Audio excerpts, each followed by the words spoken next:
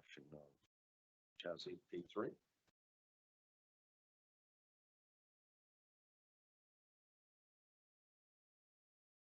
Some type.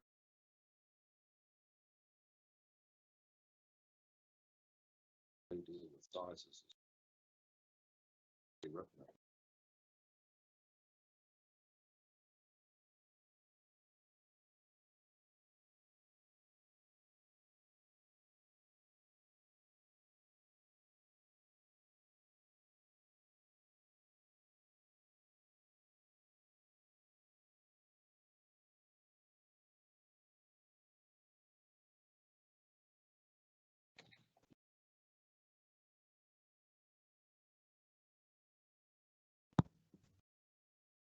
I don't, not necessarily. I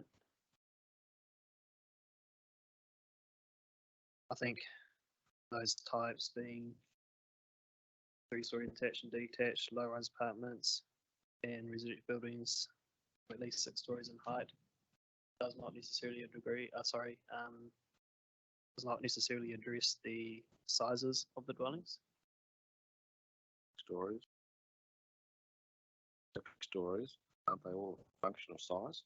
Well, I mean, they have an input, but they're not the whole function of size.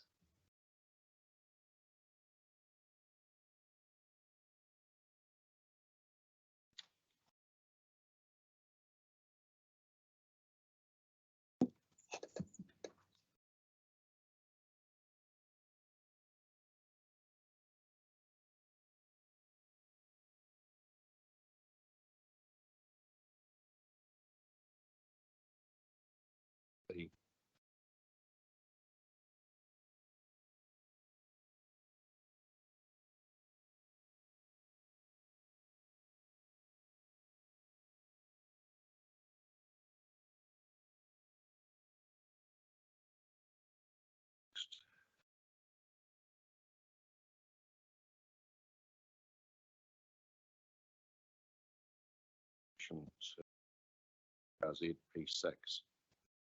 Any votes on P6? Okay, P3.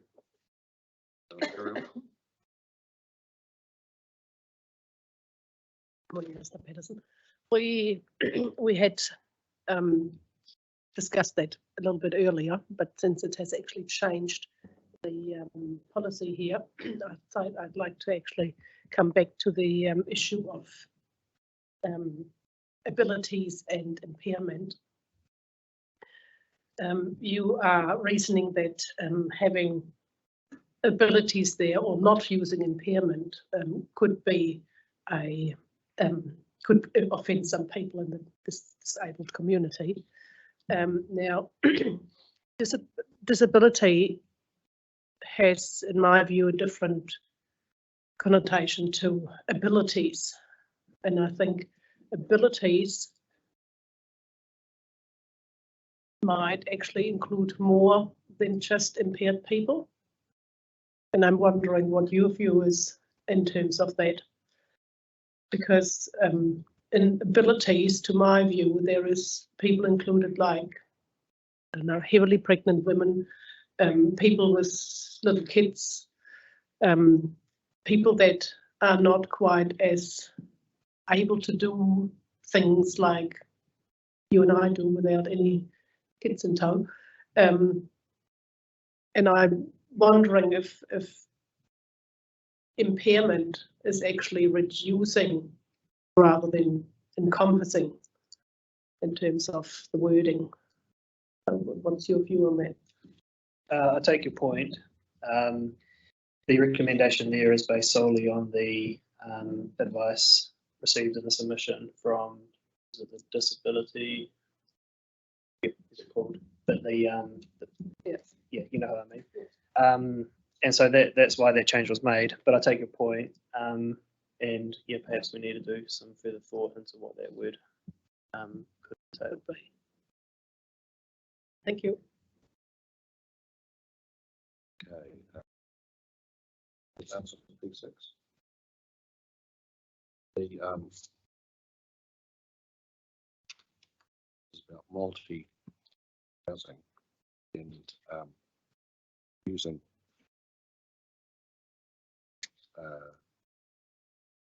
three residential units as a reference point.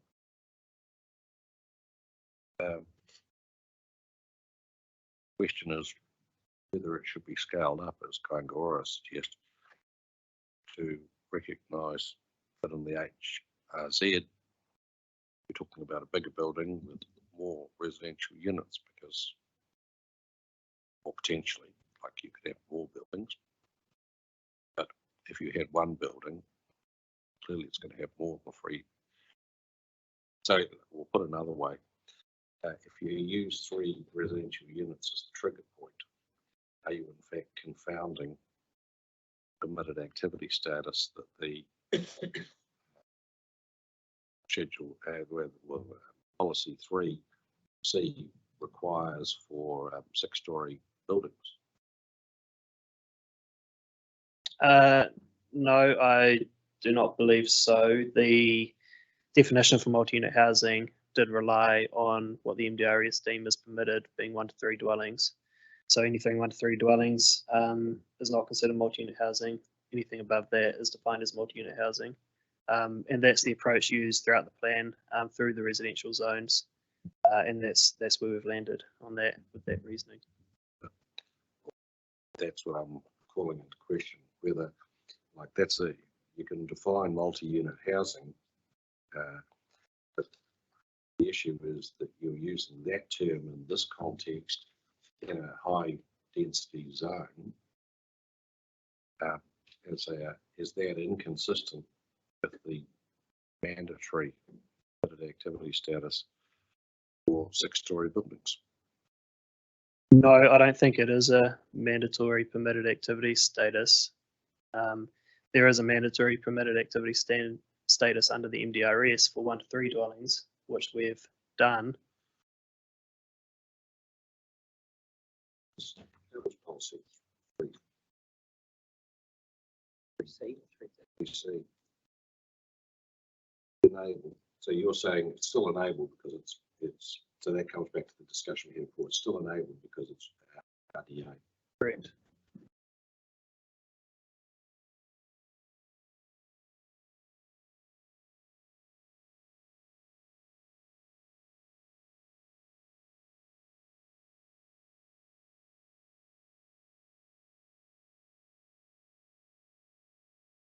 Okay. So you don't. Did anyone have any success over the evening in finding that definition of enabled? I'll continue looking. Yes. Yeah, but you can recall it stuff like me. Recall it, and Yeah. I'm sure it's an official document. I don't know whether it's an issues paper or a early draft of something, but I know that I've seen it. I know exactly what you're talking about. I thought it was a really good idea to have commonality of language, but I find it. So tell me again why we're throwing out all the existing language in the new bill. I Just saying. Yeah, I guess if we fail to find that reference, whether Mr. Patterson, your answer to the chair still stands. If there's no definition to say that enabled is permitted, controlled, and RDA, would you still give the same answer that you gave the chair? Yeah, I think I would. RDA can still be achieved through a consent process. The level or the amount of development, I suppose, that's being applied for will determine the ease, if you like, of that consent process itself. So yeah, I would still run the same argument.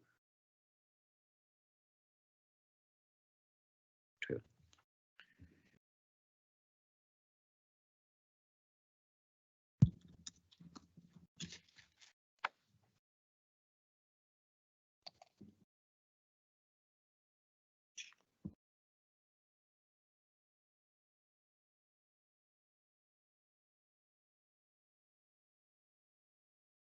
Two to 9 talking about difference in waste disposal. Is that in the design guide?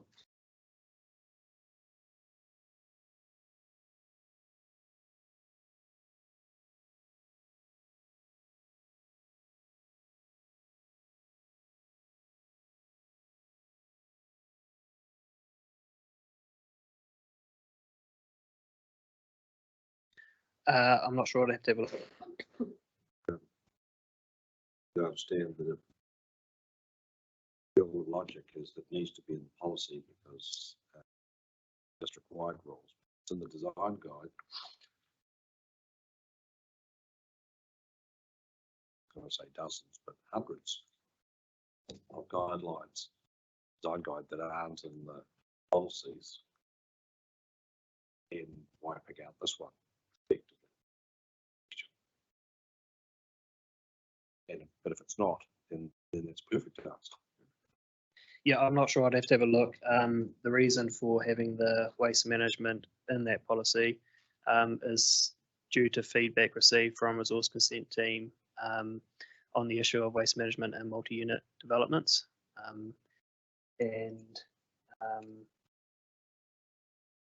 suppose sometimes the difficulty of providing space for specific waste management, especially talking about a number of units, it does become an issue. So that's the reason why it's in their policy.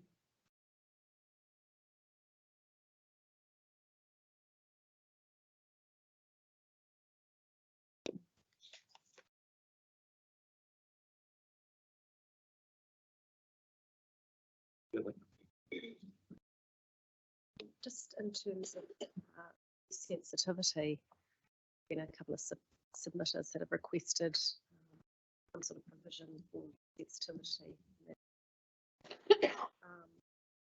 Your opinion that the other parts of the plan take care of that? Are you still comfortable that that's? Yeah, I'm still comfortable with this case.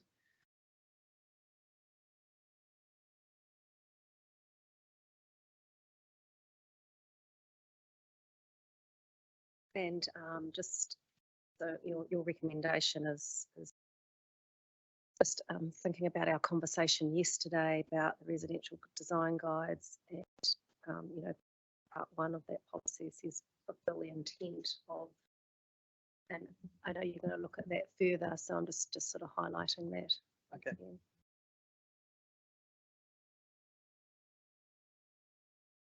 On sensitivity.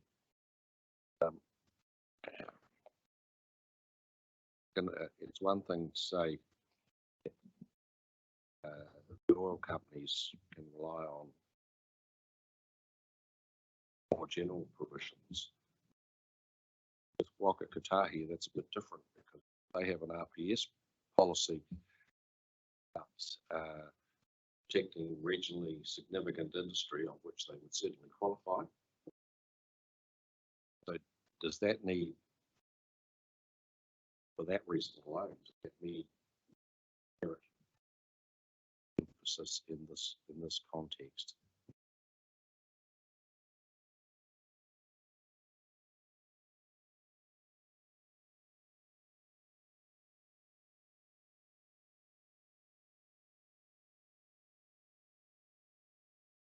I would consider not. Waka Kotahi will be of interest when there's a state highway. And when development occurs on a state highway for a resource consent process, they will be an affected party who will need to be considered. This is the policy direction around that consideration. So just being an affected party doesn't, well, the RPS ups the ante in terms of direction as to the significance of effects on them. I think I'd like to consider that further and yeah, make a determination on whether they do need to be included in the policy.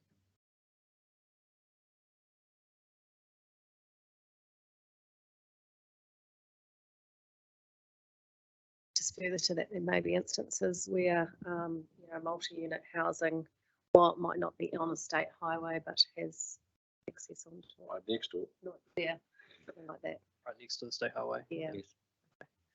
So yeah, we'll consider that as well.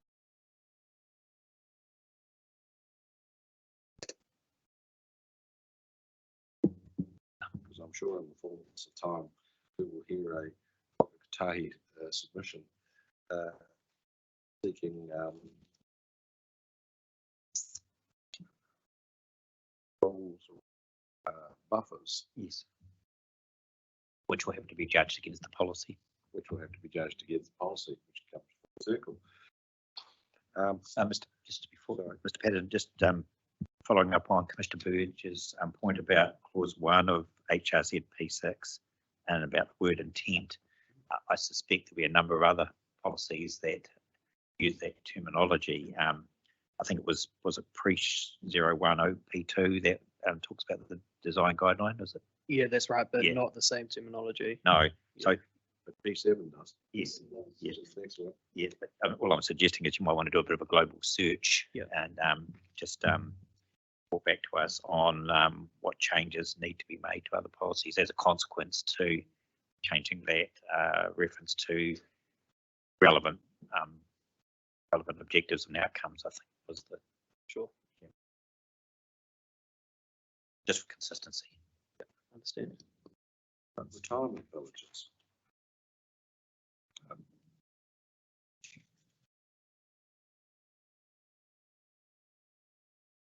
So the first question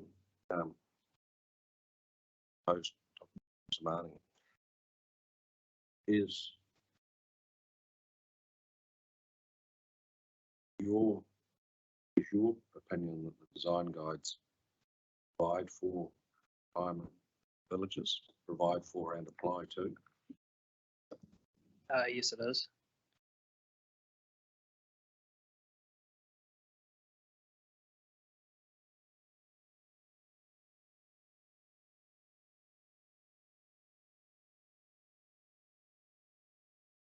And you think that that of course the case for the retirement association in Ryman is, well, effectively they're saying that gives them a lot of angst because of the level of controls, hoops they have to jump through for a comprehensive retirement village. What's your view of the cost benefit analysis, and where is that examined? Well, I'm not suggesting that you pluck out of the air reference into the section 32, but can you make a note and come back to us and give me a reference? Where is this cost benefit analysis of design guides to retirement village? Sure, we can hear more about it.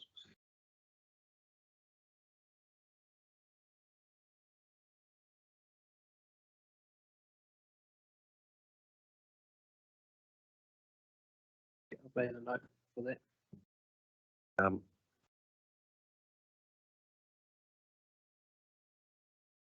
Next, I have in relation to the P8. Not so much a question, Mr. Patterson, but I was involved in a hearing last year for a retirement village in Karori. Now, the residential design guide rules were not live. We didn't have immediate effect in relation to that, but the applicant in that case, which was Ryman, and the reporting officer, Ms. Duffel, gave an assessment for completeness against the residential design guides. You may want to have a look at that as in terms of preparation for the retirement villages presentation. There was general, the consent was granted. There was general agreement that internal amenity matters best left for the developer, and that the real emphasis should be on the edge and externally facing facades, etc. That was a general theme accepted by both urban design experts and reflected in the final decision from the panel. But just some context for you there. Yeah, sure, appreciate it.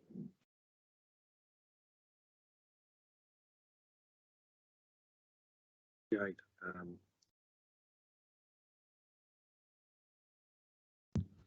The suggested amendment, which I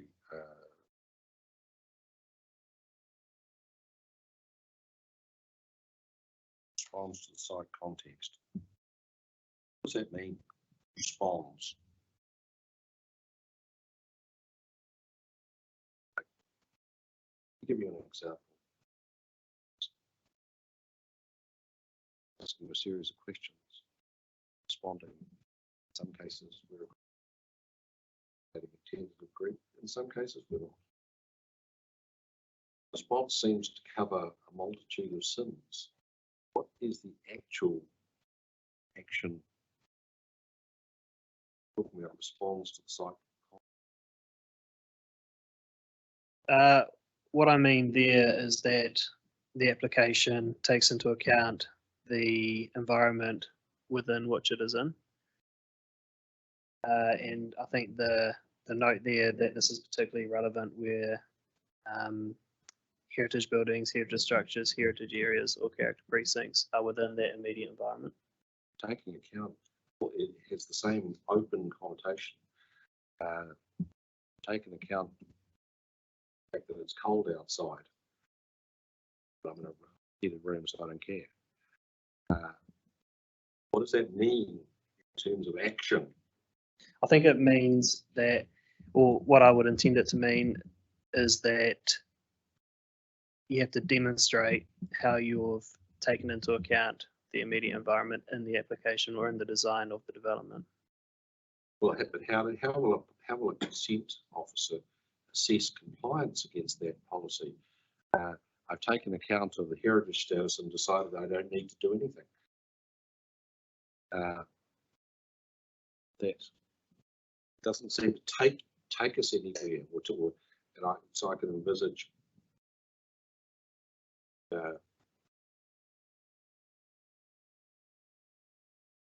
say like it just doesn't seem to give any direction. You have to have thought about it. It's in the so what category. What do you have to do about it? Thinking's all very well, but action is where it counts. Yeah, take your point. Would be something I'd like to consider further. Perhaps there is some refinement to the wording of that addition.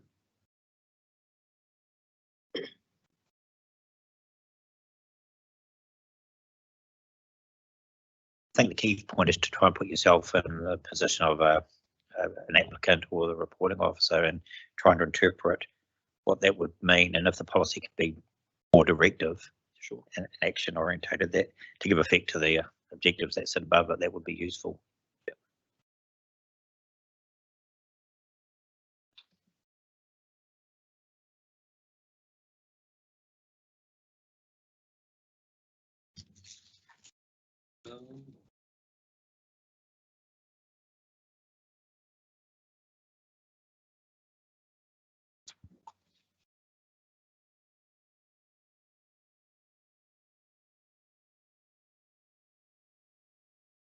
In terms of policy P10, you've recommended no change. In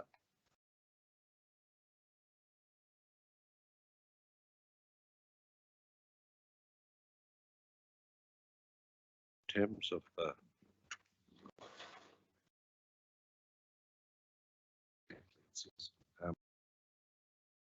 so this is encouragement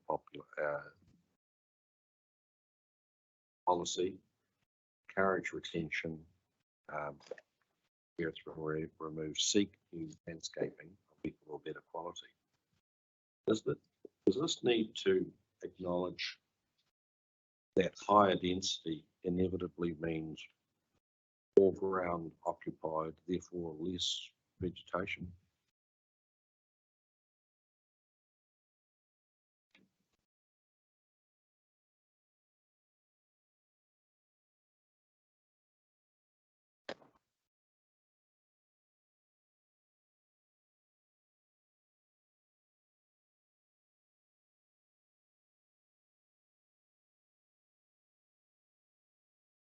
I think it does acknowledge that, particularly when you consider the standards. For example, HRZ S9 landscaped area, which specifically says the standard does not apply to multi-unit housing.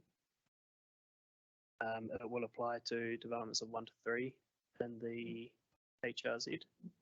So through that way, I consider that it does acknowledge that there will need to be a balance of vegetation protection alongside the need to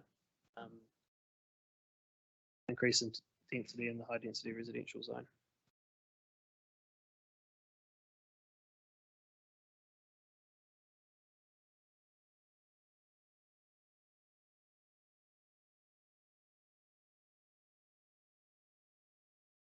I thought reading that submission, a requirement would also be contrary to the tree rules.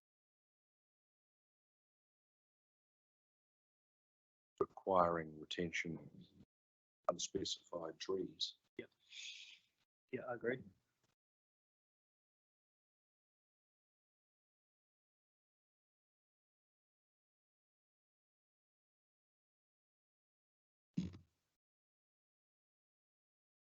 Could I follow that up? Yes. So what do you think the intention of the P10 is? Where will it be? Where will it be exercised? I mean, given that there's no direct rules underpinning it. I consider that it'll be exercised in the developments of 1 to 3 dwellings.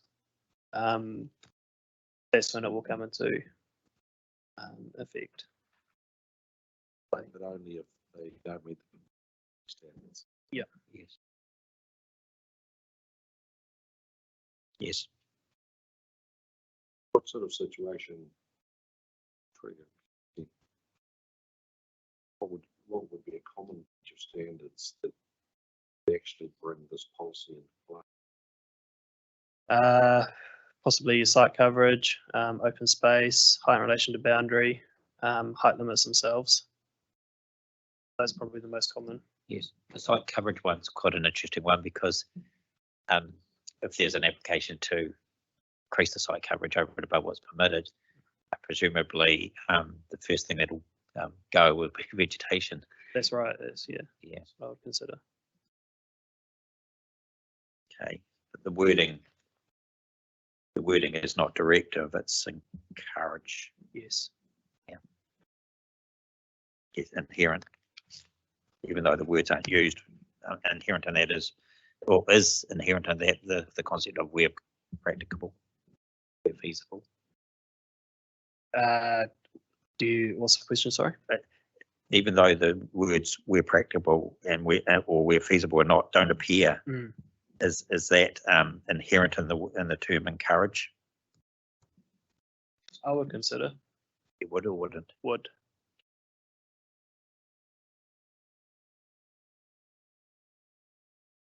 Okay, thank you.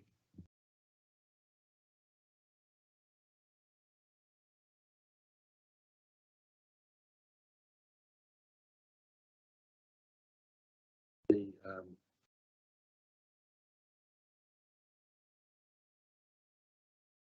P14 verify.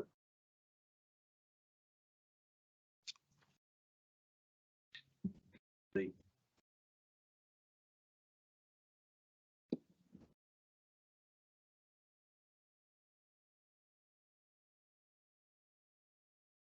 about the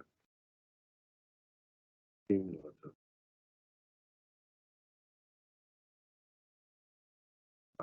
all of these things have to be occurred. So on residential activities and building is to reduce reliance on travel by private motor vehicles. What happens if it's simply just neutral? It doesn't have anything to do with it. It's non-residential. There's no impact either way.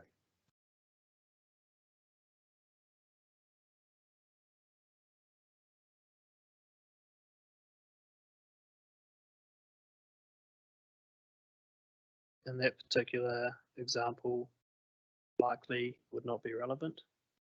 Well, no, I don't think you can say that because it says only allow if you achieve X, Y, Z. Yep. Take that on board. Like some of these will be must have. So, I would have thought, and some of these might be if relevant, but the way it's framed is you have to achieve them all. Yeah, I take the point, and yeah, perhaps I need to look at that and think about further refinement there.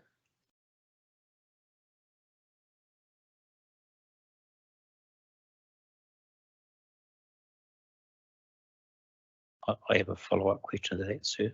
But you, well, can I? Yeah, My follow-up question is, what's the policy direction if for something that doesn't do one or more of the things listed? Does that mean it doesn't happen?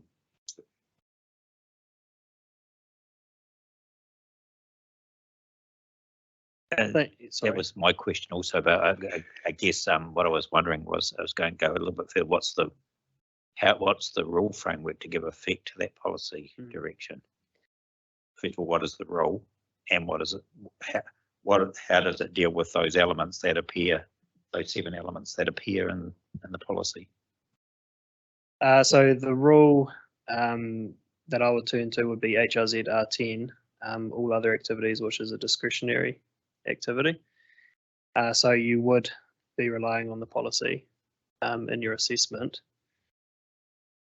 And the way it is worded would suggest that those requirements do need to be met. As mentioned, I do consider that I need to have a closer look at that and consider refinement, as pointed out by Commissioner Robinson. Okay.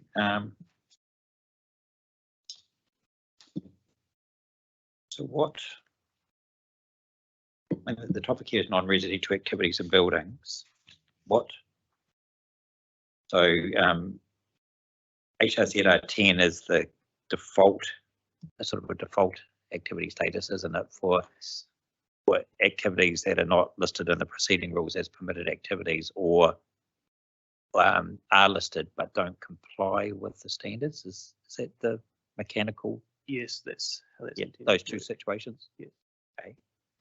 So. Oh, sorry. Correction. Where there's a specific rule for the activity, it does cascade to restricted discretionary, which then would be assessed under that activity status. So it's only for things that are not listed? Yes, only for things that are not listed. What if a activity is listed but is subject to a standard? So, and it doesn't comply with that standard, what's the default then? Is it also RDA? it's RDA. Yeah. And both of those scenarios captured by Rule 10? No, I consider that the only scenario captured by Rule 10 is where the activity is not listed in the preceding rules. Okay. Just remind me what the rule is that captures non-compliance with a listed for an listed activity that doesn't comply with a standard. That would be the restricted discretionary activity, which is underneath the specific activity in the rules. Okay, I see what you mean. Yeah. So there's no one default. No. Provision. No. There are multiple default provisions in each rule. Yes. So if we take, for example, childcare services. Yeah. They're permitted subject to a maximum of 10 children, hours of operation, and where they don't meet those standards, they become an RDA. Yes. Okay. So it's the activities per se that are covered by R10. Okay. So can we assume that the activities that are listed in R1 to R10, some consideration is given to how they meet the intent of policy P14, and that they do support the needs of local communities, they are of an intensity and scale, they do contribute positively to the urban environment, etc., that they do reduce reliance on travel, those sort of things. Yeah, that's correct. Okay. And if they're not listed, then there's some, well, I'll say doubt, but needs to be a process to understand the extent to which they might be in line with those, even though they're not listed activities. Yeah, I consider that to be the intent. Okay, thank you for the clarification.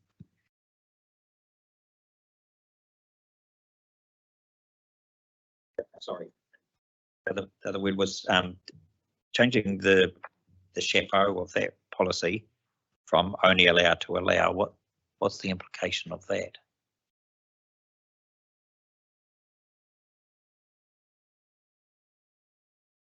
I would need to consider that a bit further to come up with an answer. Okay, just wanting to understand whether it's a material change or not. Your view. You've recommended it. Face of it, it would mean that something might proceed even if it's not proceed. Yeah. And then the next question would be, well, what policy direction governs it? Goes from The reasoning is in 307. Is it?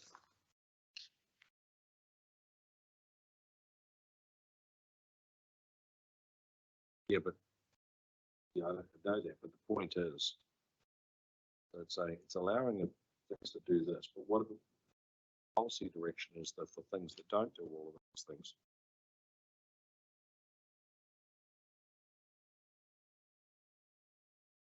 Like, I understand where you're coming from. Does that leave? I think possibly something we need to consider. I need to consider.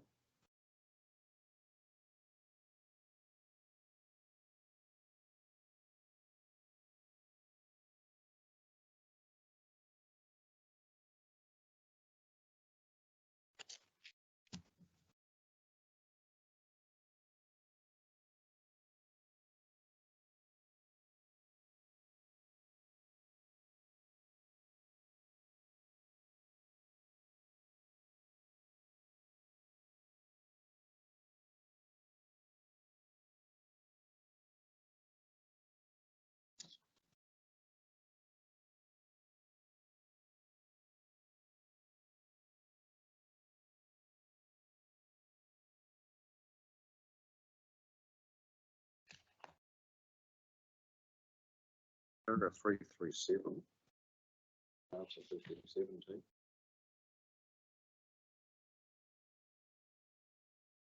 Come up with 4 employees and 10 people, 10 visitors. I understand putting numbers on this sort of thing is currently arbitrary. But can be inherently arbitrary. Is it more than a finger in the air and that seems like a reasonable number?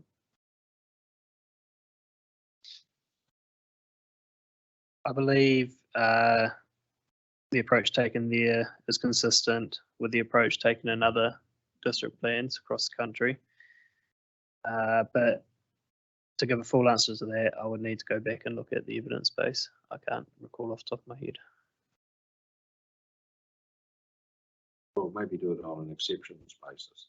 If there is something solid behind it, like other than we need to pick a number, and which in this sort of rule often becomes what seems right. But if there is a more solid basis, can you tell us? Sure.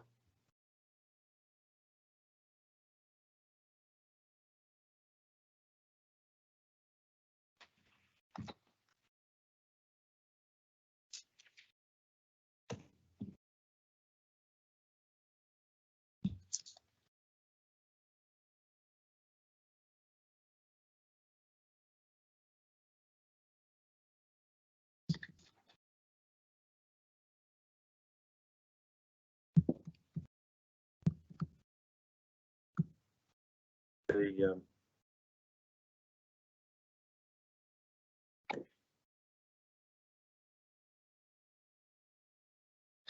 473.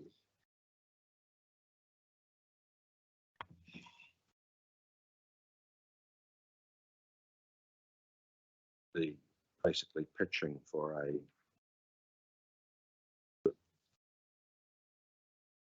they will scale commercial activities.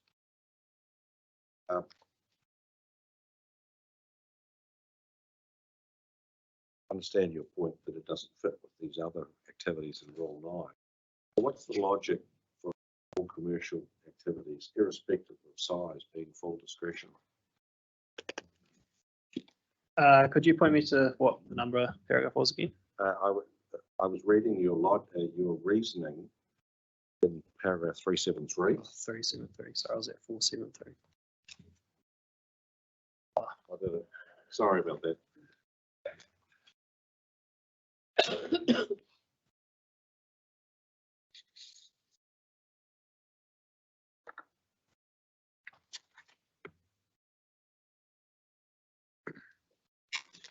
Yeah, I did have some thoughts on this matter.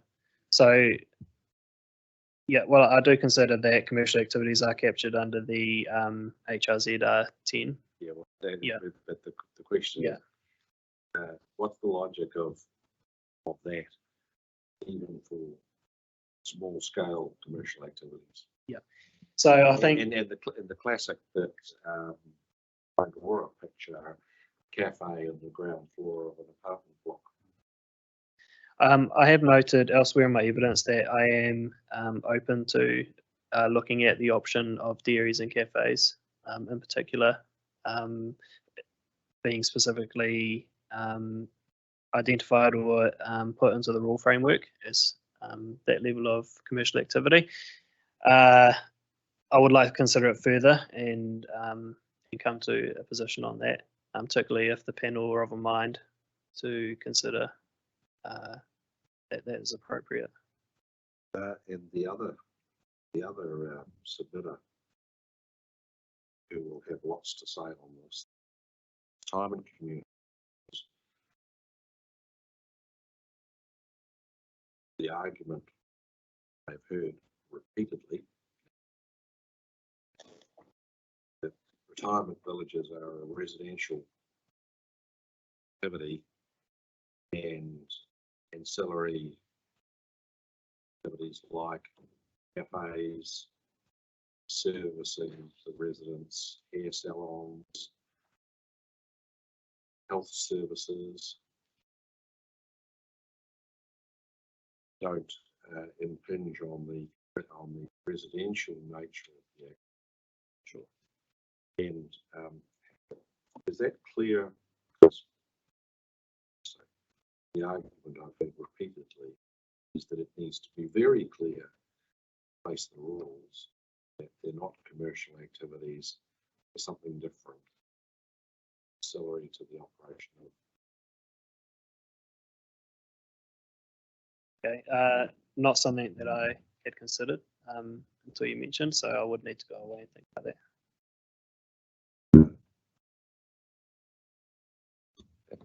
I can chuck my oar into that one, Commissioner Robinson. That aspect of the non-residential activities tied into a retirement village is actually caught by the definition of retirement village in the planning standards. So I think that might cut across the issue that you're highlighting. In other words, the definition creates a self-contained situation.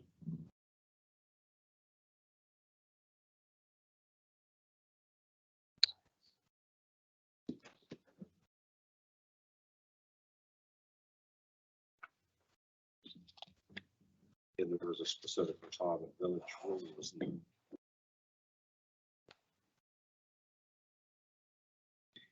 Yes. Just on that issue, Mr. Patterson, about the being open to considering some bespoke rules to provide for nominated and defined activities. Have you had an opportunity to consider Mr. Hill's evidence in that respect? Yes, and that's particularly where I noted in my evidence that I am open to looking at that as an option. Okay. Okay, because Mr. Hill's been quite specific in some of the rule nuances that he's suggested, hasn't he? He has been quite specific. Yes. when will we hear back from you on that? Through you, Mr. Chair.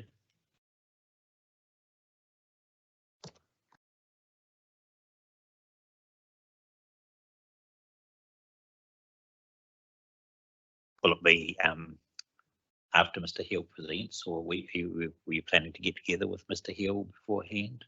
I had not planned to get together with Mr. Hill beforehand. I was keen to hear Mr. Hill's evidence, and I was anticipating addressing it in my right of reply.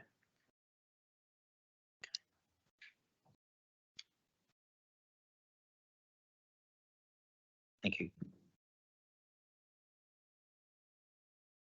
Going back to the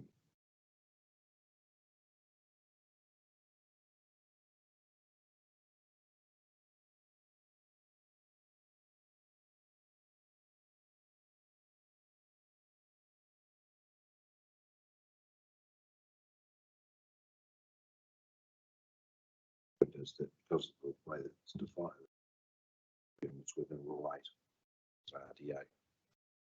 Yes, so that would be my understanding.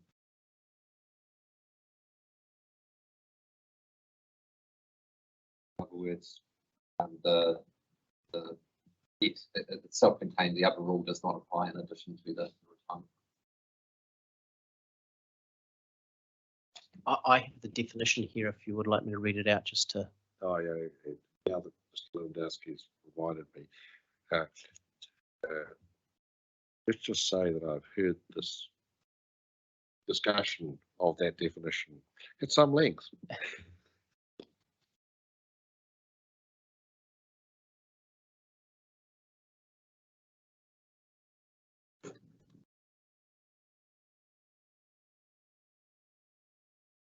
Just in terms of the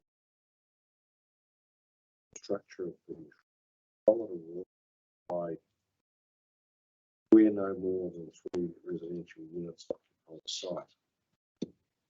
It's a definition of the activity.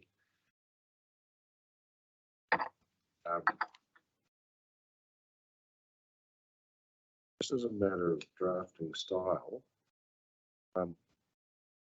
Is that more appropriately a stand?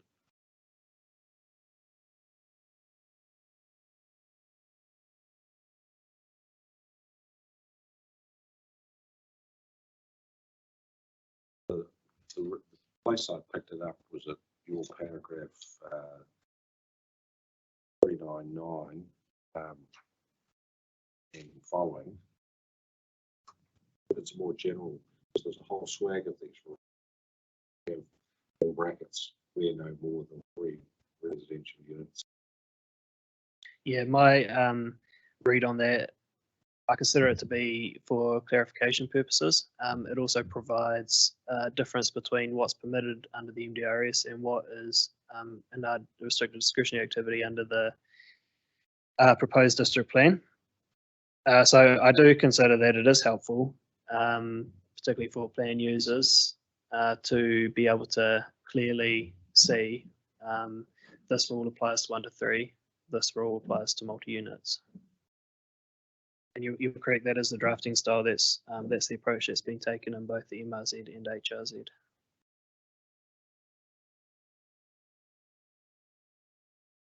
I should remember timing. Is it clear that a multi-unit retirement village is not a multi-unit development? Yes, it's defined in the plan. Well, but is it defined in a way to make it clear that it's not? Because most retirement villages will, as a matter of fact, have more than 3 residential units within them. So the definition of retirement villages comes from the National Planning Standards, and multi-unit develop or multi-unit housing, as defined in the plan, as you know, means any development resulting in 4 or more residential units. Does it say? And excluding a. Yeah, I think that Mr. McCutcheon may have recommended that in stream 1, and maybe that's why it's in my mind. Right. Thank you. Yeah. Thank you. Sorry. Starting shows. A little bit. I just want some clarity on paragraph 397. In terms of Rachel Underwood's submission, where she is just questioning the exclusion of side and front yards.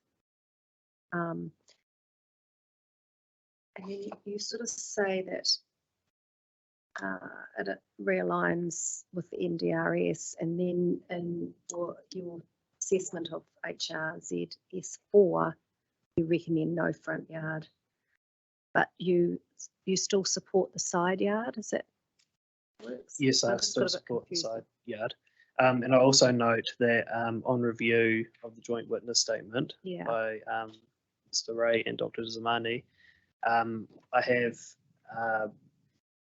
changed my mind on the front yard requirement. I would like to recommend that the front yard requirement remain as 1.5 metres. That remains. Yes. That's through the JWS. That's through the JWS, yes. And the reasons for that, I've taken on board the urban design advice provided by Dr. Zamani and Mr. Ray, but I also consider the safety impacts of potentially an internal garage on the front of a house right on the front boundary. That's gone into my thinking also.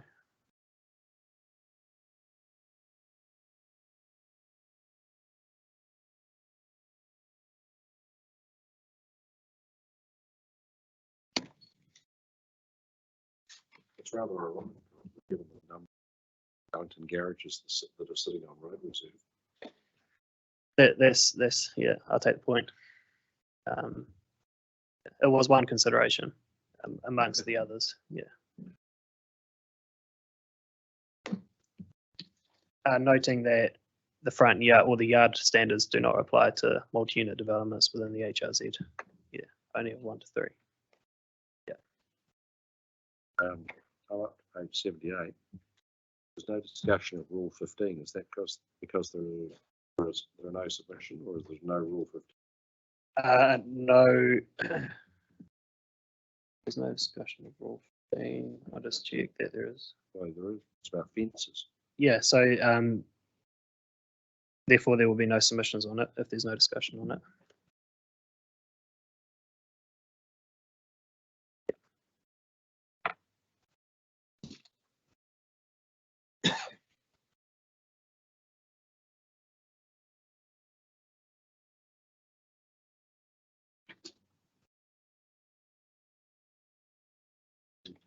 Catch-all, Rule 17. Construction of any other building or structure, including additions, alterations. Does that need a qualification for buildings and structures provided for in other chapters? Just going to R17. Markup of it on page 84. Apologies, could you please repeat the question? It says construction of any other building or structure.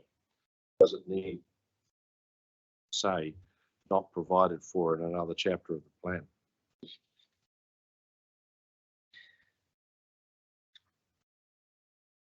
Possibly. The immediate thought that comes to mind is that this is the residential zone and the high density residential zone. So it does only apply to the high density residential zone. But there'll be rules for infrastructure, the infrastructure chapter. There are, but this is about construction of any other building or structure Within the zone. within the zone, yes. So But you still have to consider those other district-wide chapters by default. Is that what you mean, sorry? yeah, that's right. Yes, yeah. So is your answer that that's on the addressed on the how to use the plan type section? Yeah, I consider that to be the case.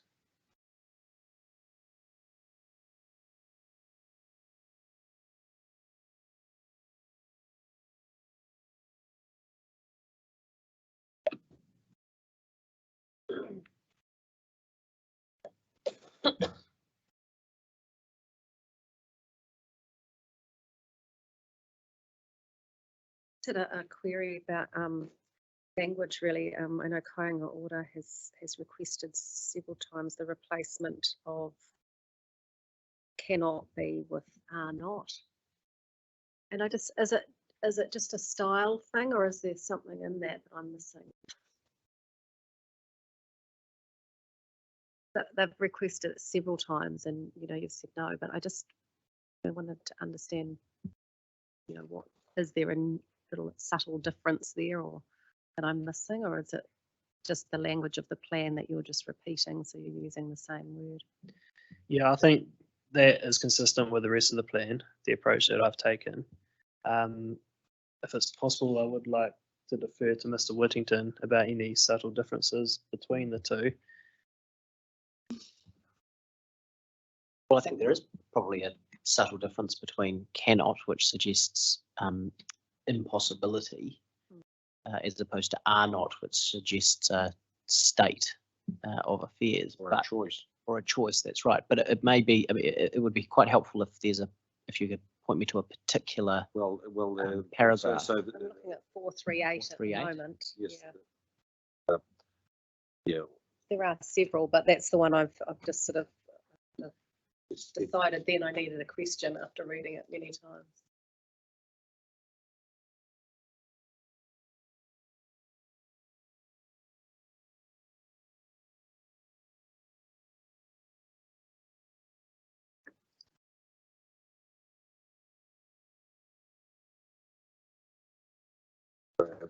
you can read it in context on the following page, on page 84.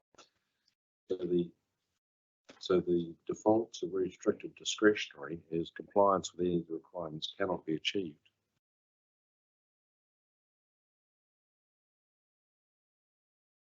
Does it need to provide for the situation they can be achieved, but they're not going to be because somebody's made a choice not to?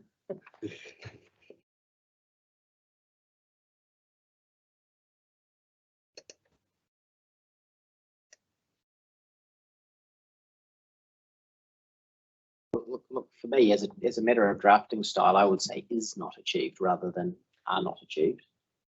Yeah. Cannot be achieved. Compliance is, yes, it's because it's singular. Yeah. Proper grammar. Yeah. But it's in your general- response, Mr. Whittington, that there is an issue there. Potentially, that's right, because I think that while I'm sure in the situation of a resource consent application, people would realise that cannot be achieved meant that the application does not achieve that. The proposal does not achieve it. It's a bit like the that argument would be yesterday. one of those legal too cute. Exactly. You hope the right result would be reached, but there's no reason not to make it apparent here. And given that's a style matter, that's going to have implications across the plan, presumably. It may do, and it will have to be checked at each time that it Yes. isn't a sort of a style that's developed because it was the appropriate place in one, Yeah. the appropriate way to express in one rule, and then Yes. it's become the style, even though there are some distinctions that should be drawn. I think the way to leave it is for us to invite Mr. Patterson to confer with his colleagues, writing the other 2A reports. It's almost in the identified as a potential avenue that's there but not really there. So it's probably a clause 16 matter. Probably that's right. And the first of those colleagues will be Mr. Lewandowski, who's sitting next to him. So Yes, indeed. I was just looking at the ones for me, sir. Yes, he got the message.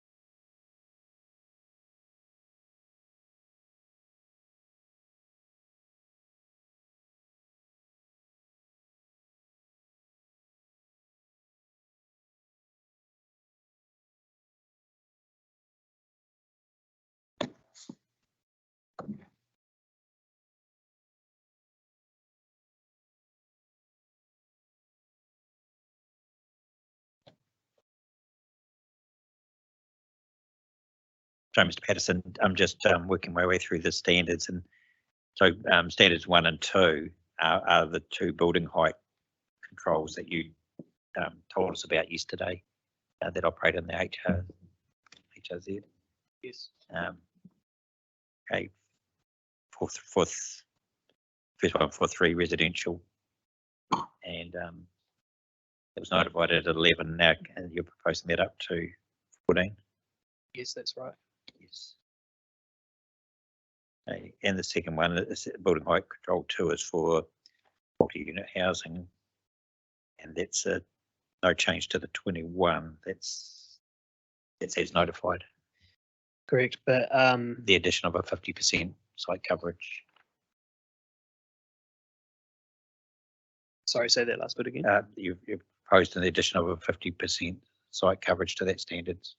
Yeah, and maybe to note here that also on review of the joint witness statement by Mr. Ray and Dr. Zamani, I have come to agreement that that 21 metres can or could be increased to 22 metres. 22, yes. Yes. Now, Because it wouldn't involve an additional floor, would it? That's right. Allow for more generous floors. Yes, and that's what I took from Dr. Zamani's discussion yesterday.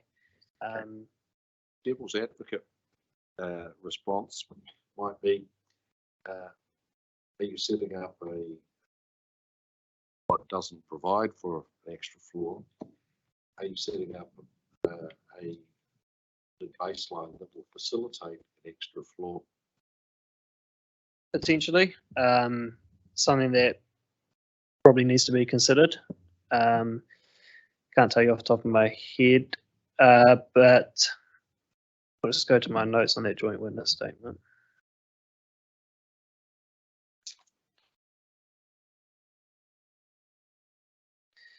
I think it probably doesn't relate to exactly what you've just said, Commissioner, but one thing that I would like to note in signalling my support for that change is that I do think there needs to be an assessment of the relativity of that change in relation to the centres where they adjoin, noting that some centres do currently have a 22-metre height limit.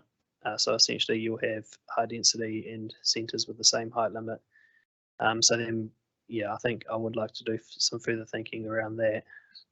Is that would suggest that there's a material difference of between 21 and 22, and Mr. Dr. Samani isn't suggesting that there is. That's what I also considered, and I also see the argument that there is not a material difference. I think it's an issue that's been highlighted through looking at this. I suppose the issue would be looking at a centre on one site that has a 2-metre building on it, an adjacent residential site of 21. How could you distinguish them anyway? Well, that's what I considered as well, in terms of if you're standing on the ground and looking at that, yeah, it could be difficult to distinguish between 21 and 22. I can understand if there was a clear step down, Mm. losing that step down, well, that would be an issue. But if it's so close that it makes no difference. Yeah, and those are things that I would like to consider and respond in my right of reply. Yeah.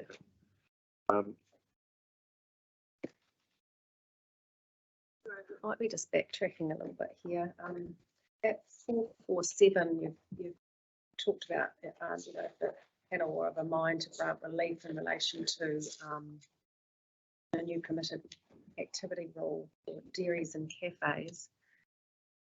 Are dairies and cafes defined in the plan? Do they have some sort of definition, or are you just going to rely on the floor area and hours of operation? I think, I'm not sure they are defined in the plan. And my thinking around that would be to rely on the floor area and hours of operation. I'm not sure exactly what those numbers should be at this stage. Yeah. As mentioned earlier, if the panel are of a mind to grant relief in some form, I would like the opportunity to respond in the right of reply to.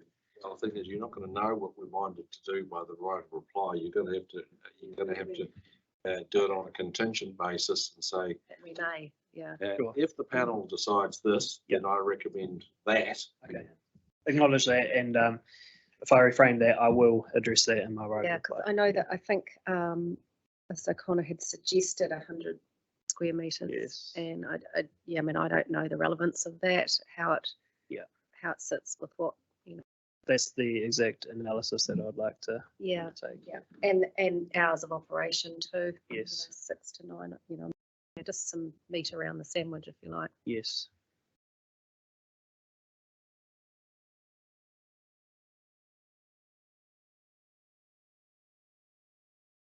And, even your matters of discretion there, you're looking at intensity and scale. Scale is dictated by your floor area? Yeah, potentially.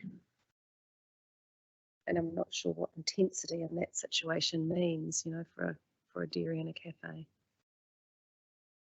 Yeah, I think so. Number That of people, capacity, they would have to. But that's all we're governed there is the floor area. So yeah, I put that in there as an example of what. I see what you're saying, yeah. but it's. I agree that there needs to be, and I would like to undertake further work to Yeah. determine the appropriateness of it. That would be helpful. That's why I haven't outright made the change. That'd be helpful. We sort of need that to consider. Yeah. Before we leave S1, that's okay. I wondered, we heard yesterday from Dr. Zamani, he presented us on issue 6 on the joint witness statement regarding heights in the HRZ.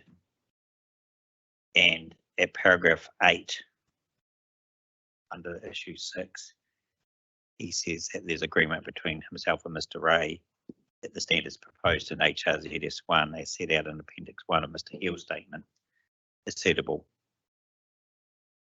To what extent have you had a chance to consider that? And what's the process you propose to provide the panel with any changes to your recommendations particularly in relation to those standards and Mr. Hill's evidence? I have considered those. I have stopped my recommendation at the 22-metre height limit. I do not consider that any further increases are necessary or required. Some of my reasons for that include that you can go above 22 metres through a resource consent process as a restricted discretionary activity. Additionally, the capacity assessment undertaken by Property Economics indicates that the city currently has sufficient or is allowing for sufficient capacity to meet residential demand. So I do not consider that there's an argument that we need to provide for greater heights as a permitted, as in the standard. That's the supply argument. Yeah. And I suppose the issue is Dr. Zamani's agreed on the urban design issue. Therefore, what's the planning basis for not providing the standard that he's agreed? Because it can't be urban design, because your urban design underpinning is agreed. So that, like, capacity assessment goes part of the way. And That's a reason. That's saying there's no need to do it, but is there a reason not to? because the capacity assessment is about providing at least sufficient. So providing more is not out of the realm. No, it's not. So what's I also turn my mind to an assessment that was done by Boffin Miskell in the development of the plan. I'm just trying to find what that assessment is called so I can refer you to it. So Boffin Miskell report titled Planning for Residential Amenity. And that report tested the standards under the proposed district plan and did determine that the standards are sufficient for protecting particularly sunlight on adjoining properties. And so taking into account that report as well as the capacity argument, noting that there is agreement from the urban design, I have arrived at the conclusion that I do not support any further increases in height above 22 metres. I think I have an issue with that, Mr. Patterson, because Wouldn't Botham School have been undertaking an urban design assessment? I don't think you can second guess the urban design evidence that the council has produced. It has to be a non-urban design issue. What are the limits of urban design? Is sunlight part of an urban design consideration? Dr. Zamani said repeatedly yesterday that the height is irrelevant in his view. There are, from an urban design perspective, there are other. So subject to compliance to design. Yes, and that's reflected in the RPS, where he says FC considers that if this is accepted further, we will be required to the guidelines. And Mr. Ray concurred that the guides respond to the planned outcomes suggested by these standards. So Dr. Tamani's banking on the residential design guide being triggered, regardless of the heights, I imagine. But so you'll understand our concern that if you're relying on Fiscal analysis that isn't before us, there's a reason not to adopt Dr. Zamani's agreement that is before us. So we have that poses rather a problem. So part of the way forward, if you could clarify, what in your mind are the limits of urban design? Is sunlight a matter that urban designers focus on, seek to manage? Comment, Mr. Like you'll understand exactly. Oh, I do. What I was going to say is that I think the Botham School report being referred to is before you. It is a report that underlies the Section 32 analysis. But the authors are not before us. That's right. So it's before you in a general sense, in the to the extent that it's something that you could put reliance on, but to some extent it's been overtaken by the joint witness statement, which has come in. Right. But that's not to say that you couldn't, if you disagreed with that joint witness statement, reject that evidence and rely on something else. So I think We have that luxury, though, Mr. Whittington, to reject the joint witness statement. On what basis would we do that? The two highly respected urban design professionals conferenced and come to a joint position. What's the basis for us to reject that? all I'm trying to say is, as a matter of law, that's an available approach. I'm not trying to suggest that you do that. As a matter of law, that's the position. As a matter of evidence, or as a matter of, I suppose, the weight that you give it, I'd accept that there's no practical. I'm not seriously suggesting that you reject that joint witness statement and rely on anything else. Yes, and you agree that the weight that we'd place on the joint witness statement would be greater on a background report that informed the Section 32. Yes. Yes. Particularly where we don't have the opportunity to test the authors of that report. That's right. I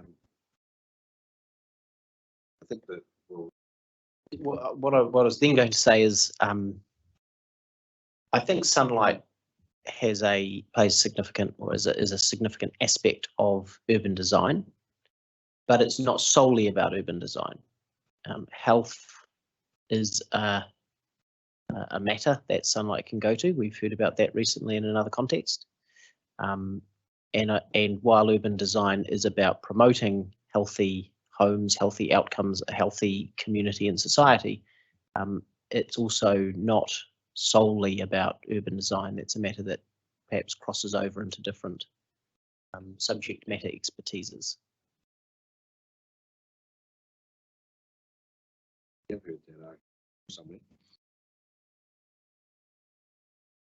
I wonder.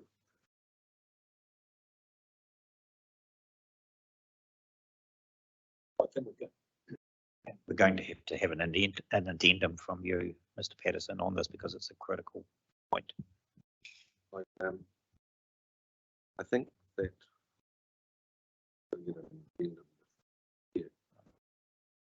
I think that we should record is expressing is not yet having, to the extent that you've reached understanding you're not convinced, we need to see in writing reasons why you think that there is good reason not to accept the joint statement. I think that we can wait until the right of reply because considered give you the opportunity to provide us with a well-considered response, because as I said, this is getting to the nitty-gritty of these issues. Very clear about what your position is and why it is. Yeah, I would appreciate that, that opportunity.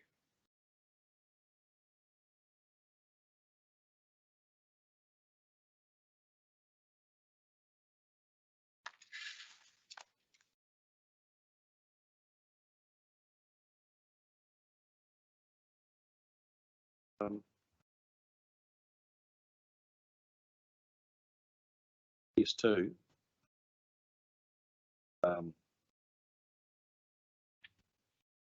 Got a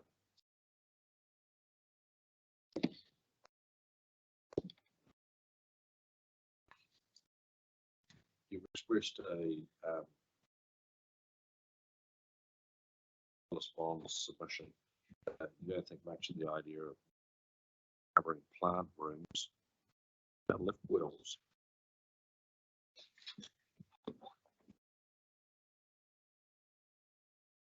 It's one of the reasons, presumably, is a plant room could be lots of places, but a lift well necessarily has to be on the top.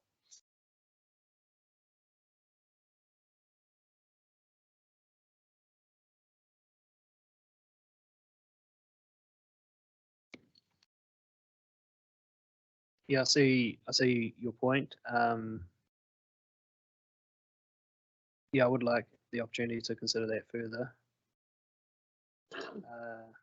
And that would probably also need to be considered alongside the recommendation that I've put in there to not accept the. That's right. Yeah. What proposition I was putting to you is, like, I can understand where rejected general exclusion for non-habitable about a more limited exception for. Yes.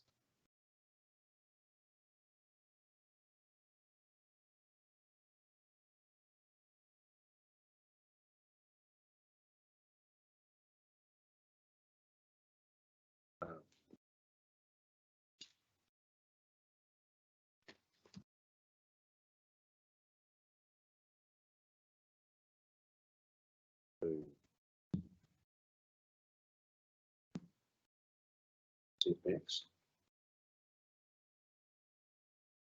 Page 104. It's on page 104.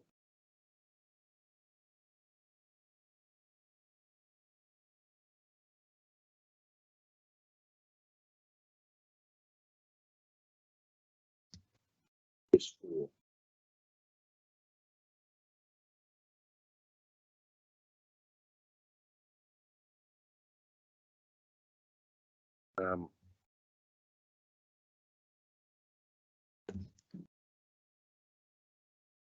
Was left a bit. We landed in that this may be overtaken by the reading of starting at your assessment of paragraph 537.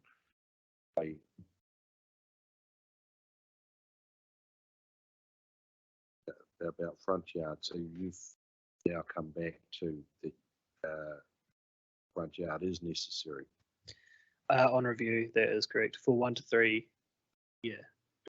Noting they don't apply to multi-units. Boundary setback requirements.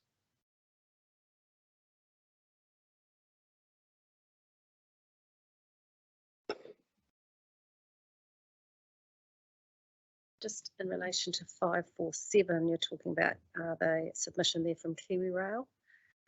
They've requested a 5 metre setback, and you're recommending a 1.5. I just wondered what's the reasoning behind the 1.5? I consider that the 1.5 metres will provide sufficient space for maintenance and access to buildings. I note that Kiwi Rail are requesting 5 metres. I do consider that 5 metres is a significant distance for a setback, which will have an impact on the development capacity of the site.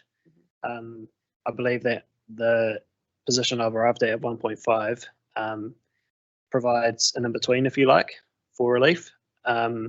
Also noting that there are many existing buildings which directly adjoin the rail corridor, and I do wonder how those buildings are maintained at the moment. There must be some mechanism of doing that.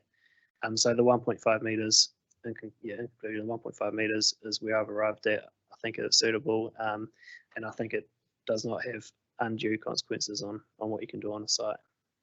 I think the Kiwi Rail argument, which again I've heard numerous times, is that if you have a 6-storey building, for any access, it's going to need scaffolding, which is going to take up a very large chunk, 1.5 metre setback. Yeah, and I also consider that scaffolding can be constructed so that it's narrower at the bottom and higher at the top. So that's come into my decision making also. I would invite Kiwi Rail to, well, I'd like to hear from Kiwi Rail when they speak to their submission point on exactly why they think 1.5 metres is not feasible. They also talk about people dropping things on their lines. They will, but there's ways you can mitigate that. You can put film on the scaffold, you can put barriers on the scaffold. So I believe there's ways you can mitigate that concern.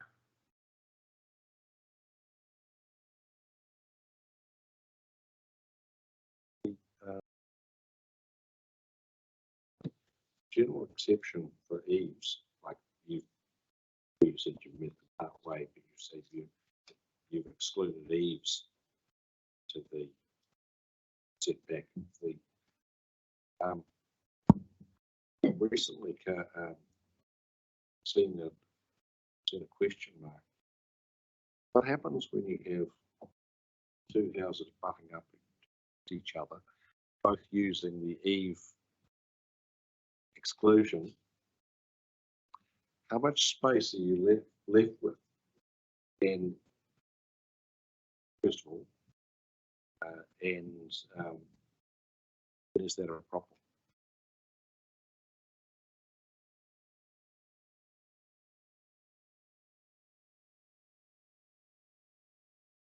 I'm not sure if it is a problem or not. I would like to give that further thought. Noting that the building, anywhere, if you're walking down that side of that building, you can still gain access regardless of whether the eaves are. Yeah, they're a long way above you. Obviously. They're a long way above. Especially in the high density zone. That's right. They might be 20 metres above you. That's right. But in terms of sunshine, visual amenity, all those sort of things, is it a problem with, I don't know, what's the size of the section for eaves? 600 mils. And what is the,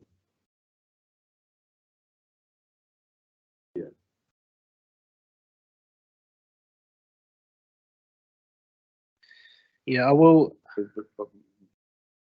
Because I think the JWS conclusion was no side yards because it's dead space. Yeah. So does that solve the problem? Because you could have no space at all, and you have space with a roof over it, or roof over the base of it, in the form of an eave. It's not the end of the world. Yeah, I have disagreed with the position arrived at in the joint witness statement. Oh yes, but I was going to get to the end and then ask you for or a list of your responses, amendments. Yeah. So we picked up a lot of them. So you disagree with JWS. There should be a side yard. Yes. On what basis? You've raised a good point about the eaves, which I'd like to consider further. But part of my reasoning for that would be,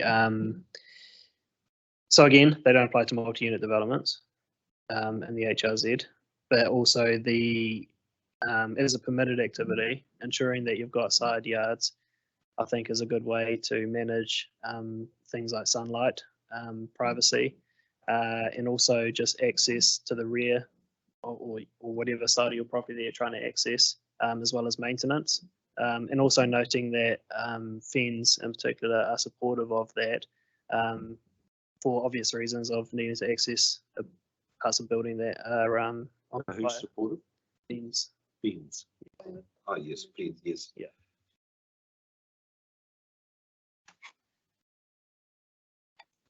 I take your point about the eaves, and I would like to consider that further.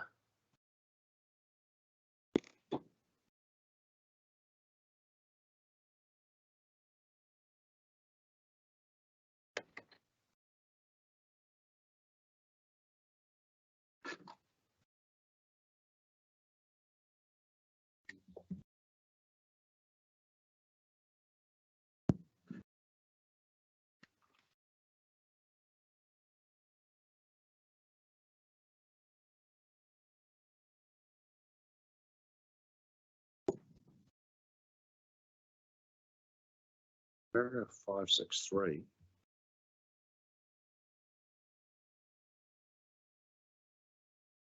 Talking about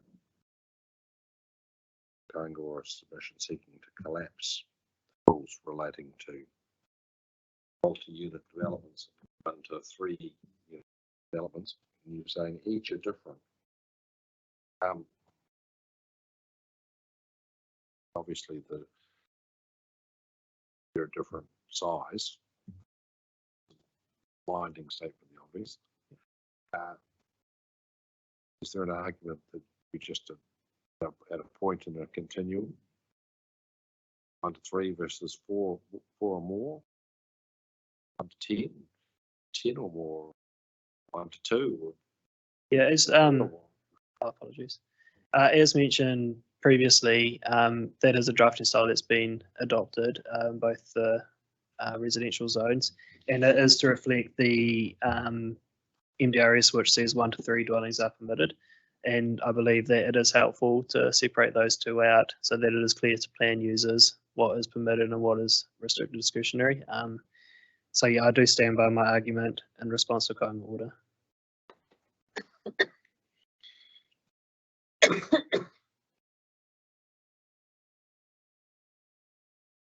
As noted as well, it does come down to drafting styles.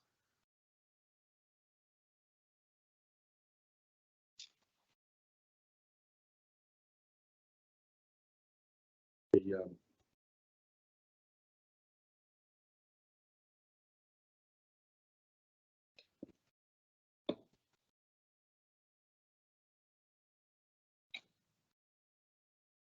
602 to identify an unanticipated pole, very high fences, as long as they're not on the boundary.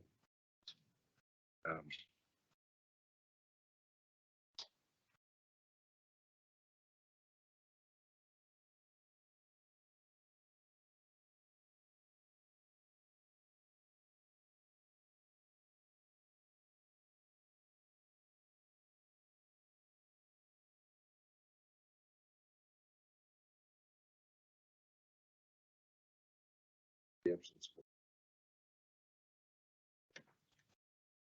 suggested by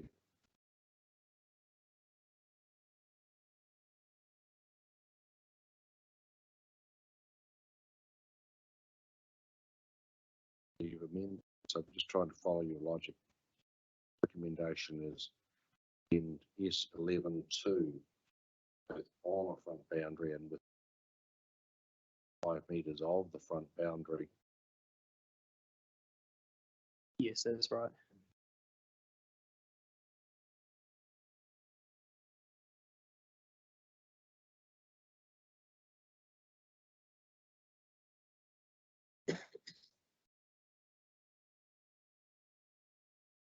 And you think anything built further back than 5 is not a problem.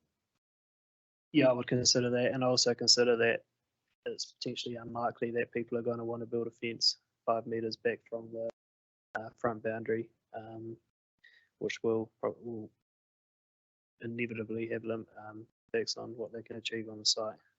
So, Yes, I'll give you a scenario that I can think of. okay, You have classic cliff top section, right, which has a whole lot of unusable land below it. But clearly 5 metres, clearly not a sheer cliff, but basically an unusable hillside and a fence at the top of the hill. so is that where the cliff is less than 5 metres away from the top of the hill? Is that what you mean? Yeah, well, we'll assume it's more. Say that the top of the hill is actually more than 5 metres back from the boundary. Yeah. From the legal boundary. And the landowner prudently wants to fence the top of the hill. Yeah. Make sure that, for instance, his or her young children don't go over the edge. Sure. In that case, they would be able to do that. And is that a problem? No.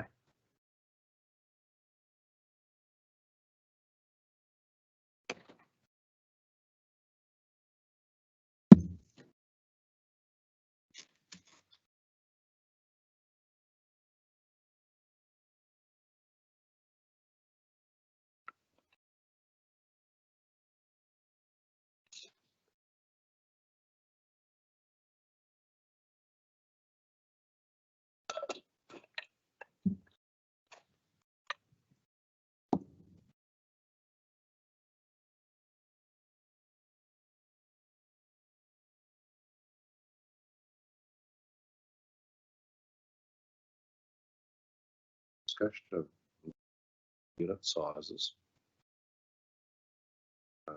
It's 12. Yes.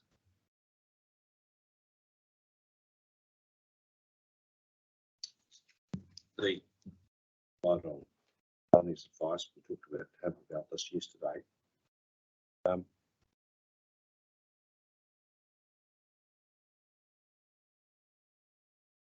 Lewis Bond referred specifically to student and hotel accommodation as being an exception.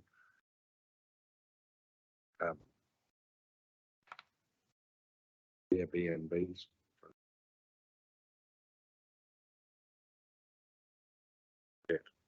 Minimum unit size. Is that a potential issue? Is this, is to your mind, that's a consenting issue? Somebody has a particular justification for a very small unit, they can run a consent. I consider that to be the case. I consider that the minimums that we provided, in my opinion, are quite small as they are. And the whole intent of that standard is to provide for livable spaces. And the example you mentioned of students, arguably the general approach is students don't have a lot of money. And so whatever is provided to them at that price, they will take. So I think the district plan introducing this standard is one way that we can ensure that all spaces are livable. And yeah, like you say, if someone wants to decrease that, then they can present a case through a resource consent application.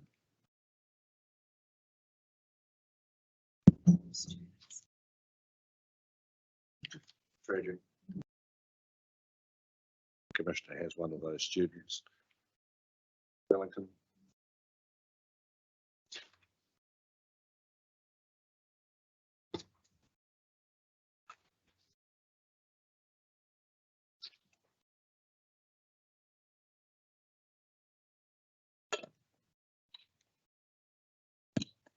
Just in terms of the outdoor living space, we talked about that yesterday, I think. So essentially there was an error, wasn't there, in the calculations, and you've ended that. To Yes. make it, Yes.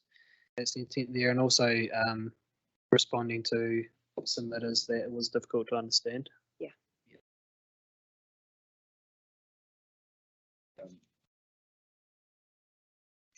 Building separation, S17. The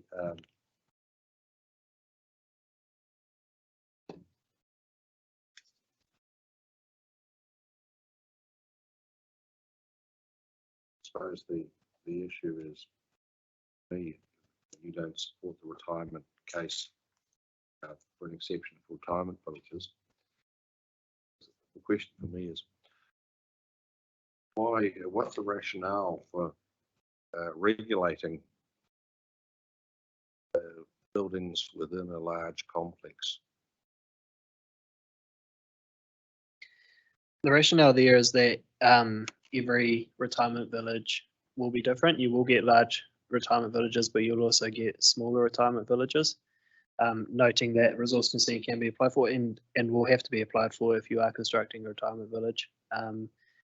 At which point you can put your case forward as to why you should be exceeding the requirement of that minimum building depth rule or standard.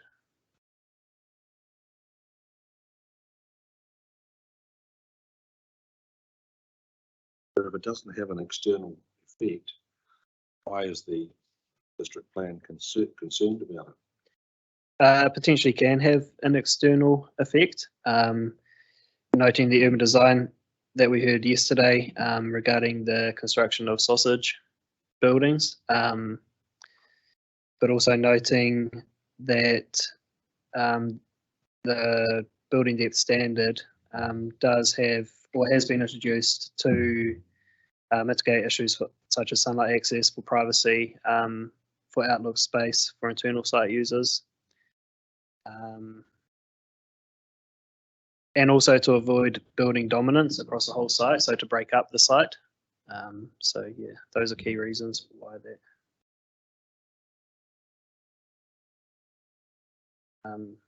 As I say, noting that resource consent could be applied for in that instance.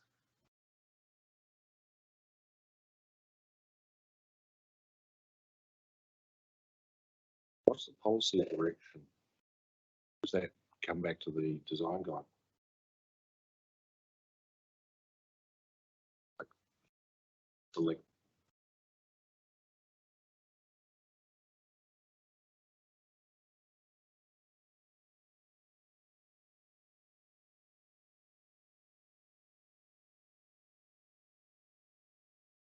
Yeah, I think it does, and it also goes back to P6 and P7, where you're providing minimum area of private and shared outdoor living space, which the standard is intended to achieve by providing separation between buildings and making sure that you don't have, as I said, long buildings dominating a site.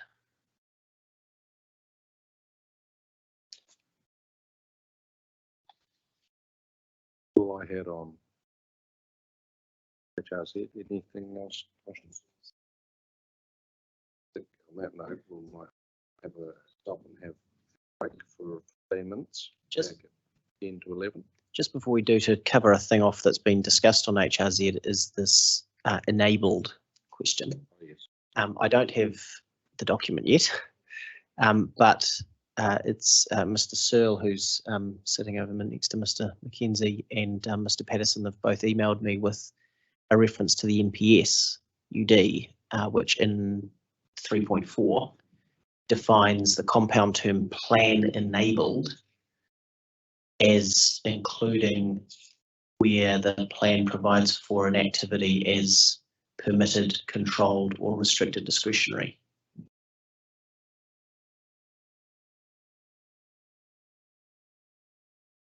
We weren't going crazy. We did see it. Although that's, I don't think that's what I was thinking of, but that is an answer to the concern about the word enabling when it's when the rule framework provides for something as restricted discretionary. Good answer. It may be, but the fact that's in the NPS is good enough. Thank you for that. Well done to the team down the back. Assiduous searching. So we'll break now and be back at 5 to 11.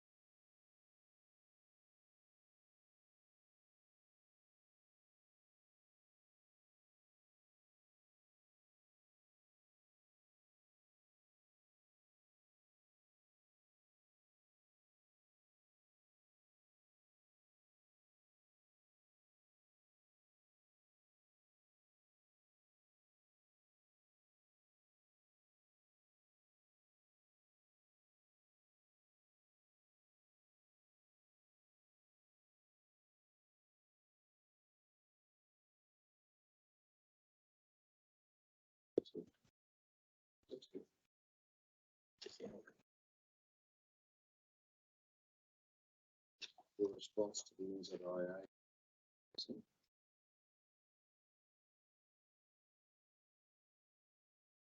Responding. Design panel. PDP and the design guide, visual quality. Now, panel will have it accepts design guide stay inside the plan. Contingency that we accept for as argument should be outside the plan. Would your answer be different? Your answer to the NZIA be different?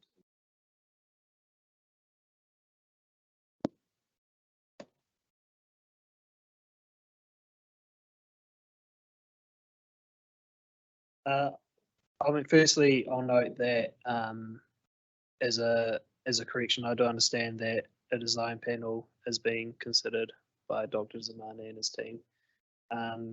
As an update to what I've stated there. In terms of whether my answer would be different to NZIA.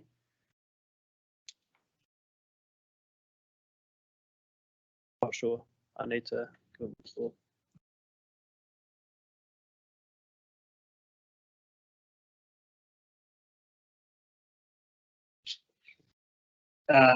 Yeah, Mr. Lewandowski has just helpfully noted that it would be scale dependent as well.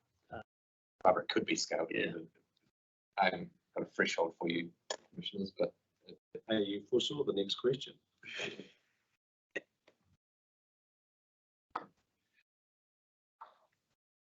Okay.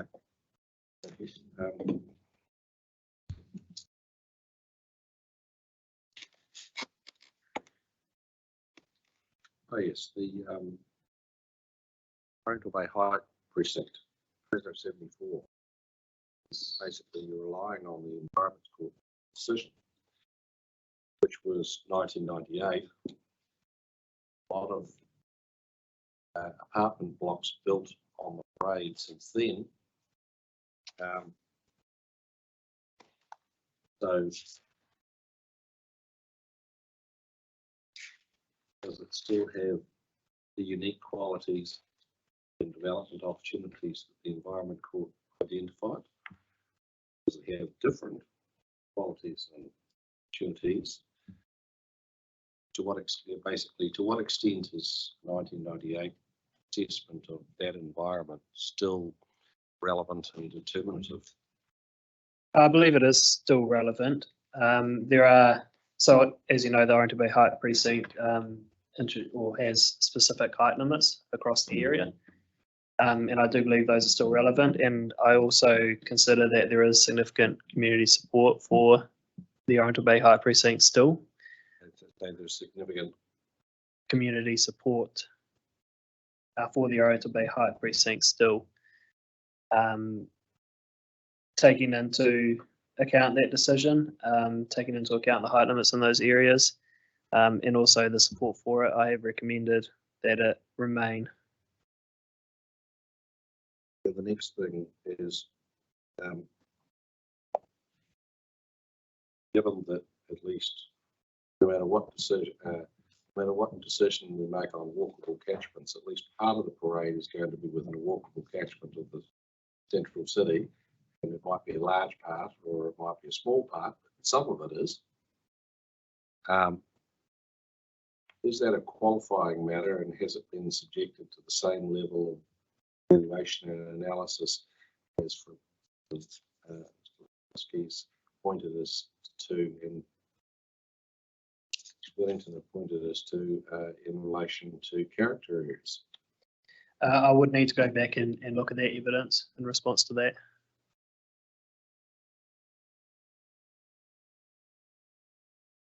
Maybe not the same, but sufficient.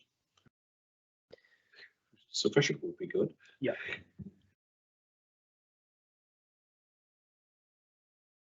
Just in response to the HRZ zone consideration you mentioned there, just noting that the height limits within that height precinct do go to 21, 22 metres. Some of them do and above. And There some is, of them don't. some of them don't. There is variation throughout. Yes. Yes.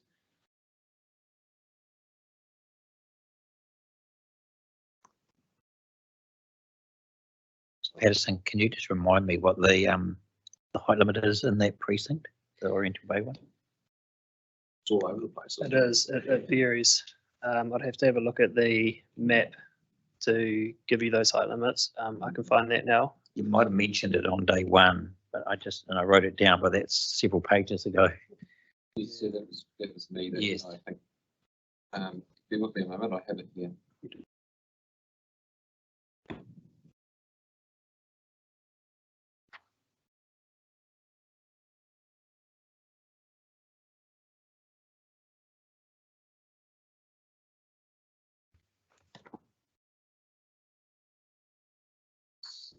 Presumably it's in standard one, is it?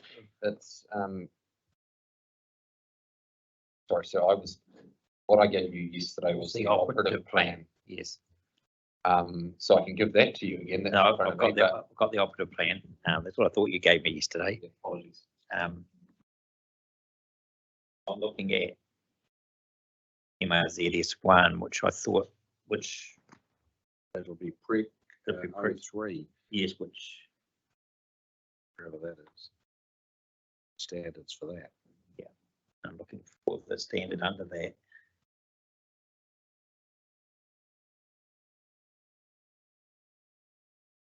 Can you help me there, Mr. Patterson? Yeah, I'm just looking for that now.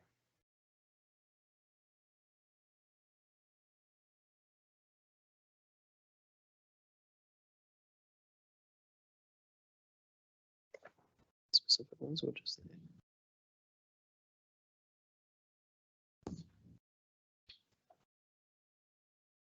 I think we're tag teaming this somewhat, Commissioner, but standard precinct 03 F3, relevant one. S3, okay. And then that refers in turn to the heights that are mapped rather than specified in the standard. And those, of course, are reasonably finely grained in their detailing on them. Basically, you need to interrogate the maps. Thank you. That reminder. But our understanding is that some of them are, there's a range and some of them are more than 2 and some are less. That's correct. I can't remember the logic of the decision, but it was all about backdrop, wasn't it? I believe that came into the decision.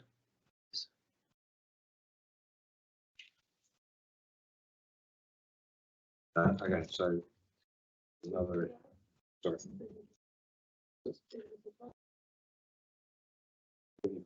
Go for it. I'd love to have a question.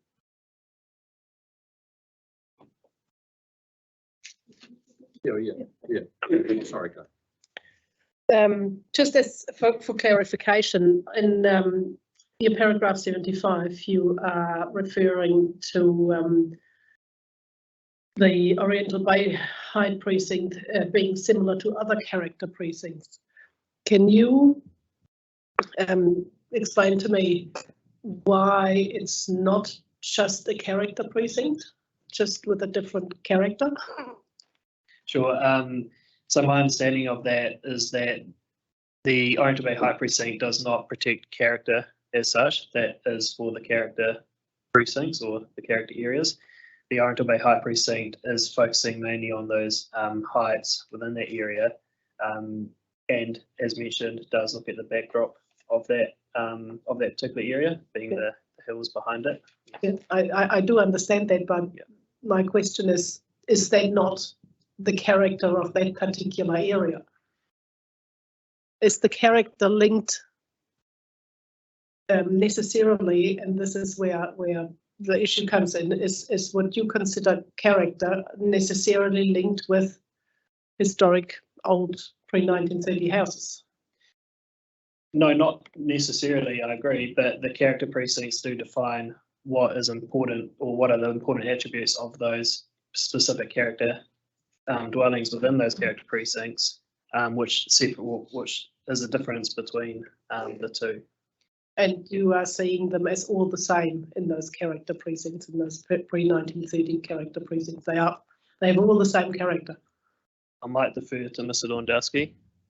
I'm sorry, Commissioner, I wasn't listening to the initial part of the question. Could we just start that again? In paragraph 75, Mr. Pedersen says the Oriental Bay Height precinct is similar to other character precincts, but it's actually singled out. And I'm asking the question, why is it singled out? When we are talking about character, are we only talking about a particular character? And does that then mean that the Oriental Bay Height precinct is not a character precinct, which would go against that, because character might not necessarily be the same everywhere. I don't want to put words in Mr. Patterson's mouth. I read that as saying the Oriental Bay Height precinct is similar in the sense that it's seeking to manage distinct qualities in an area, similar to how the character precincts seek to manage distinct qualities, and the Townscape Mount Victoria North Townscape precinct seeks to manage distinct qualities. That's how I would read that, rather than trying to conflate those characteristics between the precincts. Yeah, and I concur with that. That is exactly what I meant in that paragraph. Right. Yeah. Thank you. Yeah. The other thing is that the nature of qualities being sought to be protected is such that would lend itself to more of a global assessment than one view. While the letter of section 77L would require a site-by-site assessment, if the issue is about streetscape on the parade, that's lending itself much more to a global or a grouping. So the Seven Sisters are what they are. You go around the corner and you have another assemblage of buildings, some of which are old, some of which are not, but all because of the court decision, they're all of a managed height, so a managed overall effect. You might not say, look at number 153 or whatever, say, yes, that's part of that. You might be able to globalise it. Potentially something to consider. Yes. Yeah. And the good news is I asked Kaingora that question in stream 1, and they said, yeah, yes, if the qualifying matter of fact was common to a number of properties, it didn't literally mean consider them each to decide, yes, they are all. In terms of you looking for sufficient justification, that might be of assistance. Okay.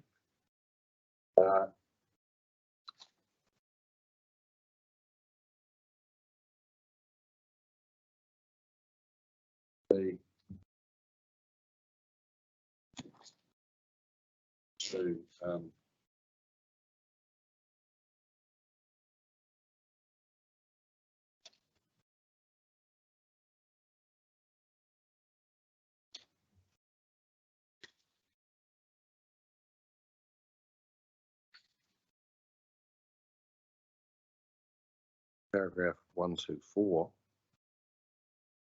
the response to Mr. Good,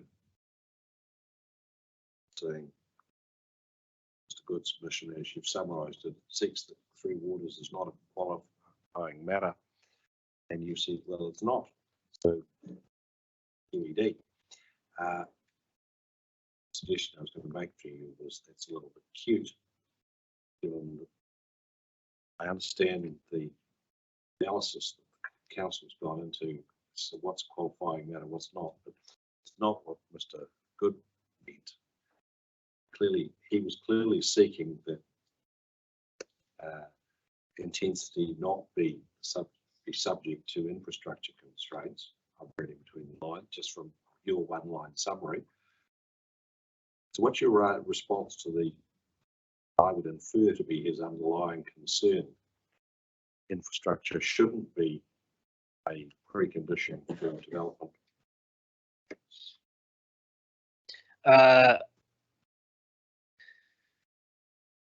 I do not consider that it is a precondition for development, but I do consider that the infrastructure component does need to be considered in respect of the Three Waters chapter through any application that's made under the PDP or the MRZ zone.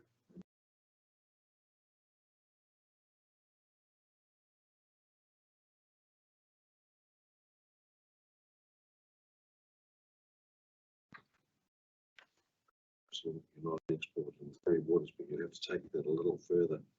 If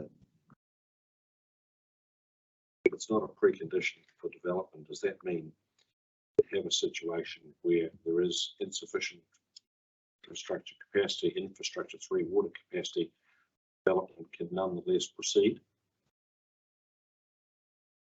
Again, I would be turning to that Three Waters chapter and looking for compliance with that. And that's where I would be looking.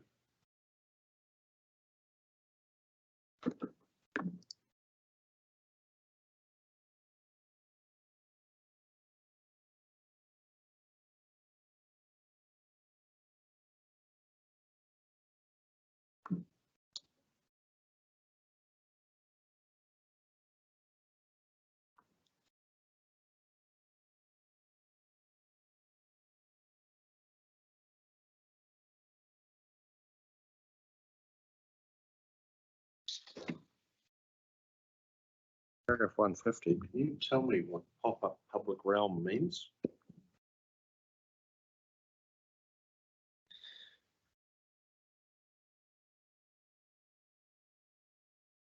It's a new term to me.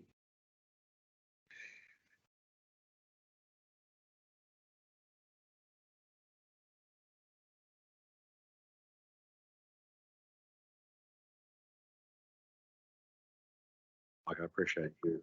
I'm asking you what these submitters mean. Can you assist? Yeah, I'm trying to just cast my mind back to that. Because I remember we had a discussion of what they did mean as well.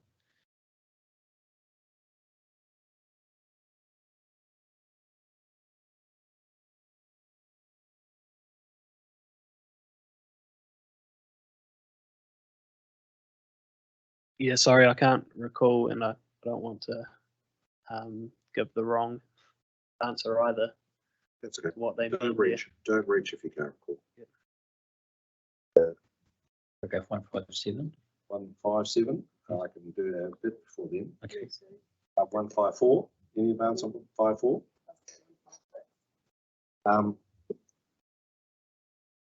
Saying this is the Scots.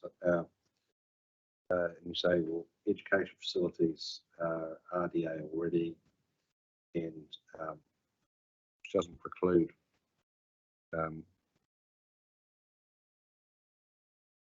the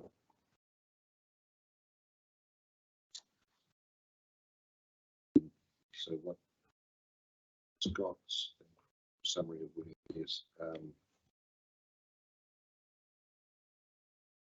Yes, a new permitted activity rule for existing identified educational precincts. Thing about schools like Scott's is that they have the potential to have very large setbacks. Scott's could easily provide a setback of 50 metres from the nearest boundary. Is there, and it'd be pretty difficult to contemplate an offsite effect at that level of setback. And the question is whether there's a case to provide that sort of activity. The retirement parties come at a similar issue from a different perspective, seeking policies to recognise that large sites have, in effect, flexibility for development that small sites don't, and they mean is they can put tall buildings at the centre of their villages and not have an off-site effect. But there's a mixture of considerations here. But larger sites may warrant policy or rule acknowledgement. So what's your attitude to that? Although that may be the case, we can't guarantee that it is the case that they'll provide a 50-metre setback, as in your So I example. could if you provided as a standard to a permitted activity rule. Yeah, and then it'll be determining what is the appropriate setback in that particular case. So like I just plucked 50 metres out of the air, That's right. but because it's because it's large, and would only occur relatively infrequently. Like you're going to have a seriously large site if you can stand a 50-metre setback in 4 directions. That's right. Yeah, my position is that the restricted discretionary activity status is appropriate. It provides a basis to assess any application on its own merits and within its own site context. I do not consider a permitted activity as appropriate. I think it would be inappropriate to try and come up with a circumstance that will apply everywhere, particularly given the varied level of effects that school activities can have on the residential environment. So I am comfortable with the restricted discretionary. And the retirement submissions, so their relief is a policy seeking policy saying something like recognise from memory, recognise that large sites have flexibility to manage effects and use land more efficiently. Some combination of those terms. That's what they're on about. Basically, put tall buildings in the middle.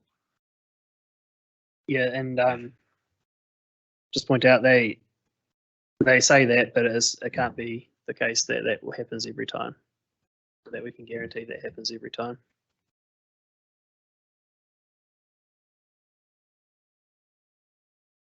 I think their position is they're seeking policy, so a policy that would recognise that would be a something that the plan could support if it did happen. Yeah, so there is the EMRZP7 for retirement villages. So potentially, if you were going to consider any relief, you'd be amending that policy, not introducing a new one. I think I'd like to consider it further. I can't. Yeah, I'm not sure if I can come up with an appropriate answer. Spot. You can, sure. Again, you were 155, Commissioner. 6. 156. Just really it relates to my comments that we were talking about in the HDZ for the policy, rule framework that you've set out there. And I know you're going to consider the other rule framework. I just thought if you could consider this at the same time. They're essentially the same, but they're quite different. You've included restaurants in this one, and you haven't given hours of operation, and you've got more matters of discretion there. So I just wondered if there's some way you can look at both those rules together and just come up with something that's robust and consistent, if you like. I probably should have asked it in the other session, but you didn't include restaurants in the other HD. Was there a reason for that? I don't think there was a particular reason, to be honest. I think just it may have been. Just asked for dairies and cafes. Yeah, and yeah, it may have been the fact that we do need to look at it and make it consistent. And I agree that any rule framework will need to be consistent across too. So yeah, I mean, restaurants introduces a different different side of the coin, if you like.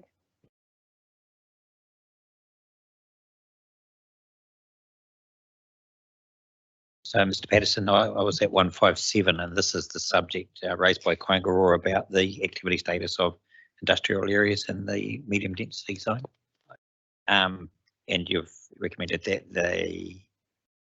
their request for non-complying activity status be rejected, and you've said that the discretionary activity will allow for a number of outcomes, including decline. My question is, what's the policy guidance on these activities? Is it the P15?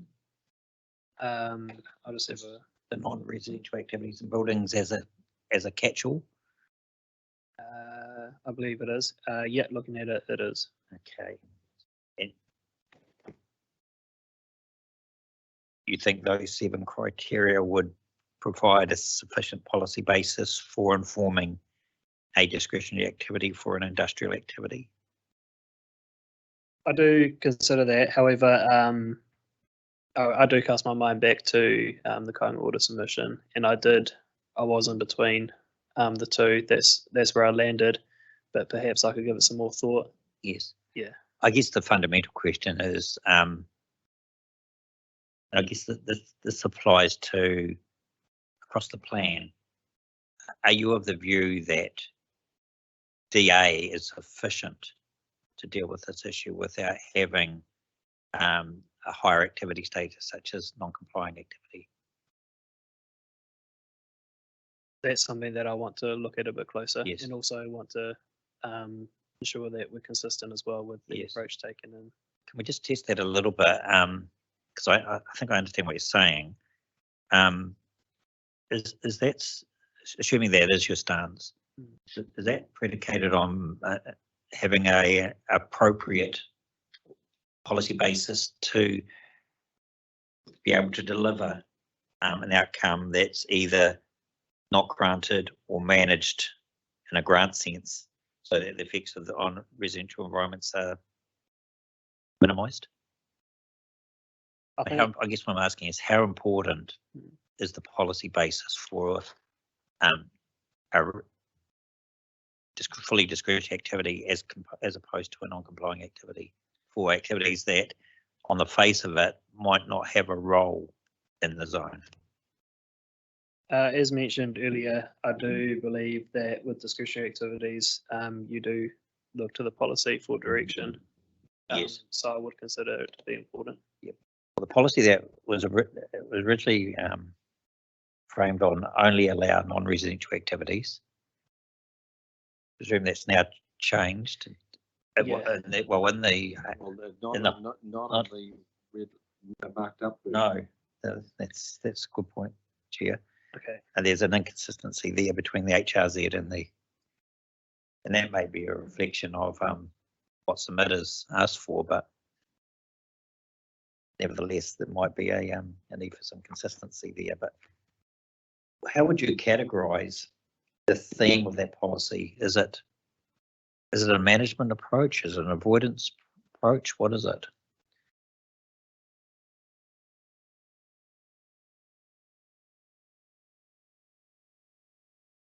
I would consider it a management approach.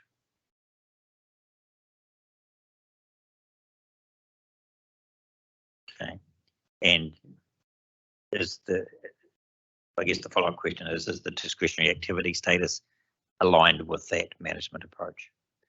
I believe so, because discretionary activities provide scope to either grant, decline, but also work with applicants to arrive at a suitable outcome.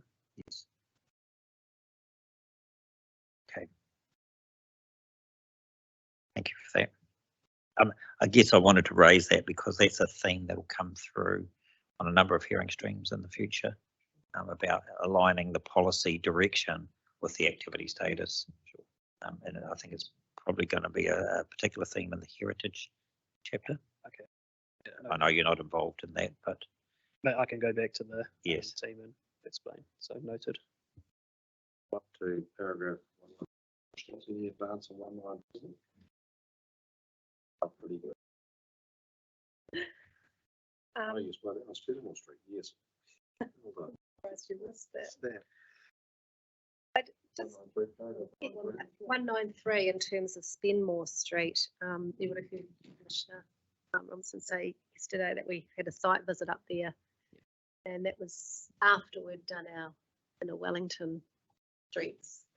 So the distinction between Spenmore Street, which to me looks like I feel like a fairly typical residential roading system, and I just want to understand your reasoning a bit more in light of other areas where the roading is a lot more disadvantaged than that. And I also note that you haven't backed up your assessment with any, expert traffic advice either. So whereas, the submitter has, as part of his submission, he's attached a recent traffic impact assessment. So I guess with that package, I'm just trying to understand your reasoning for retaining that policy. Could you please remind me of the paragraph number? It's essentially 193. I mean, you talk about the policy later on. I guess we could just have this conversation now, maybe. 1-1.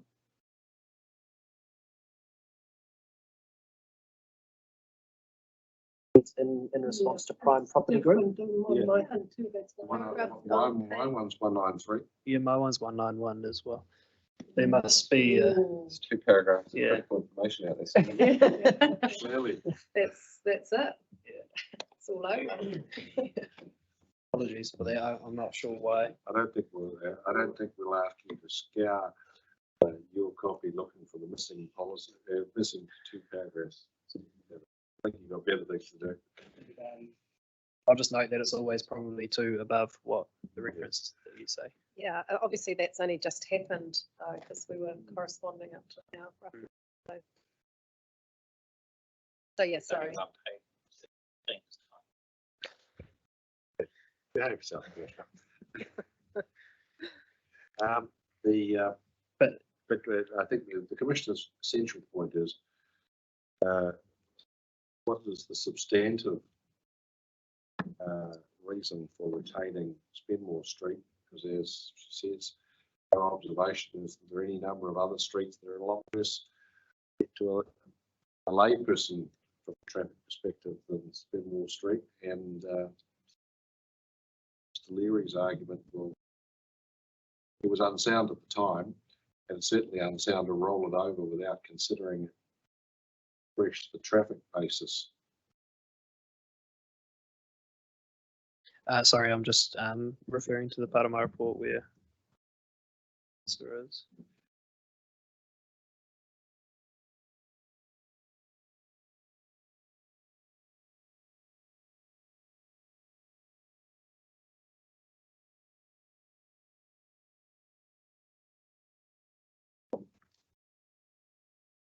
So the reason why I have recommended that it remains in the PDP is I am referring back to Plan Change 67, which specified a 120 dwelling maximum.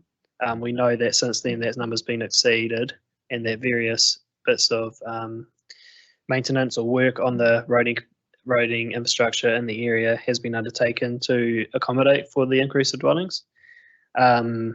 So that's the main piece of evidence that I'm relying on there. And I also note that the reason why Spenmore Street has been signalled is because that's the information that I have in front of me. I don't have I don't have information on other streets that might be in a similar situation. I'm just relying on what's in front of me. So I suppose the response is Mr. Leary's put the evidence, traffic evidence, saying whatever that was the historic justification longer exists.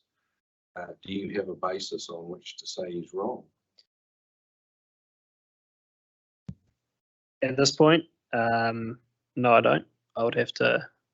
What I would like to do is hear Mr. Leary, and I'll be in attendance when he does speak, and I will consider that. I think I do need to do further work on the Spenmore Street area policy. I think that there is further work that's needed there. I was never completely sold on it myself.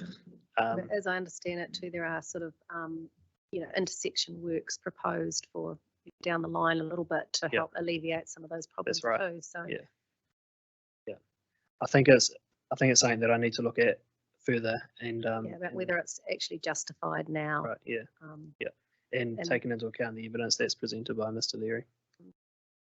And whether or not you need further traffic expert evidence to just when you come up. I suppose in terms of that, I think we'd have a problem locking in traffic, traffic evidence to rebut Mr. Leary, then the council had the opportunity to file rebuttal and didn't take it, and to rock in the end of the written reply, raised natural justice issues, to say the least. Yeah, So, as I say, just a small shot across the bows. no, fair enough, and taken. I just want to, as I say, I did rely on that plan change 67 evidence. That plan change occur just for interest. Plan change 67, that would have been 2000 and, oh, can have a look. Because it just sort of, I think of what we were just discussing about the Oriental height and that, you know, the Environment Court decision there in 98. You know, we're just thinking, you know, time moves on and just considering relevance today. Yeah. I have, 67 was operative in October of 2012. Thank you.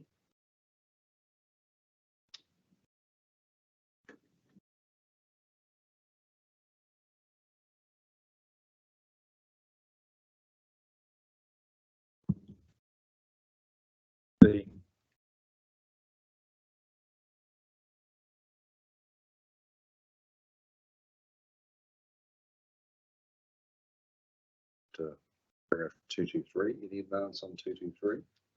I just had one at 207. 207, yep.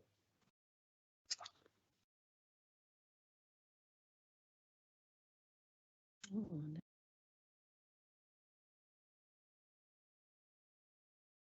Correspondence.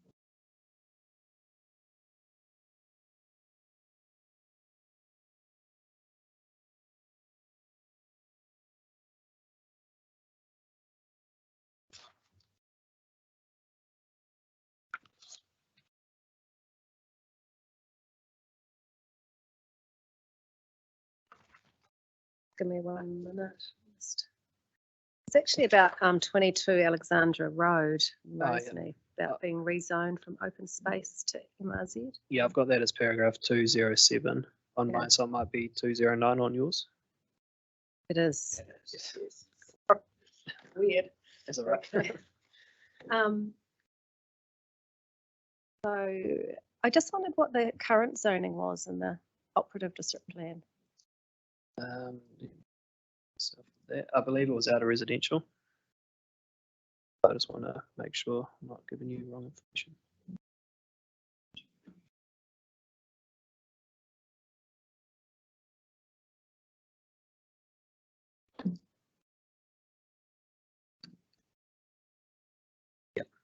Out of residential.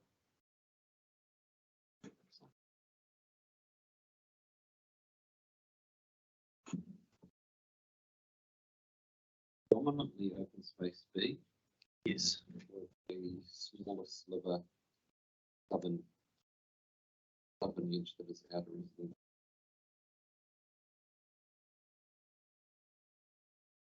What is that site, just out of interest? I believe it's been used in the past for airport activities. I think it had antenna or Airport, the airport activities. yeah, I believe so. For radio communications as well, I believe. At this stage, it's mainly used as open space recreation area by the community. Yes. Yeah. Yeah, I know the site. You know it, yeah. It's quite it's got different stuff attached to it. That'll be up on the ridge line, so Yes. So is it? it's the airport utility. Yeah. No, I think it's a navigation aid that was possibly established under the old.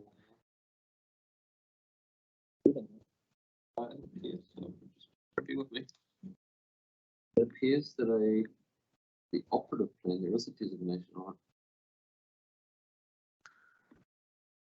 it. Yeah. Sorry, I'm just. No, I think that we should leave it with you to confirm whether that designation exists. both it was applicable and has been rolled over. Yeah, so the issue with that one that the submitter raised, as you're aware, is that we had proposed it to be medium density residential zone. On reflection, we consider that zone is not appropriate for the site because of the current use. So we have recommended that it be rezoned open space in the PDP. Looking at the reason why we might have zoned it medium density residential zone, I came to the conclusion that it would have been because of that sliver of outer residential zone that was there and the methods that we use to rezone residential sites. And so looking at it more closely, yeah, consider the open spaces more appropriate. Backtracking a little, I overlooked this. 194. Ownership of land is not a valid reason to rezone.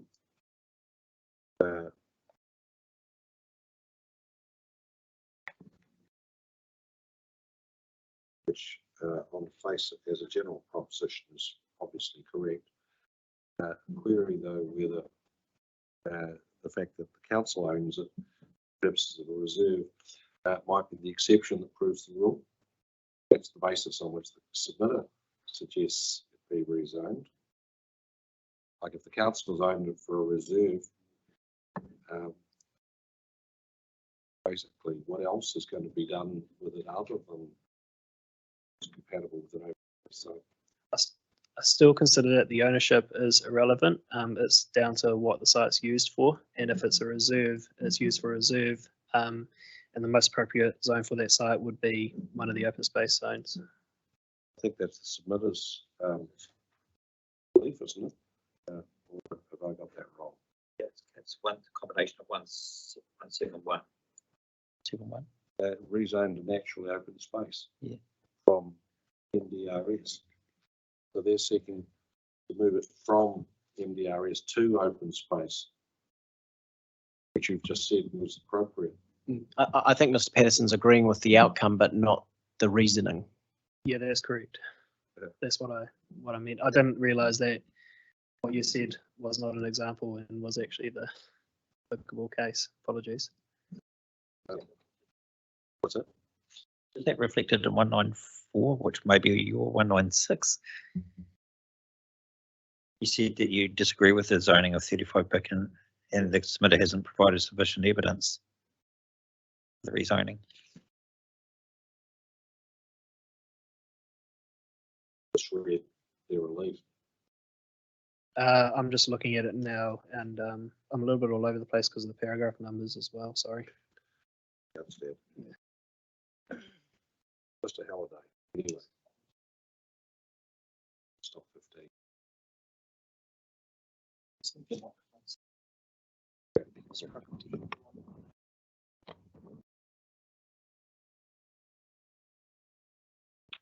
I see.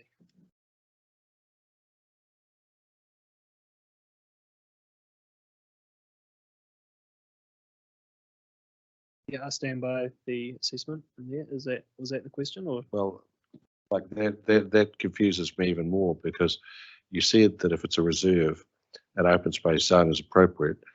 The submitter is seeking an open space zone, but your reasoning is you disagree with rezoning. So can you explain this to me?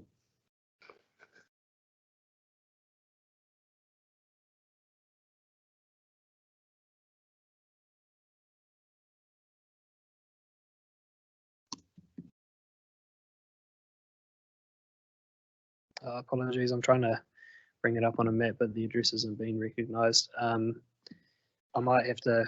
Well, why don't we park that Yeah. and say for you to consider it further? I think so.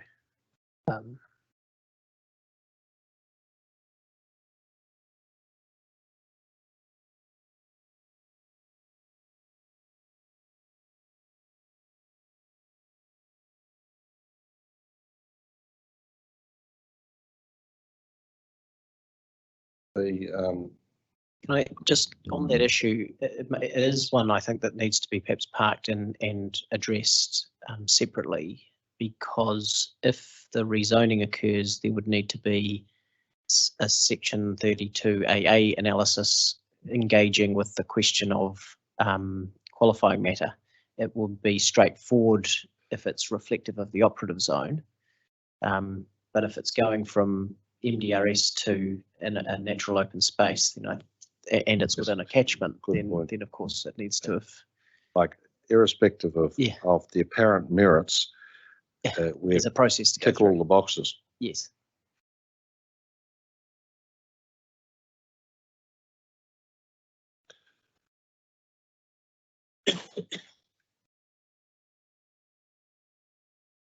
And it may be that because the, if I haven't gone back to Mr. Halliday's one, but if the current zone, if it's effectively trying to roll over the current zoning, that's an easier process than the Yes. cost benefit analysis otherwise required.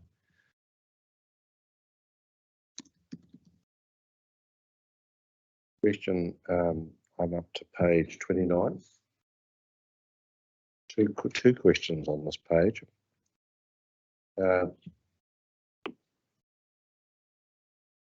purpose of the objective you identify is to identify the predominant built character anticipated in the zone. Does the objective actually do that? MRZ01.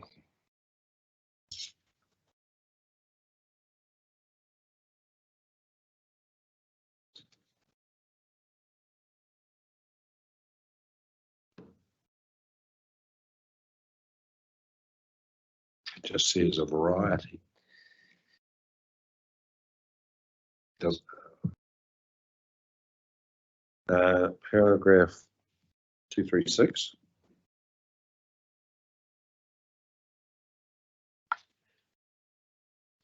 Can you please repeat the question now that I've Like, your reasoning is the purpose of the objective as notified is to identify the predominant built character anticipated.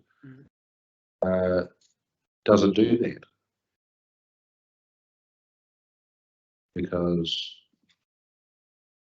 it says that respond to the neighbourhood's planned built character, including 3-story buildings. It doesn't. Well, it says that the predominant built character includes 3-story buildings, but like there seemed to be a mismatch between your reasoning and what the objective actually says.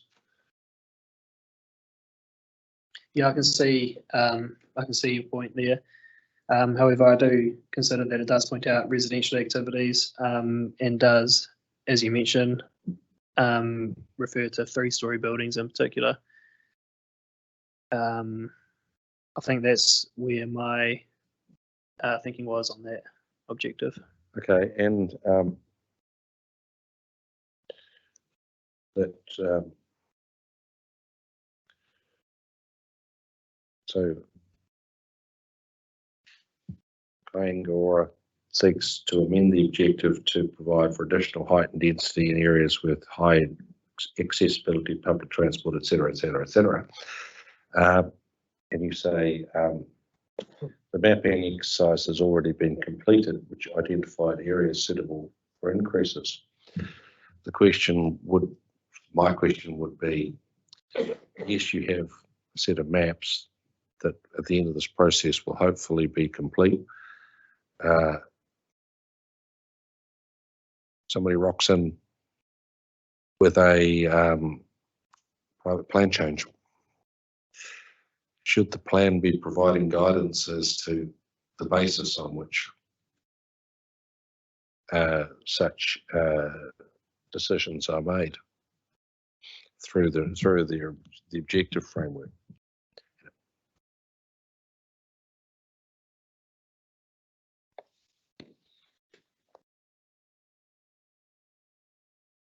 I think that is the case for resource consents, not necessarily for private plan changes. Private plan changes will come in and provide an evidential basis for why they believe a change should be necessary, supported by evidence such as Section 32 assessments. Okay, understand your position.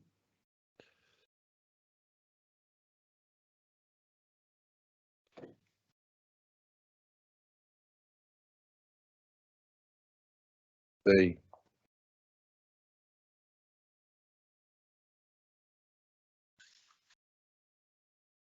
paragraph 252. Understand your reasoning about Transpower, that a void might be a bridge too far, but is there a case to qualify this objective? So we're up now up to O2, which is about efficient use of land, to acknowledge that there are constraints of varying size, that it's that efficient use is not solely about residential development, it's also about efficiency vis-a-vis provision of infrastructure, effects on infrastructure.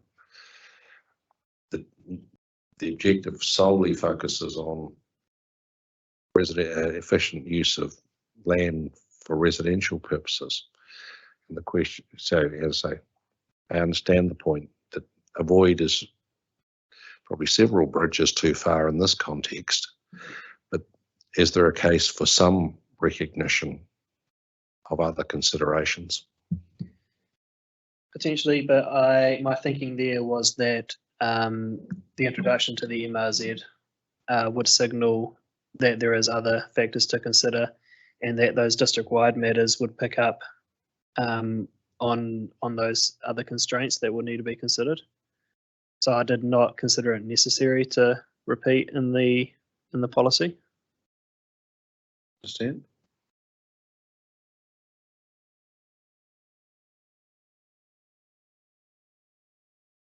The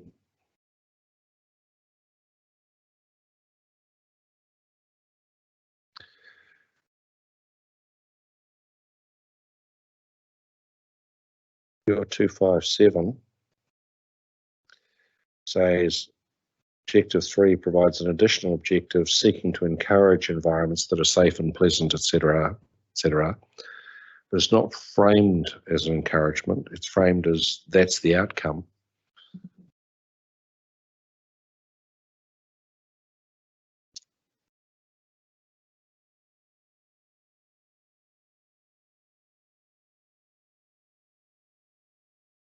What was the question in relation to that? Your reasoning to recommend declining the Retirement Villages Association is that the objective seeks to encourage environments.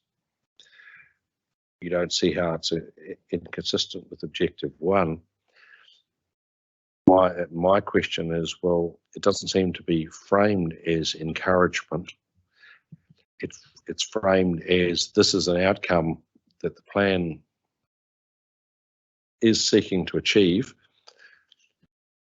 which might, if that's correct, that might suggest that there's more to this policy, more to this submission than your reasoning would suggest. I can see how it could be read that way. I read it that it does encourage residential activities, as it mentions in the objective itself. But perhaps I do need to go and look at that to provide clarity in that respect.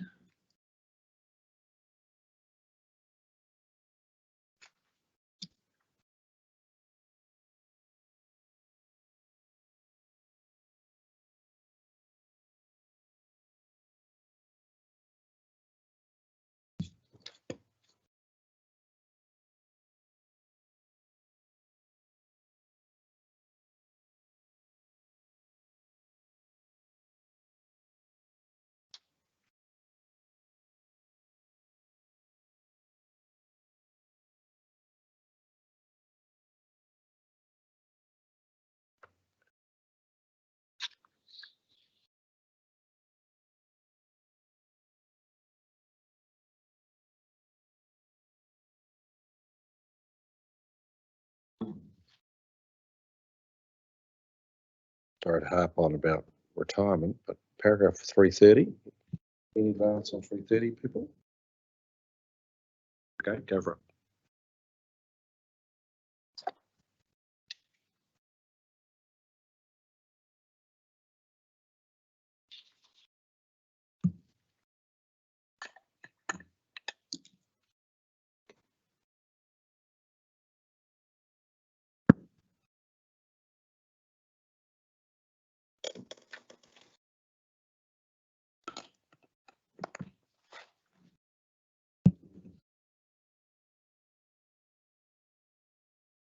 Proving difficult for me now too. That was just in relation to so just your first paragraph of your assessment, which I see as 314. 314. Yes, I've got 314. Yes. So essentially, the submitter is asking for recognition of adequate provision for cycles, and you're sort of saying that you think that the transport chapter deals with that adequately, and then if the panel were of a mind, you'd suggest adding that sentence. But I'm sensing that ultimately you'd consider that as a double up from the transport chapter, and you think that speaks to itself at this stage. Yeah, that's what I do consider.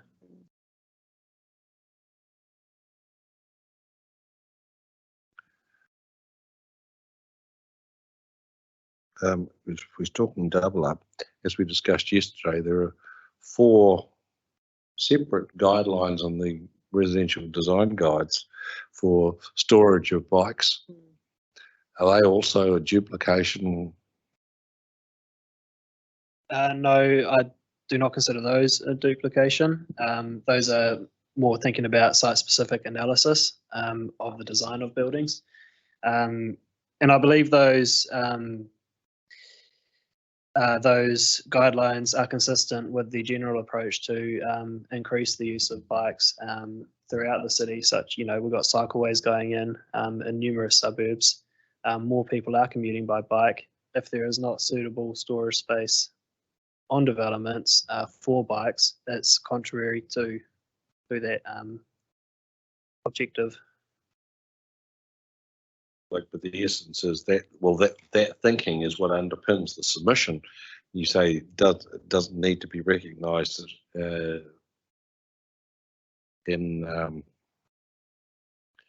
the multi-unit development.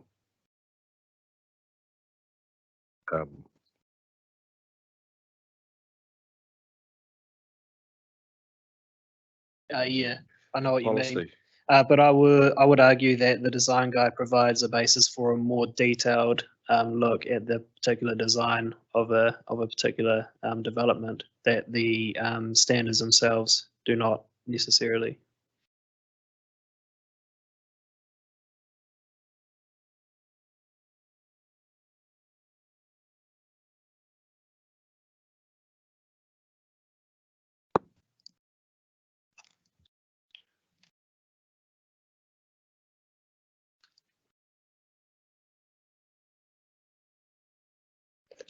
So going to 330, so you acknowledge that retirement villages operate differently to multi-unit housing, specific definitions and specific policies. How do the design guides recognise the unique character of a retirement village?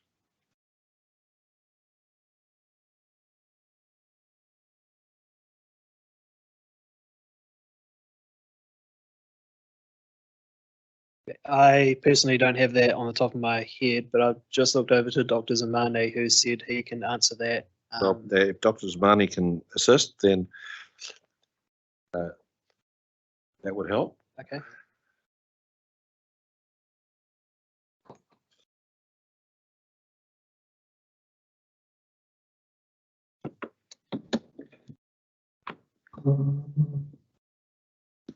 Hi, Commissioners.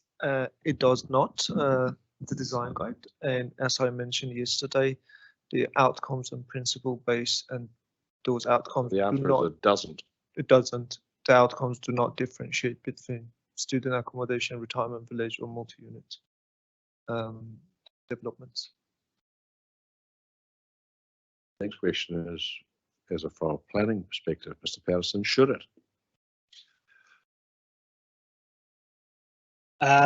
No, I don't consider that, and I rely on Dr. Zamani's advice that the approach taken in the design guidelines is to achieve the outcomes in the principles. And so once you achieve those, you achieve the intent of the residential design guide. And whether that means you comply with 5 or 20 of those guidelines is not relevant. It's more relevant whether you meet those outcomes and principles. Okay, thank you. And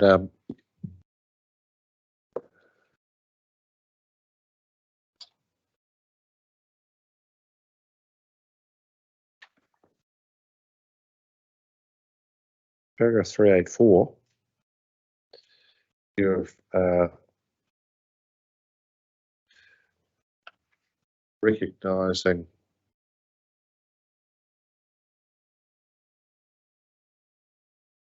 P13 refers to the Tapu Turanga land.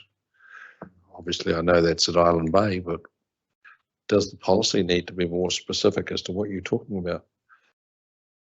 It's somewhere in Island Bay.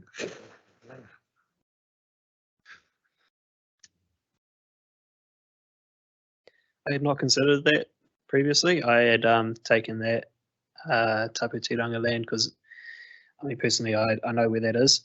So perhaps that's something I need to look at closer. So, can you enlighten us? Whereabouts is it? There's a separate question as to what the plan should say, but just tell us where it is.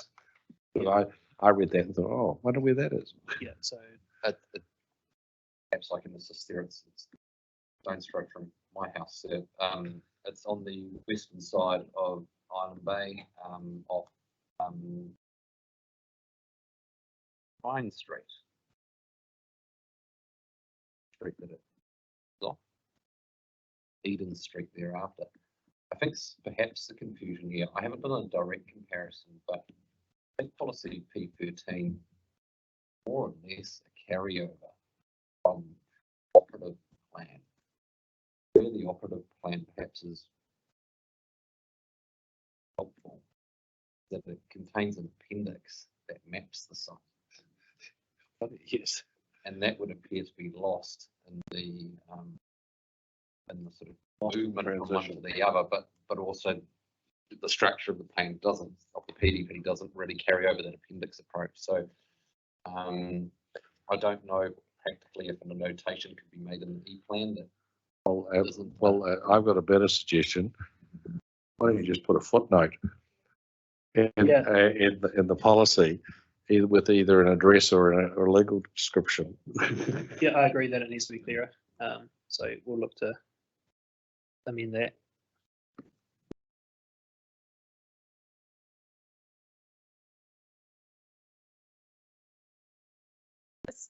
The Papakāinga design guide is not statutory, is it?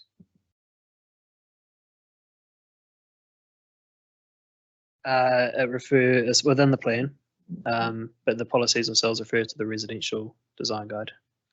Well, this policy refers to the Papakāinga design guide. So, in fact, it uses the same test as all the other policies that refer to the residential design guide. Yeah, looking at what's in front of me, it's in the plan, it's referred to in the policy, so I would consider it to be statutory. So it is statutory. Yeah, so I guess I'm just thinking back to hearing stream 1, where we were clearly told that it sat outside the plan. Okay. But that there's a further process to be gone through in relation to the Papakāinga provisions of the plan that is likely to occur as a separate plan change. That's correct. And that at that point, the Papakāinga design guide, would have further assessment as into whether it was or wasn't accepted into the plan. So I guess that's why I'm questioning it now. And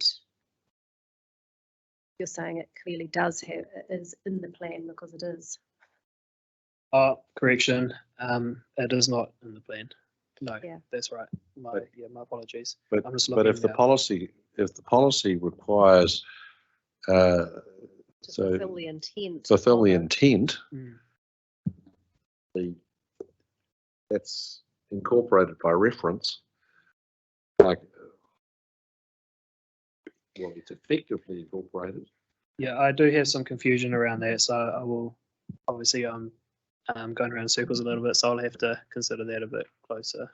Yeah, and I am aware that there is a further process anticipated, but we're looking at this process in front of us now. So, Yes. Yeah. Yeah, so we'll need to, what I'll do is I'll consult with Mr. McCutcheon on stream 1 and make a decision as to what the policy itself needs to say and respond to that. Presumably, that might be to delete the reference to the Papaquanga design guide and let the future process bring that back in at the appropriate time. Potentially an option, but I couldn't comment what the outcome will be at this stage, sorry. Yeah, there's also an issue as to whether there's scope to take it out.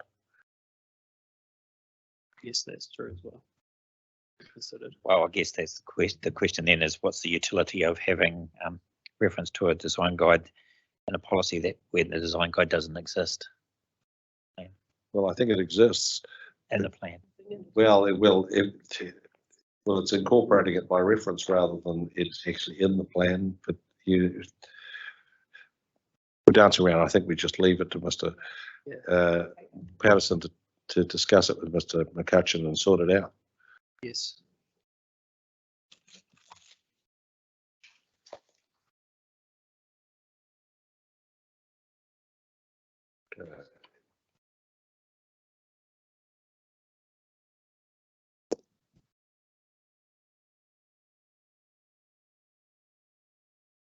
I'm up to the rules. Any advance on? Well, I'm starting at paragraph 434. Yes, just to go over an old point that I raised before, and that's about non-residential activities and buildings, P15. So I'm just looking at your page 55, Mr. Patterson. Okay. And again, in this case, the only has been struck out at the beginning.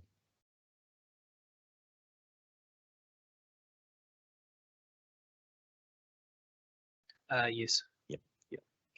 Just draw that to your attention. But it hasn't been struck out in the version attached to your It has not. supplementary.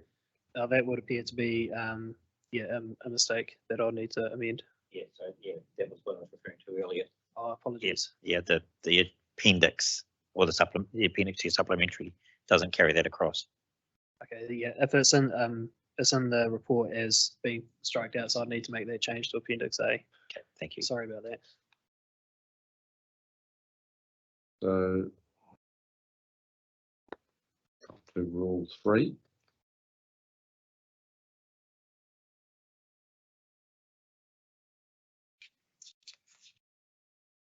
This is a permitted home business.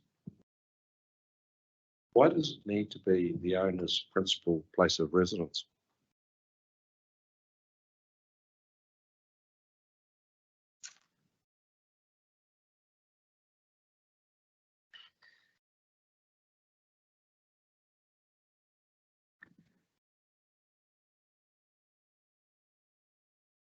I believe the intent there was to, in a way, limit or control the scale of what will be in terms of that home business on that site.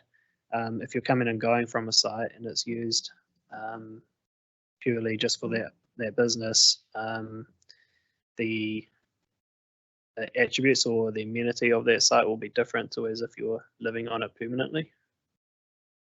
Just to supplement that at a more foundational basis, so the definition of home business from the planning standards specifies that it's undertaken and operated by at least one resident of the site.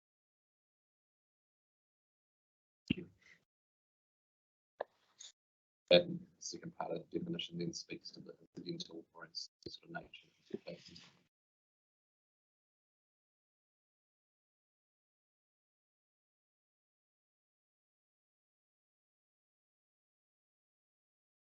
Well, that would suggest that the standard or the precondition goes further than the definition, because effectively it requires everyone living on this, it to be the principal place of business of everyone living on the site.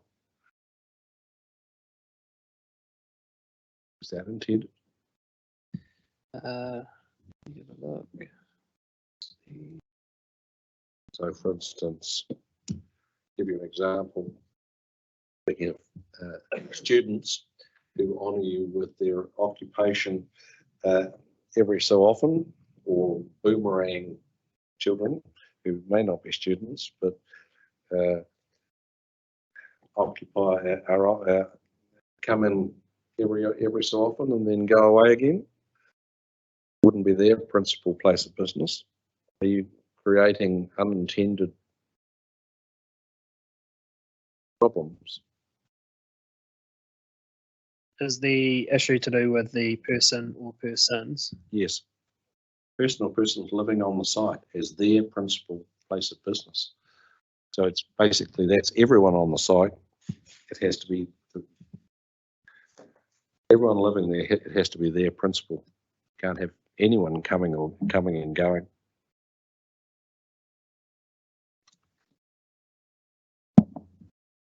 Yeah, perhaps I would need to clarify that to be more in line with the definition itself. I think that would be useful looking at that.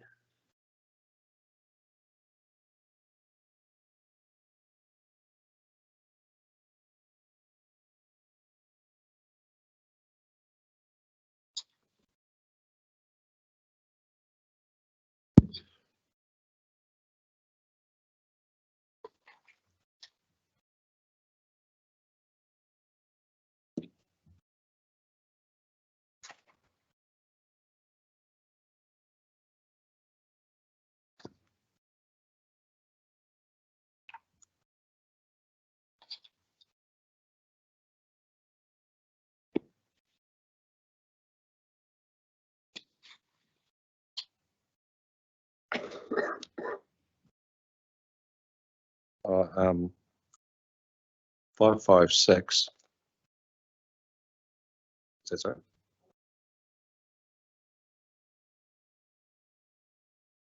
so? This is in the context of Rule 14, retirement villages, or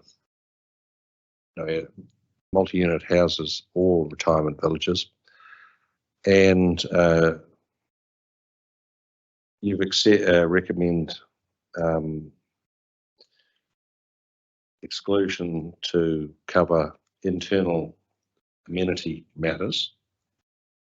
Kaingaroa suggests that standards 7 to 11 are also internal amenity matters.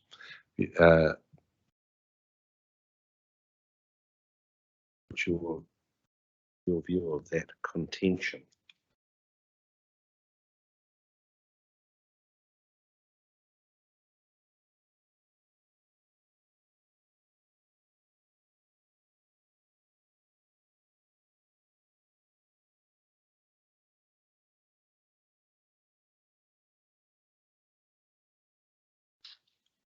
I do not consider that is the case entirely. I would need to consider the argument for MRZ S7. However, for MRZ S8, windows to street, I believe that does have an impact on the outside environment in the form of because of that facade of that building will be visible from the public. So the intent being to create a more open and interactive street frontage. With MRZ S9, the landscaped area, also consider that's external to the site. Also has an impact on how that site appears from outside of the site itself. Permeable surface that is being moved to 3 waters, but clearly that has an impact because if you don't have enough permeable surface on your site, it overflows to other sites. and similar with fences and standalone walls. I also consider those external, given. What about outlook space? Outlook space was the one that I would like to consider a bit further, because on the face of it, I can see the argument from their point of view, so I would like to consider it.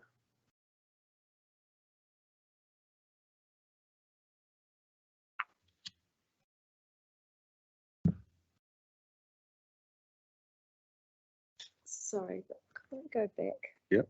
But this is just in relation to Rule 11. The submitter is saying, That's about 509. 50, yeah, 511, I think. Yeah, 59, but 11 is.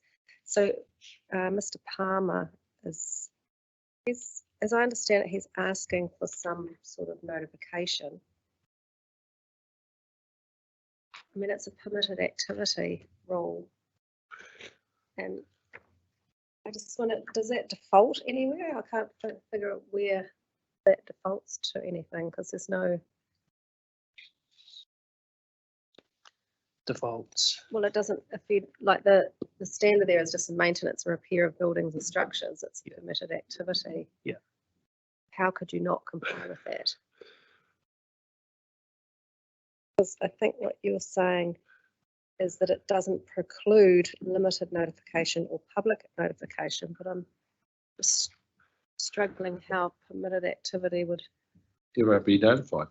be notified, and there's no There are no standards. there's no standards or anything. So Yeah, I think my reasoning there is probably needed to be more what you just stated rather than what I stated in my assessment. yeah. Yeah, it is a general theme from Mr. Palmer on several rules.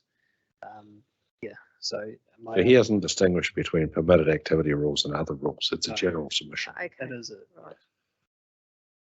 it's come through. That's the way I interpreted the submission.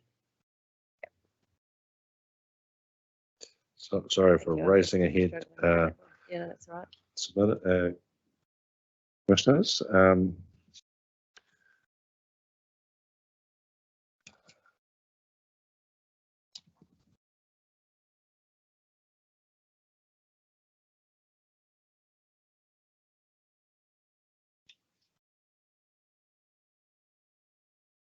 I'm up to 589. Any advance on 589? Got one at 576, which is. Sorry, it's not 56, because I must have read your thing online, which is the paragraphs are different to my questions that I've got in front of me. Struggling a little bit, sorry. So it's probably 57. It's in relation to Rule 16. Wellington City Council. Yeah, and you've recommended an advisory note.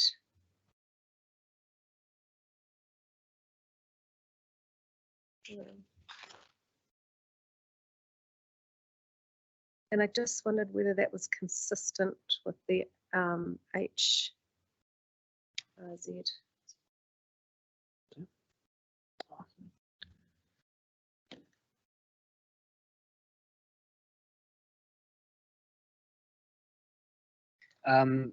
So that there was not to recommend outright. It was, I should have framed it a bit clearer in my assessment, that if the panel were concerned or were of a mind to grant relief, an advisory note would be the most appropriate way to do that, rather than any requirement within the rule itself.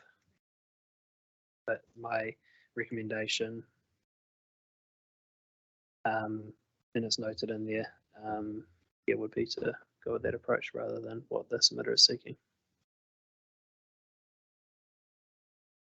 Thank you. I think that might or could potentially be helpful for applicants to turn their mind to that rather than finding out later on in a consent. So 589, the question is, you've recommended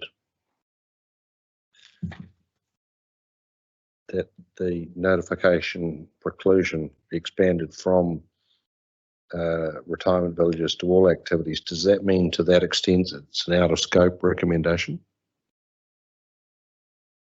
Paragraph 589. Oh. 7.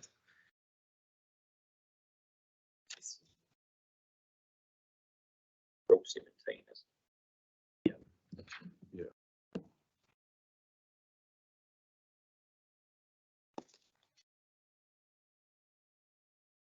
I wouldn't like to answer that straight away. I would like to talk with Mr. Whittington about that to determine whether or not the changes in or out of scope. The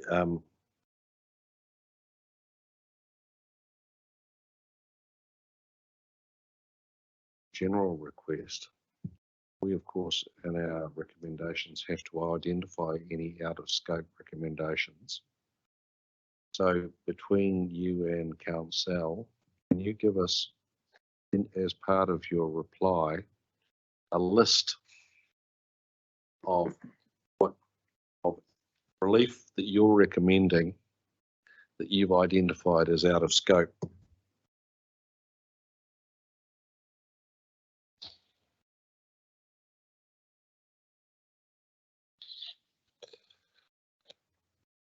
Because as we know, as long as it's within the IPI, that is available to us, but we have to identify it as part of our recommendations.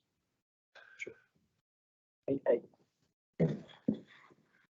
are you comfortable that you have enough advice on the legal parameters of scope following Mr. Winchester's advice?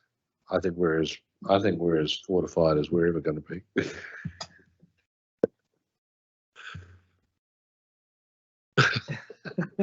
Thank you for the kind offer. We'll put it with a second Ginsu steak knife.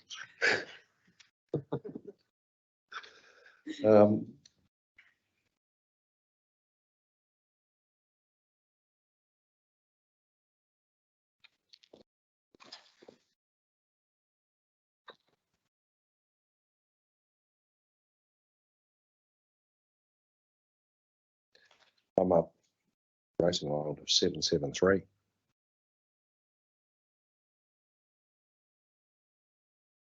We've said here this relates to building coverage and the exception for decks and eaves and things.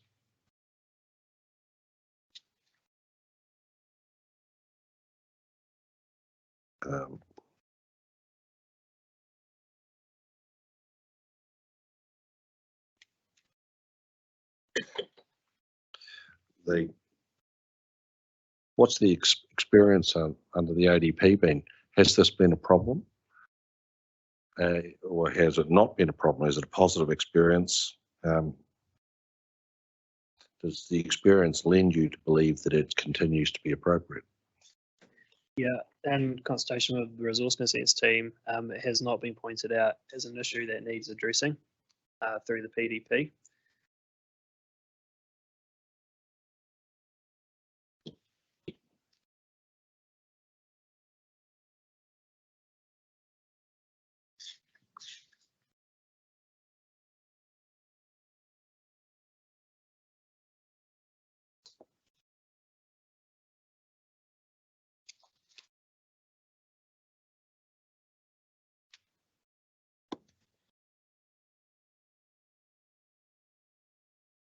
Lucky last from me. 895. You disagree with 1.2 metre fence requirement, propose 1.5 on boundaries adjoining open space and public spaces. What's the rationale for that?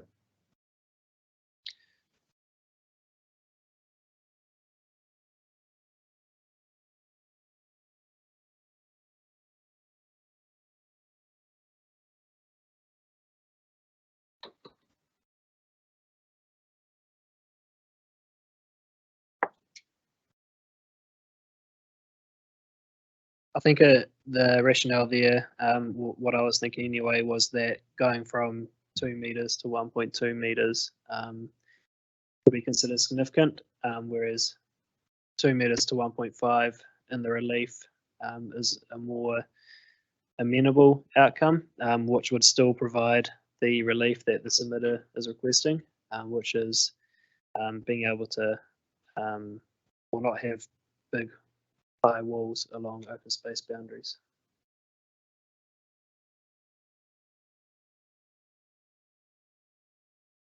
That was literally all I had. Anything else, listeners? We have 8 minutes lunch. Presumably, we should move now to part 4 and character areas. Why we still have? I think we've done as much on design guides as we're going to do. So that will leave large lot. After that, large lots and Dr. Zamani's commentary on Mr. Ray's maps. And I'm thinking that if we start immediately, Mr. Lewandowski's got some anything warm us up on character areas for 8 minutes. We'll do that. Otherwise, we'll break now and aim to complete character areas no later than 3 o'clock-ish. Then so we can devote the rest of the afternoon to large lot, which I'm not anticipating is going to take a huge amount of time, and Dr. Zamani again. So over to you. That sounds appropriate. Can I've got a 30-second clarification? Yes. The scope list Yes. of things, is that something I imagine you're going to want each hearing stream? Yes. And would it help for that to be done as part of the section 42A, or would it actually be best to wait for the reply because things may change and therefore? I think it's better to reply because Yeah, this is for us. It's ticking a box. It's when we finalise what relief we're recommending, we want to know if it's in or out of scope. Yeah, no, and I think if we asked the officers to do that as part of the 42A report and they subsequently shifted position, that's just wasted work on their part. Yeah, no, thank you. I don't have any short sort of warm up for you, sir, but just to note, you asked yesterday for a table to be prepared across the various section 77 matters. Mr. Whittington and I have had a go at that. I'm just about to push send on that to the well, that would be ideal because we could study that over the lunch break and then be better informed as a result. I've just hit send on that, so that'll be with you shortly, I'm sure. Okay, thank you. So we'll break for lunch, be back at 1:15 and look forward to discussing character areas.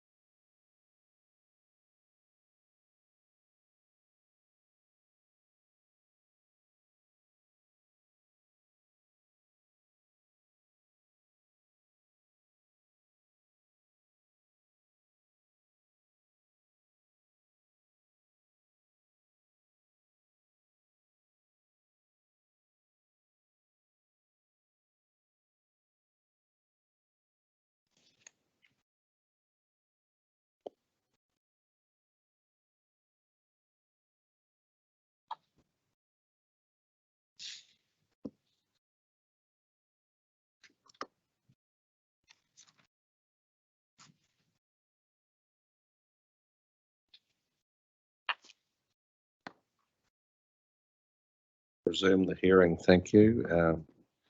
Thank you, gentlemen, for your table, which we've consulted. Look to my colleagues. Wellington, it seems to me that we understand what the legal overview, and I don't think there's much future in you taking us through this. Basically, we've just got to read this material and say, are we satisfied that the tests are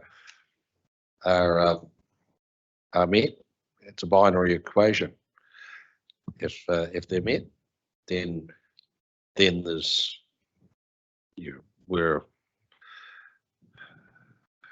past the starting post, and we're just going to be satisfied on the merits. And if they're not, then there's a pretty fundamental problem. I think that's right. There's one point I would make because of the suggestion that section 77LB, I don't know if it's L1B or LB, but the one that says talks about a sort of a comparison with the national significance of urban development. Now, that isn't addressed directly in a paragraph that says in terms of section 77LB, but the reason that I consider that that matter has been addressed as a whole by the report, and in particular I'm thinking of the supplementary report of Mr. Lewandowski, is that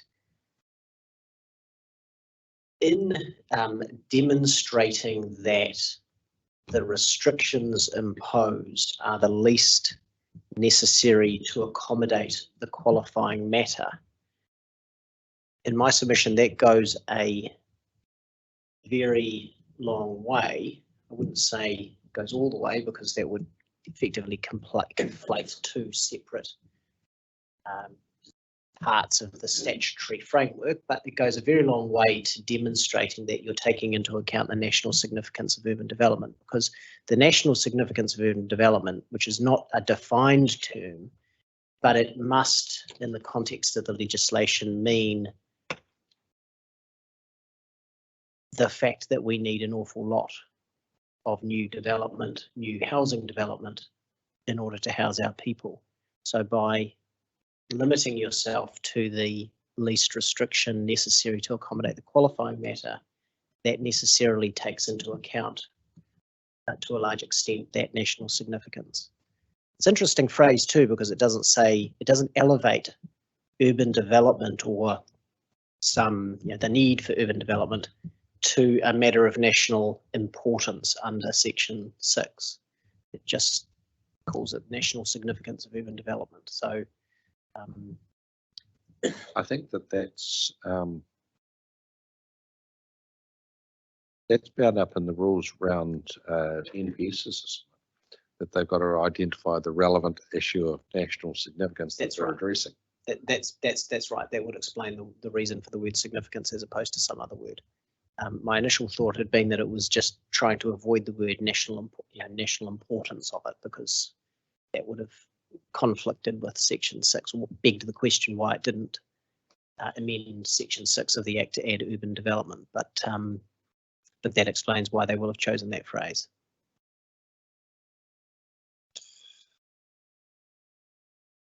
And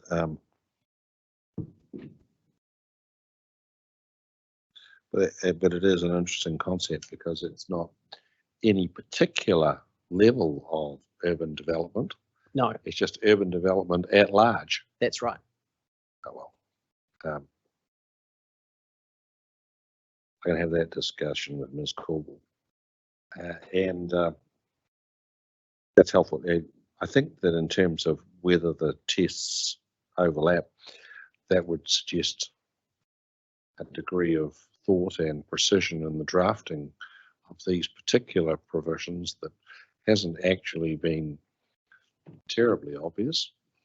I don't know. I don't know quite whether I'd agree with that, but it's I know that there's widespread consternation.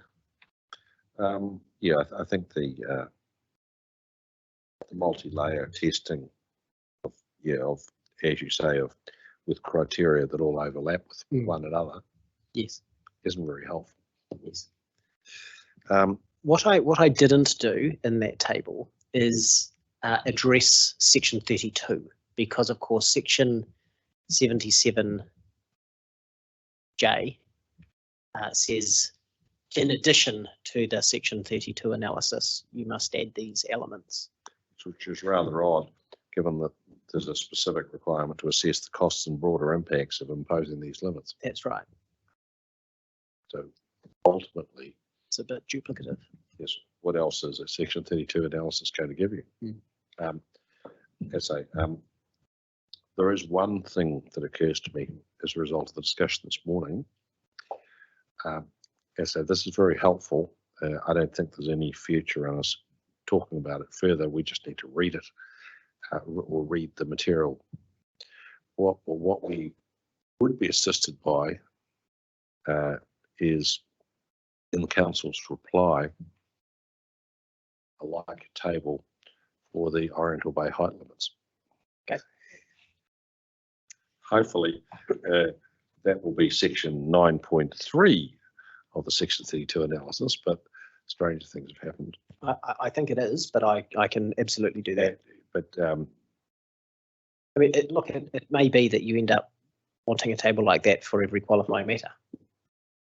well, that's right. But these are clearly where Or at least the serious contest is. Yes. We may have a longer list after we've heard from Kaingora, of course. Yes. Right. Character areas. Wait for it. I do have some questions. Sorry, Mr. Yes. Whittington. So just in terms of clarification, firstly, the first page is essentially outlining the tests of section 77J in relation to the mandatory qualifying matters. Yes. And over the page is largely in relation to the matters that are, want to be a term, discretionary, have to be proven on a under, particularly in relation to J, is it?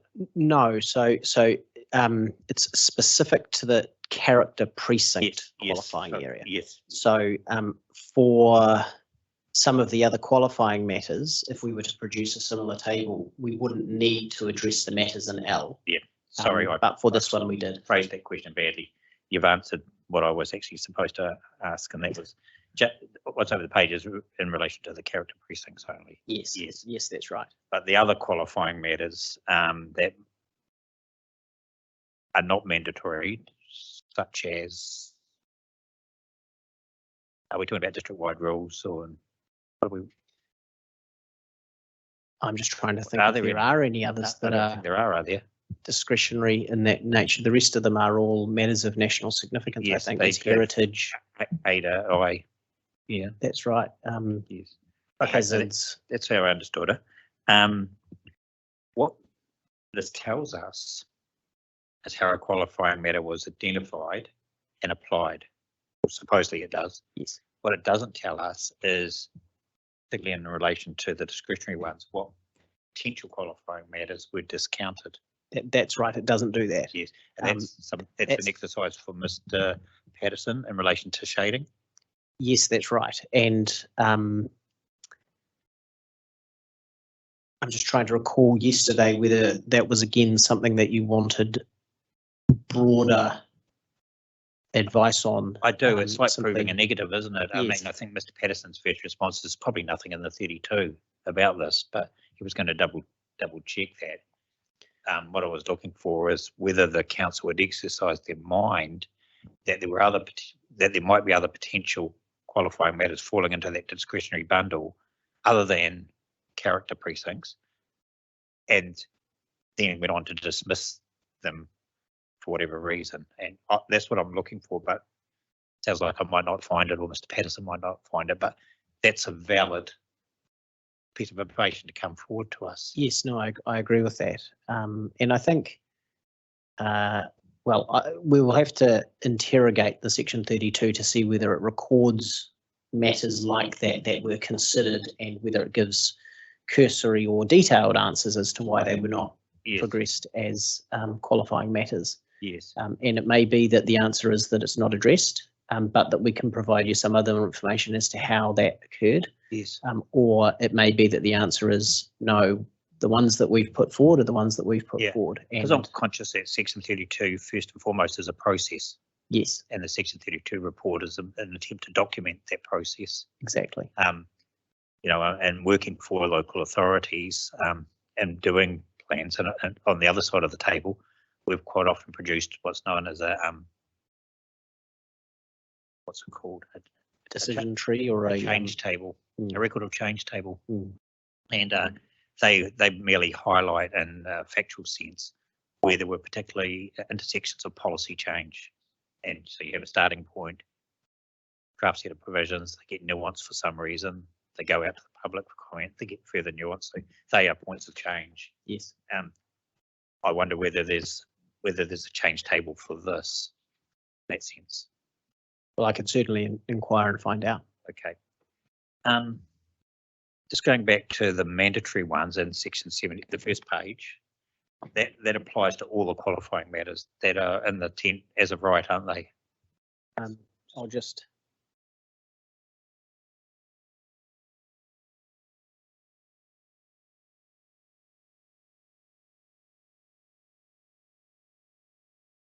That would presumably be subject to the distinction that you drew as to whether something's a qualifying matter if it's not actually amending height or density controls, but it might indirectly have that effect.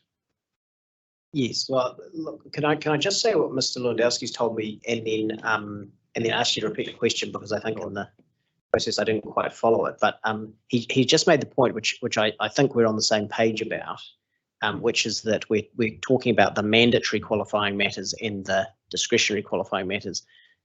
No qualifying matter is mandatory.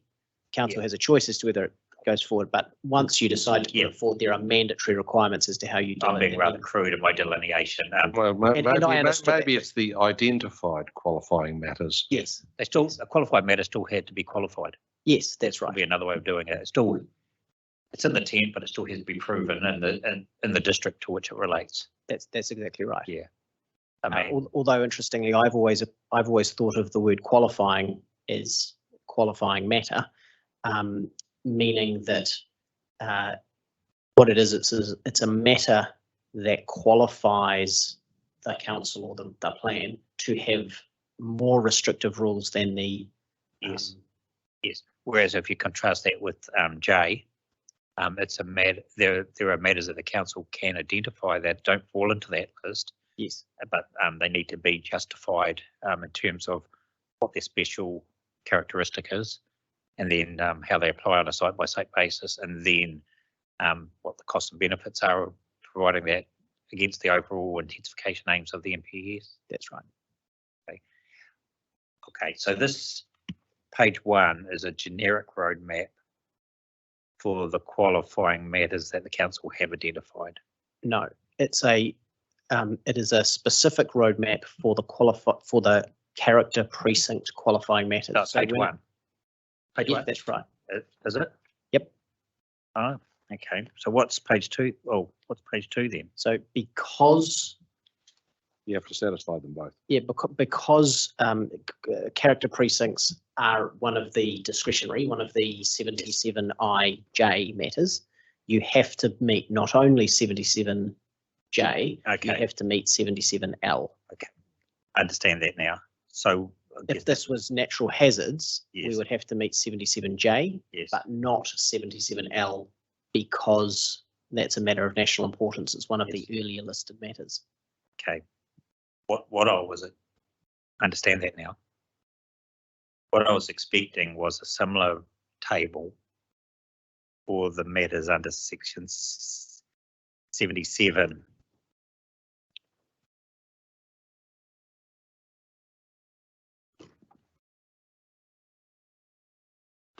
Big J, A to I.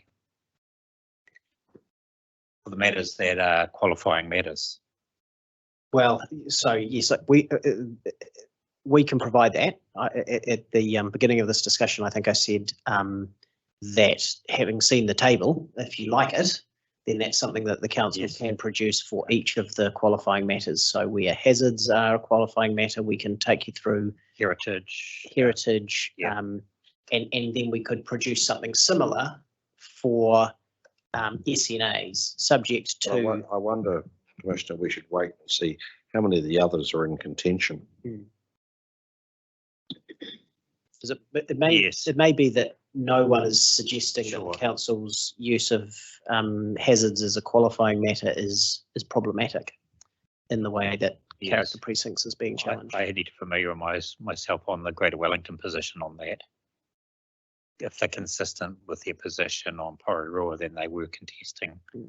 The presentation doesn't. You're ahead of me on that. Okay, look, let's park that, but thank you. I'm sorry for my confusion. I understand exactly what this table is doing now. Will there be an accompanying narrative to explain the table? Well, I'm in your hands. Yes. I can absolutely do that. I didn't want to duplicate the paragraphs effectively that have been referred to. No. What I've done is I've gone through the section 32, well, in Mr. Lewandowski, gone through the section 32, the section 42A and the supplementary statement, and also gone back to the property economics qualifying matter report, which came out after the section 42A. Yes. After the 32, Yes. sorry. And that's an important document because for character precincts in particular, because it goes through that costs and benefits analysis of the impact of accepting character precincts as a qualifying matter. Yeah, I'm just conscious that It's a lot for you to read. there is a lot to read, but it's also spread out over a number of different documents. Yes. And I'm not trying to create any work for Mr. Lewandowski, but what I was thinking of is a stepwise narrative that explains that these steps have been gone through. And for each step, there was a starting point under section 32 that was or wasn't altered as we got to the 42A and the evidence. So if there was to be another column on that table, it might indicate how that particular test has progressed and where it's ended up at the end of that step. And it may be that that there's no change from the 32A to the evidential basis. How you can do that readily, Mr. Lewandowski, I'm not too sure, but it doesn't need to be. It's more an inventory and descriptive rather than evaluative, factual. I mean, so and you know those paragraph references and section references will provide a lot of the detail, but what I'm looking for is the thematic outcome at the end of each row for each step. I think we can do that. I don't see a I'm problem. not getting any nods from Mr. Lewandowski. No, I'm thinking about how that would work. Yeah. And I've got no objection. Yeah. Not at all. I mean, as I said, I'm not trying to create extra work for you, but I'm wanting it. I want it to be a very clear thematic picture in front of the panel as to how this particular qualifying matter on character precincts has developed. What the starting point was, how it started at step 1, and how it ends up at step 4, whatever. No, I understand that. And an example, if you look at the costs and the benefits, is that in the section 32A, there was some broad discussion of costs and benefits, but it identified that the property economics report that had been commissioned was not yet in. Yes. So then when you get to the next stage, Yep. we have more information to plug in at that point Yes. and reach the updated conclusion, and then that proceeds forward. So I can see that. Another how that's example will progressed. be the spatial extent Yes. of the character area. Presumably the section 32 evaluation equates to the notified plan. It does. So the notified plan, there was a certain spatial delineation of the character precinct. In the section 42A report, Mr. Lewandowski's recommended a change to that, That's right. an increase based on part what I'm calling the Boffin-Miskell report, but in part, but for other factors also.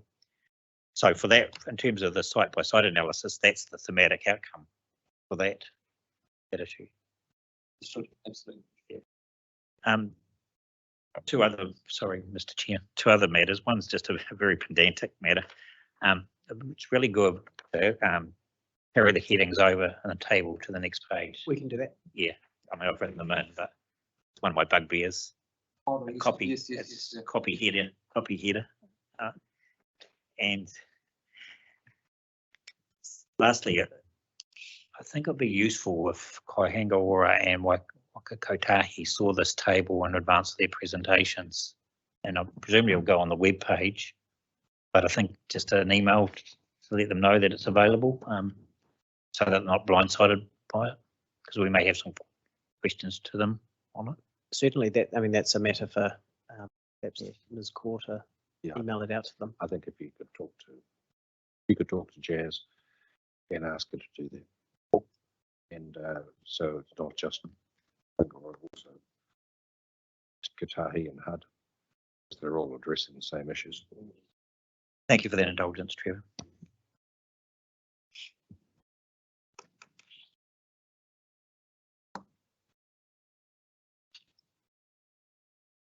So we established for lunch, Mr. Lewandowski, that you don't have any warm up. Should we just start into your report and see where we get to? I think that's entirely reasonable. Commissioner McMahon may pick up on it later, but you, in discussion on Mr. Patterson earlier, Commissioner, you were talking about it was the cannot be. Oh, sorry, it was Commissioner Burge, apologies. No, I think Commissioner McMahon maybe signalled that I might be sort of first one in the gun on that topic in terms of the colleagues. Maybe that's where I got that from. Don't know if you want me to speak to that briefly now. Well, I think you understand the issue. It's just if there's a change, it needs to follow through into the provisions on all the rules. Yes, the only thing I was going to perhaps add to the discussion at the moment is certainly there definitely appears to be a convention for the RD where cannot be is used. Interestingly, and at the permitted rule above that, phrasing this rather than saying can be achieved to be consistent with cannot be, it's actually is achieved. Yeah. So that's probably my only contribution to that discussion at the moment, but there's probably a wider issue to resolve around that convention.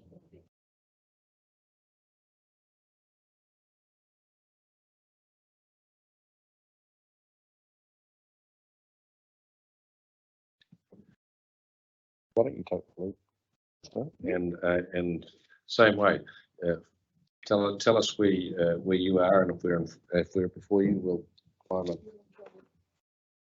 Excellent. Now, we have, with the discussion we just had, the assessment issues have been documented in that table here.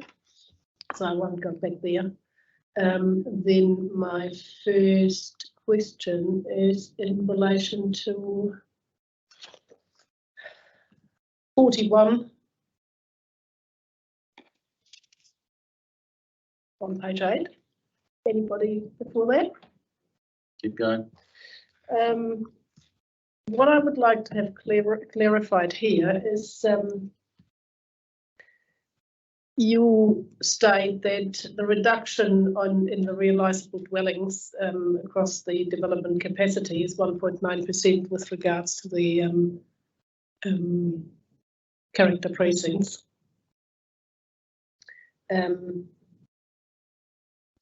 That is the proposed as they are in the PDB at the moment. As notified. As notified. Yep. Okay.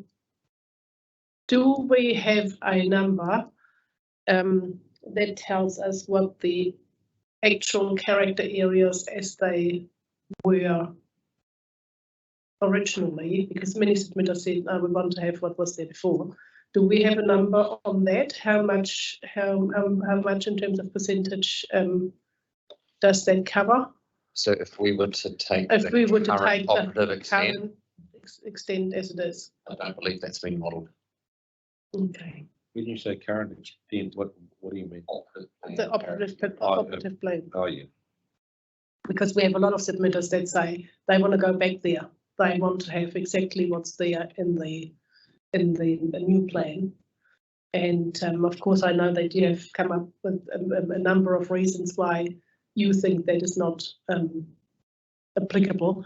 But just in terms of realizing what the difference is, because 1.9% is in the bigger picture not that much, but then the areas have been reduced quite considerably too. So it would be helpful to know how much it is.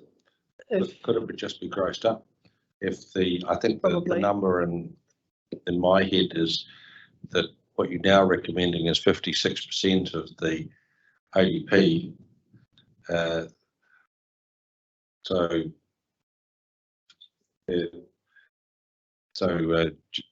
1.9 times 100 over 56. No, I don't think that would work, because we're taking the 100% of the operative.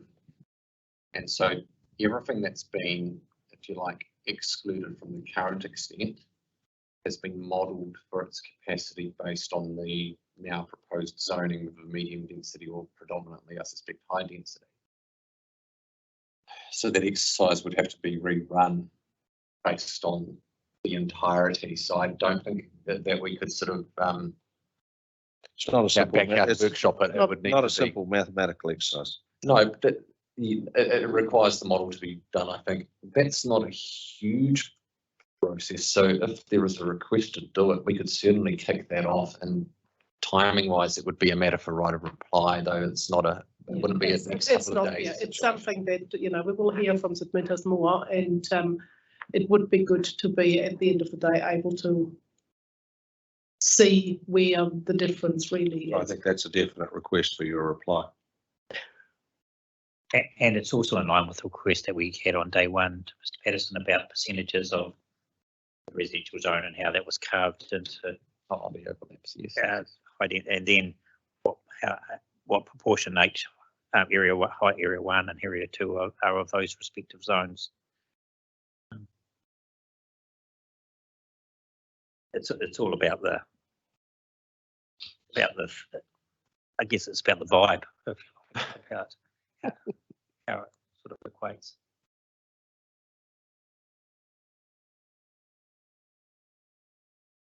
Um, 45, anybody before that? Just keep going until somebody Okay. says something. All right. In your paragraph 45, you tell us that the indicative areas identified by the pre-1930 review and from BOFAS is a indicative assessment, if you want. Now, I understand they have done a house-by-house assessment. Explain to me how and that might actually link up with the process that Commissioner McMahon wants to have as a last column to the table you provided us with. How did you get there that the Boffa-Miskell one was very detailed, very comprehensive, and only indicative, whereas then you have actually gone further and have actually done other things with it, and I will come to that later and what that methodology was, to find something that is definitive. So you're correct, Commissioner, that the pre-1930s character area review went through on a site-by-site basis and classified those properties on that four-tier scale. The indicative areas that you referred to, but then a first sort of cut attempt within that report to look for those concentrations of character within a given suburb, and then the authors have put some indicative boundaries around those.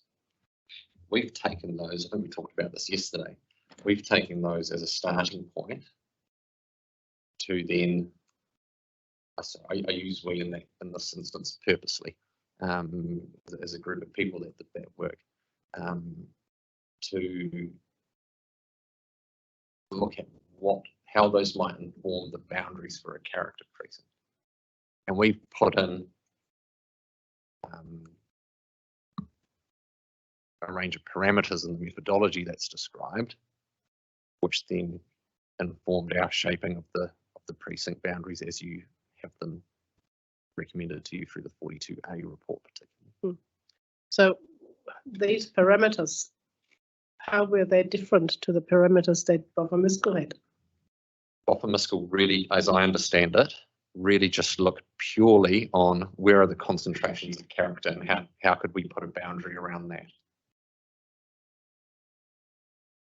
And you were looking at the denser concentrations, or because the reason why I'm asking that is because if I'm looking at the character precinct maps that we have been provided with, yes, where we differentiate between the character contributions, and I'm just picking out one out of the blue, that being specific, Mount Cook, for example. There is an area, give you some time to bring that up. Are you looking at the mapping with the contributions on? Yes. Contributions, Thank yes. you. Just bear with me one moment more. And you're looking at Mount Cook, you said? Yep. And there is to the northwest an area of Rolleston Street, the end of Rolleston Street, that seems from the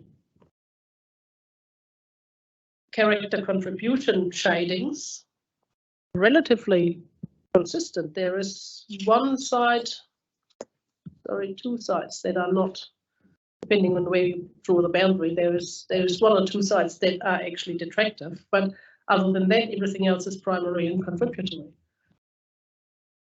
You're looking at the sort of southwestern end of Rolleston where it bends around, is that correct? Yeah. Yeah. And I just try to understand where the cutoff point was, so where the difference is between this and, for example, the other end of Tasman Street.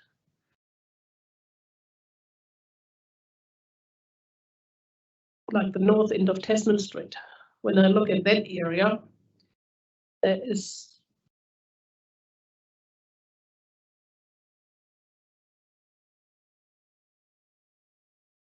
a similar situation. So but I just try to understand where the differences are. understand, and I'll try and answer this one directly. Yeah. The caveat on my answer immediately, which was we sat down and spent many an hour and many a day doing this a number of years ago as well. So I'm going to be speaking. Yeah. That's why it's and trying to difficult. reflect a group conversation as well. That's might be so difficult for me to understand exactly where you're coming from. I'd also acknowledge, because I anticipate we might have a number of these conversations about a number of areas, that there is no perfect way to do this. There is no perfect science to delineating them. So that said, having a go at this and starting at Rolleston Street. What you have at Rolleston Street is on following the sort of curve in the road, on what is the western side, you've got 1, 2, 3, 4 primary dwellings interspersed with, or bookended almost with a neutral one, and then nearly bookended with a neutral one. And on the opposite side of the road, primarily contributory, the darker blue. So we've got an uneven distribution of primary and contributory across those two sides of the street. So my suspicion is that was what swayed the balance in that case.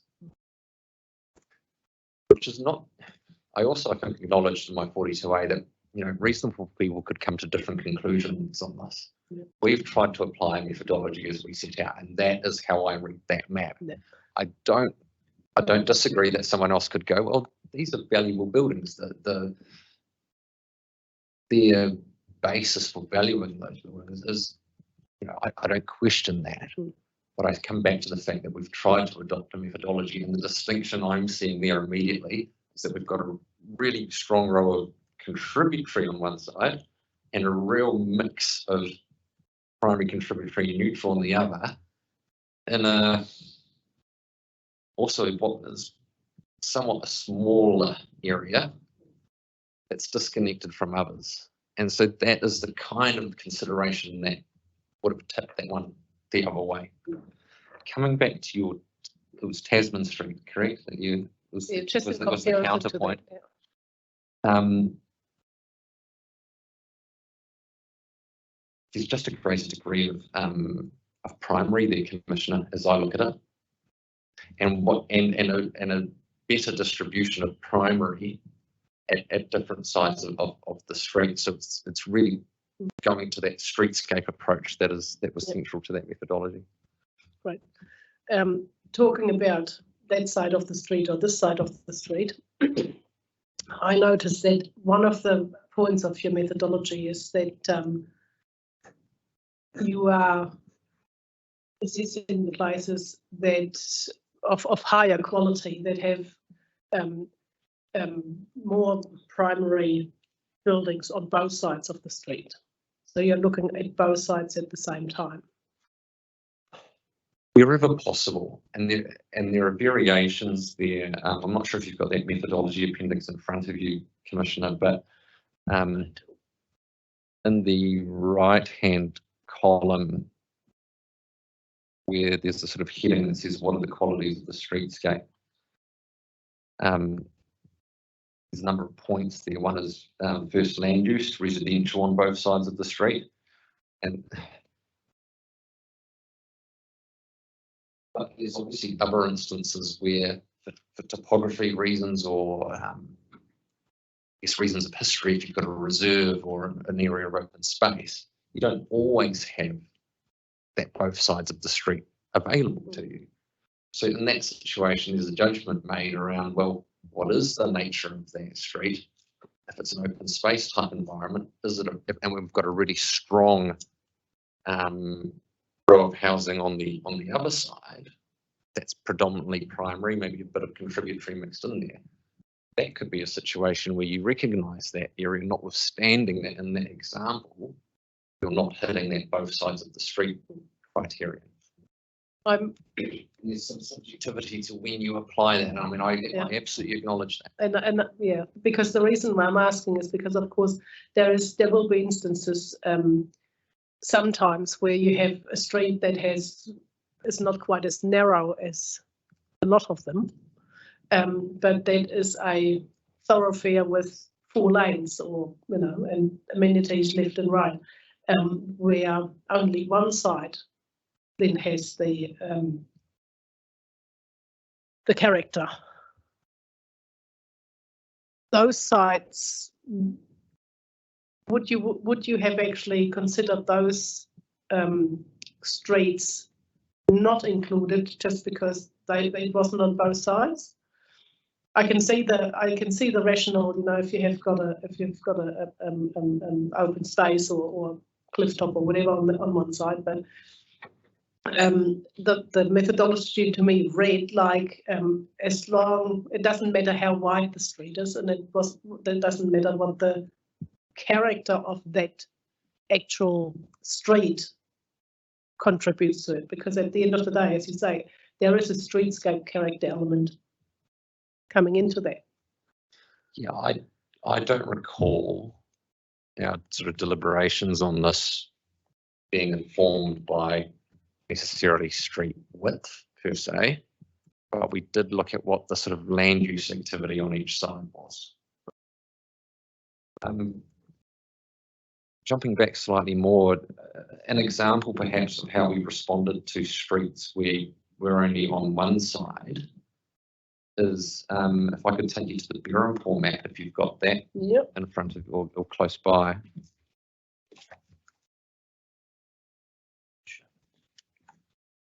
And this is the map that shows the character contributions. I think it's the first one in that series of appendices. Oh yes, quite There it correct. is. Quite correct. Right here.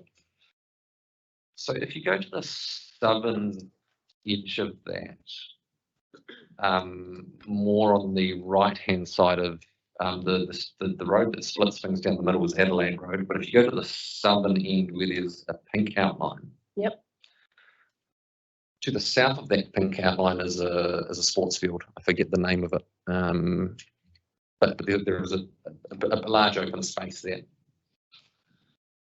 And what you can see is in that area that is pink, we have a predominance of primary buildings. Mm.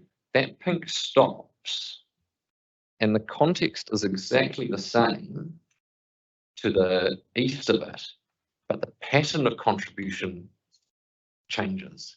There's less of a consistency of primary. Mm. And again, applying that methodology, we've excluded that row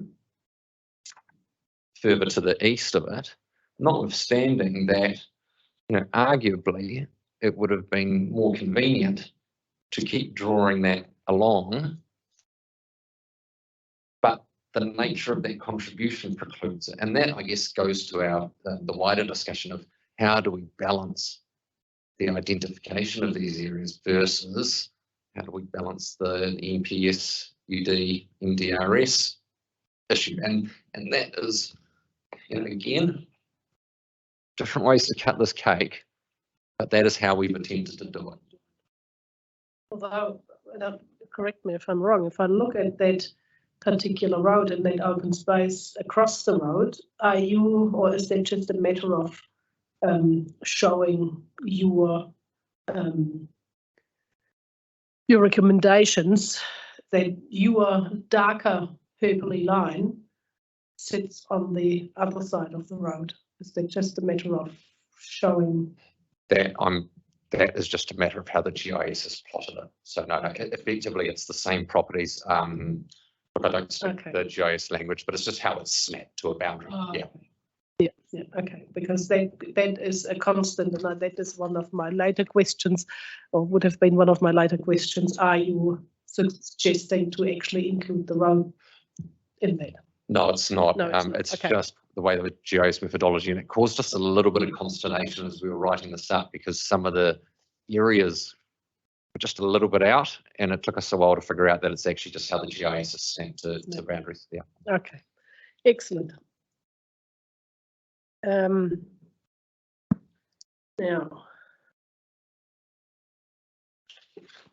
done with that.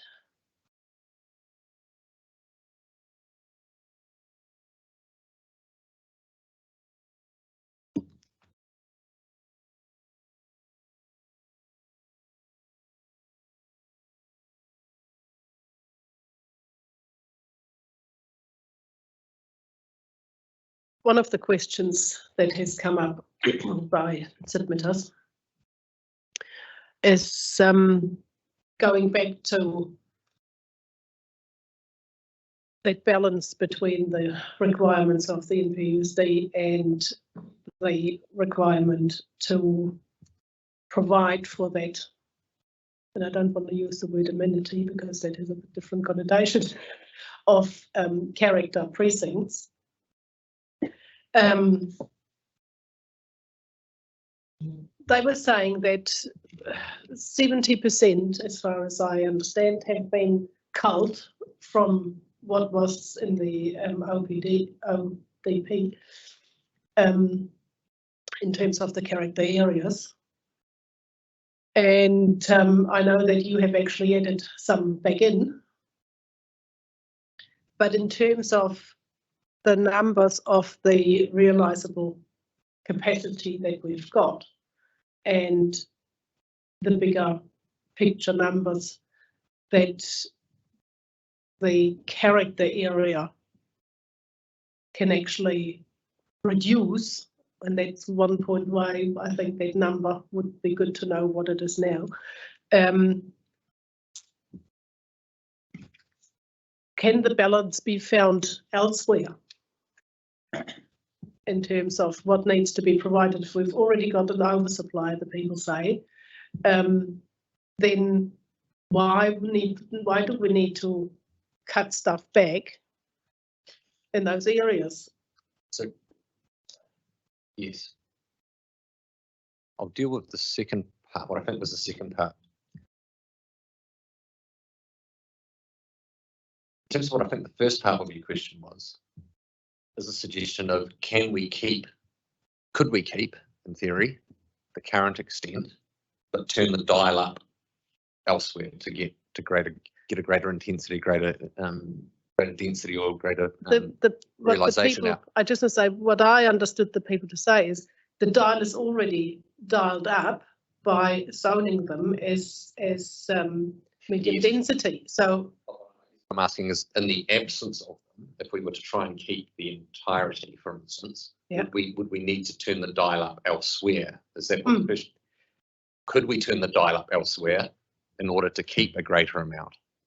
Or am I reinventing your question? I just want to say I need to go back to the details of those submitters, but as far as I understood their concerns, it was that we are already having more density and more capacity in the areas because we rezone them instead of single-story housing or whatever it was before. We are rezoning them to medium density, which has a greater allowance for places that will be replaced or for sites that can be built on.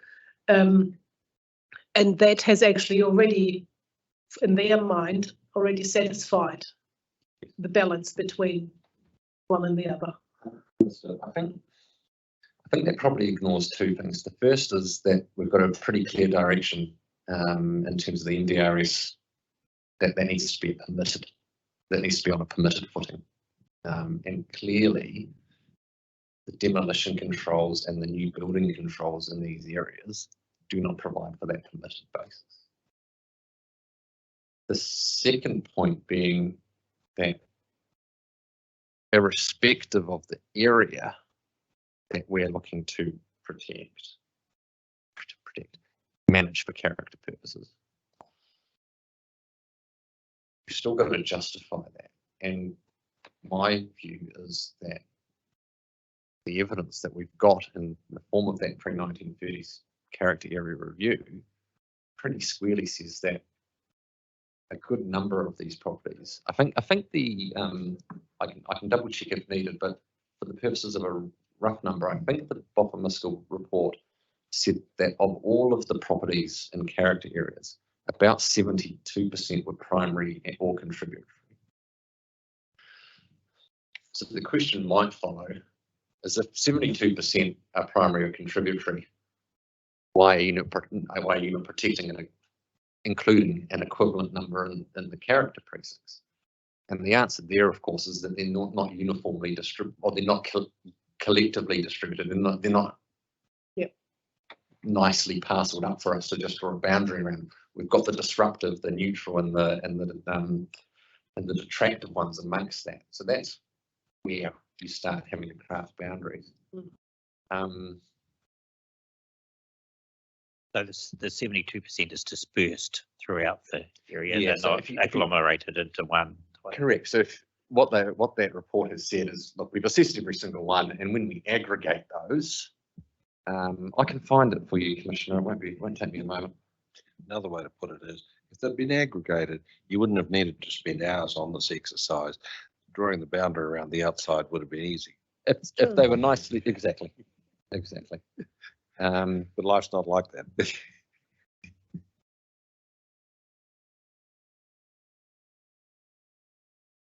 Look, I can't put my finger on it immediately, sir, but it's in that order that primary and contributory buildings were about 70-some% of all of the properties that were identified, which suggests that that speaks to the broader issue of is there a, what's the quality here? Is there a thing here? And it suggests that there very much is a character issue in these areas, because we're finding that when we've sort of looked at them at a greater level, there's a strong consistency that's coming through in that finding.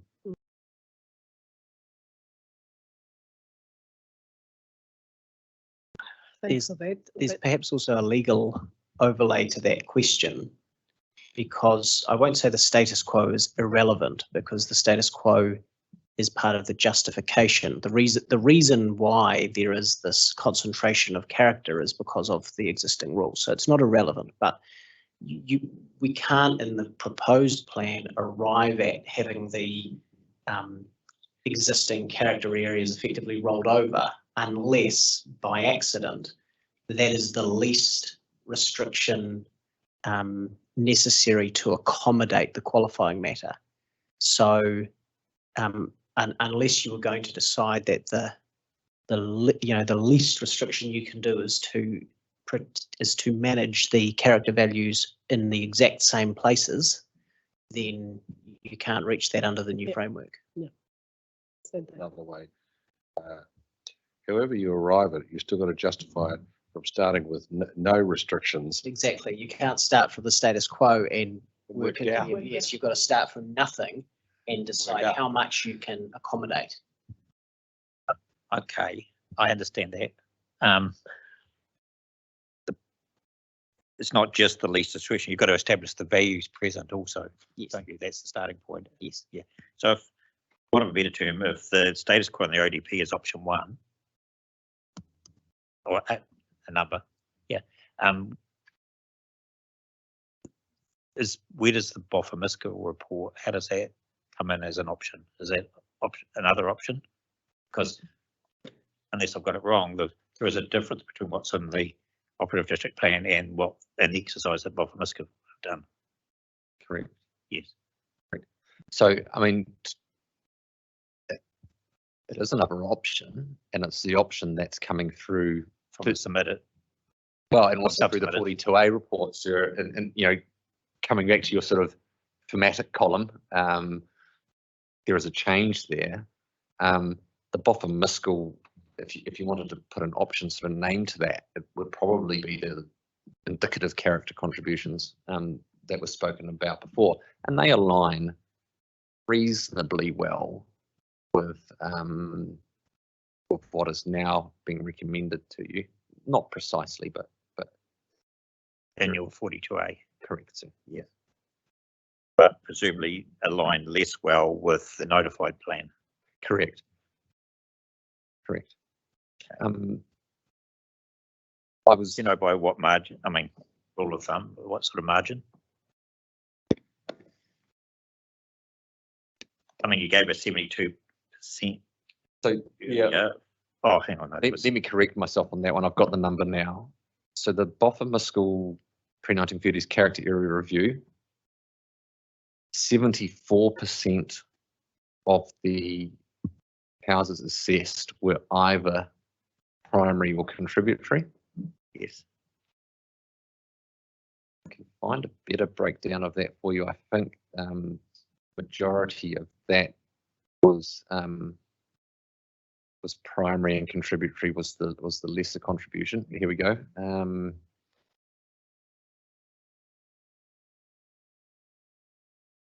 40% were primary, 34% were contributory. I'm getting that, sir, from the section 32 report, page 44. The 72% that I was the reduction proposed in the notified PDP. So that's why I jumped to 72%. Yeah. So can you just give me that page number in the 32 report? 44, Commissioner McMahon. Okay.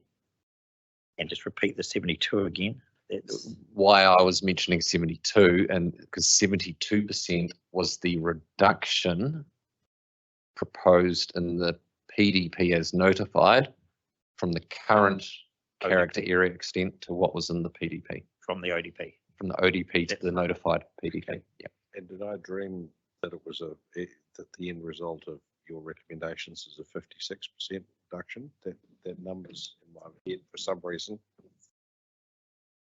56% would be the, yes, would be the resultant reduction from ODP to, so moving from 72 to 56.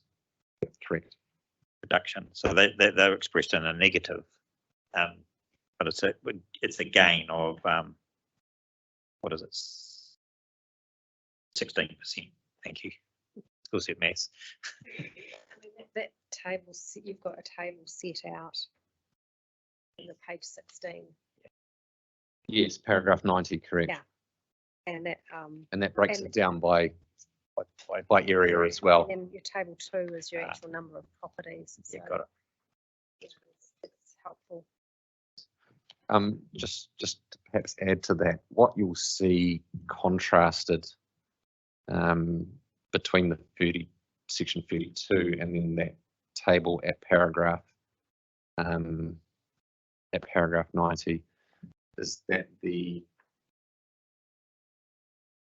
range of change across the various areas is much closer now. There's still some variability, but there was a much more extreme range, particularly I think Berhampore from memory was about 80%. And when you, and one of the drivers for, again, for the increase, and as I talked about yesterday, that's with reference to the objective, is that when you sat down with the mapping and looked at it, there was not such a degree of variability, say in Berhampore,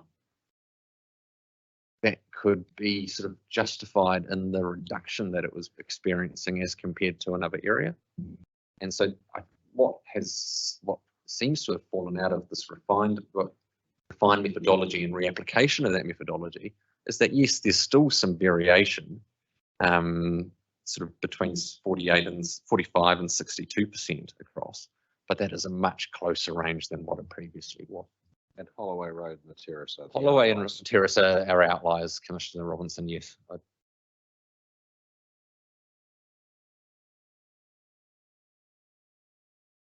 Yeah, what just came to my mind, just out of curiosity, we are talking about residential character. Now, I think the terrace has completely been removed. And I'm not 100% sure how much of the buildings there are residential or commercial. Has the commercial character with buildings pre-1930 been looked at all? The terrace was, as far as I'm aware, that was entirely residential. So Dr. Zamani's nodding at me, so yes, all those terrace ones, and it was just a relatively small patch on one side of the terrace. So that's been removed, but entirely residential. We've got pre-1930s in a commercial sense. It tends to be dealt with. I'm thinking Newtown, I'm thinking Thorndon, and that would typically be dealt with where it's really elevated as a heritage area. Mm.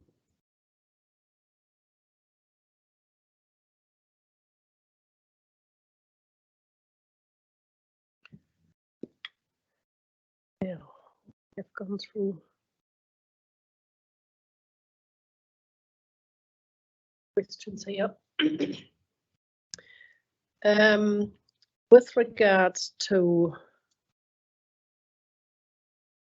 the submission of the what are they called? The Wellington professionals.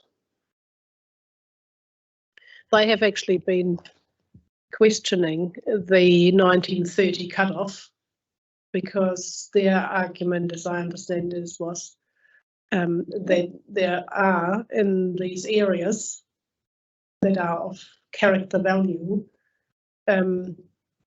certain buildings that either have been modified earlier or have been built later than 1930s, but equally as much contribute, or even as a primary building would contribute to that character. But the cutoff was at 1930, and that was just it. Was that just a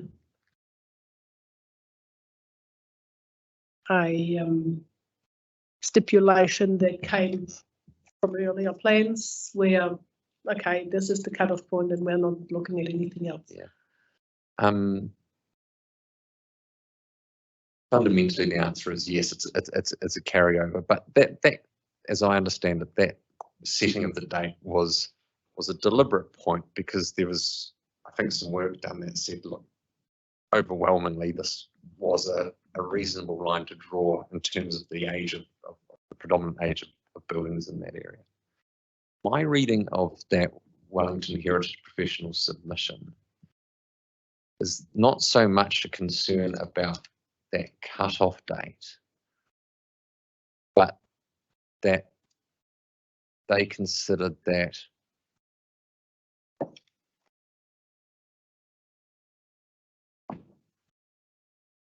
the assessment was overly focused on originality. That was the second point. Doesn't sufficiently acknowledge the fact that, you know, a building built in 1870 or 1880 might have undergone a number of changes, perhaps before 1930. I provided some response on that point, yep. and the general thrust of that is that those modifications do not necessarily preclude inclusion. There's many factors that go to that, but it might have affected, in some cases, whether it sort of crept into primary or slipped into a contributory, potentially even neutral, I guess, or detractive in some extremes. But if we're talking about a nicer building, if you like, that the distinction might have been around primary or contributory, but not necessarily preclusive of inclusion. Is the reality you've asked yourself how sympathetic were the modifications That to the character values you were looking at? that would have been the question asked by the authors of the review, sir. Yes.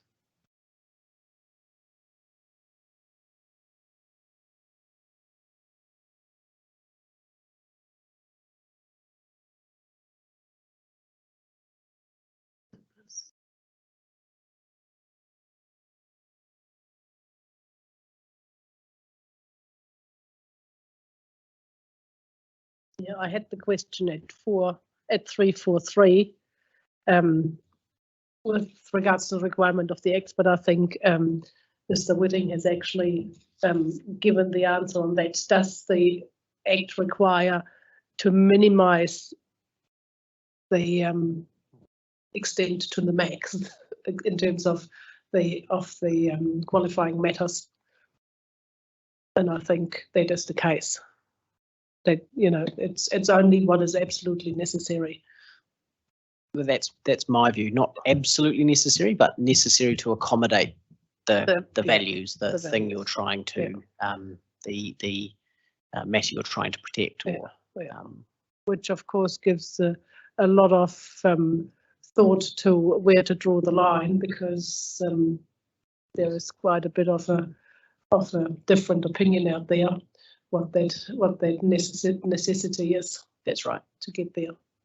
And I think accepting that, you know, we talked again yesterday, but from operative to proposed, there has been a shift in some of those core standards that would apply and that would frame an assessment, you know, of whether it's, you know, a replacement proposal ultimately, or new development that might sit in behind an existing building or whatever that might be.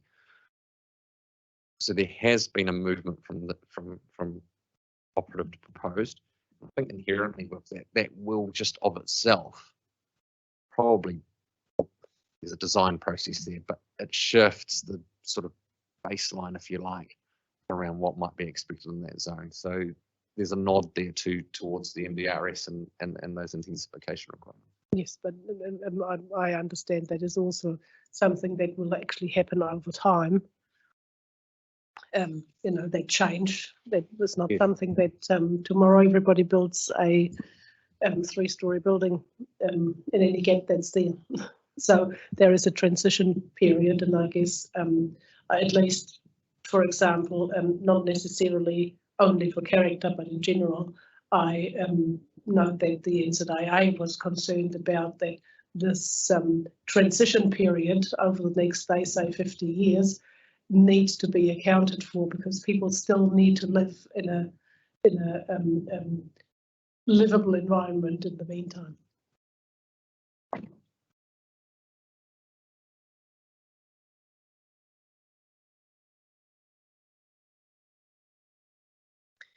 In terms of the Mount Vic townscape, we know that there is an overlay, and I'm looking at 3523.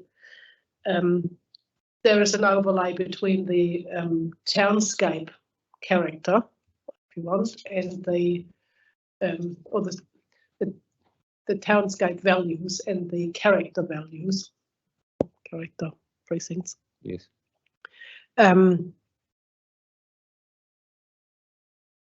What's the reason for having that double layer, rather than saying, okay, once again, character is character, and character does not necessarily mean, as we know, heritage. So if we extend that to having the backdrops and having the character that Mount Vic has, we just extend the character precinct. Why was it singled out as something very different? Because the considerations are different.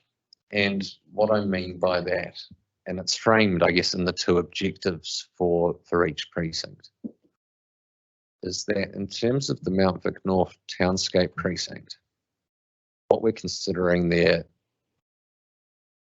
primarily are the sort of longer, wider townscape views that apply. So it's the scale of application, I guess, that is the distinction. In a character precinct sense, we're at a much more local scale.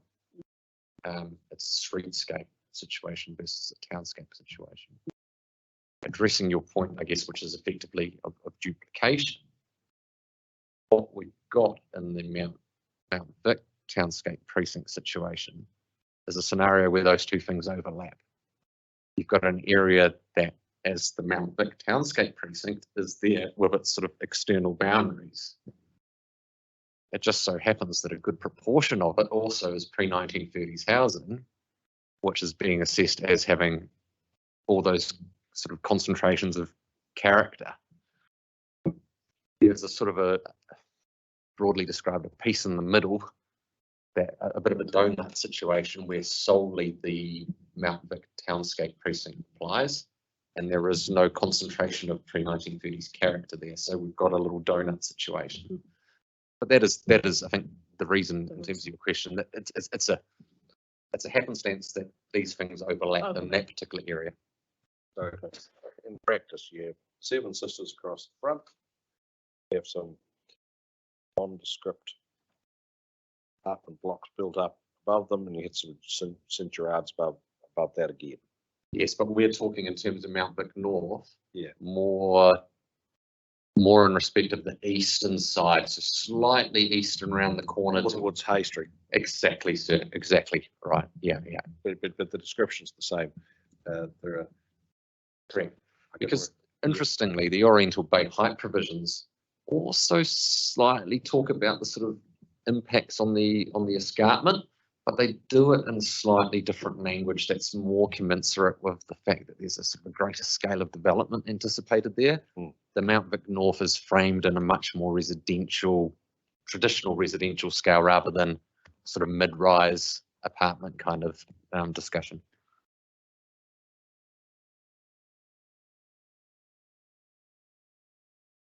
Now, in terms of your assessment, that's all the questions that I have. I just want to actually go back to the maps and ask you one more question in terms of the layout. Not because I didn't understand where you are coming from, but because we have submitters that are concerned with that particular street. This is Arrow Valley. Arrow, did you say? Arrow Valley. Yep. Yeah. And if we look at the contribution maps, then there is an area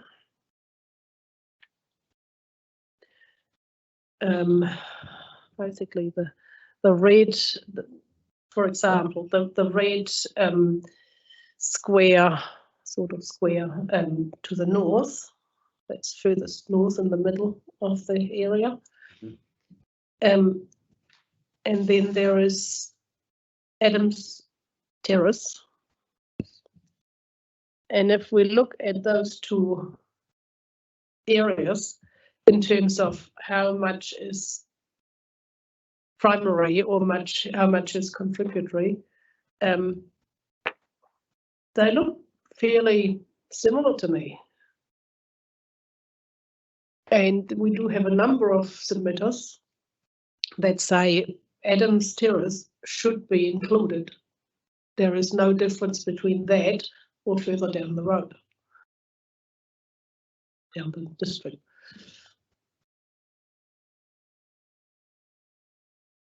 And you can tell me that it's the same reason that you have told me before when looking at other precincts, but I'd like to be able to respond to that.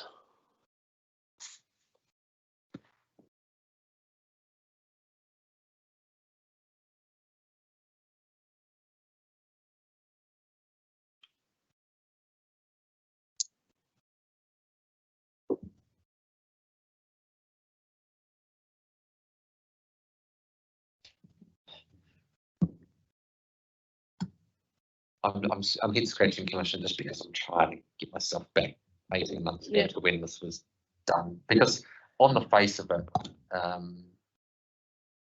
that is a little bit distinct to the earlier example that we talked about in Mount Cook.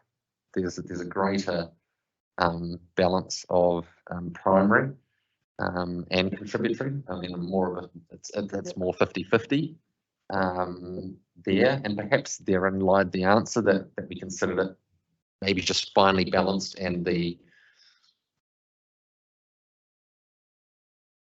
that situation we lean towards exclusion rather than inclusion, because I would concede that it's sort of both sides of the street boxes ticked. It might just be that we considered that it was just a bit too balanced in the primary contributory, and therefore that swung us one way, in an exclusion way. Thanks very much for that.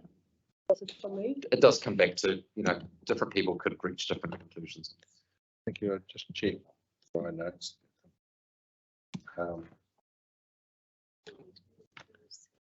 Yep, go for it. So I just wondered, have you gone beyond the ODP anywhere? So the original character areas, I know they've been reduced and now expanded again. Have you actually gone beyond the original operative district plan? The pre-1930s review identified a couple of areas, I think they were termed contiguous areas, word to that effect. And then a separate report was commissioned that's also on the website that identified an area. There was something on the fly, there was something in Kelvin and another area in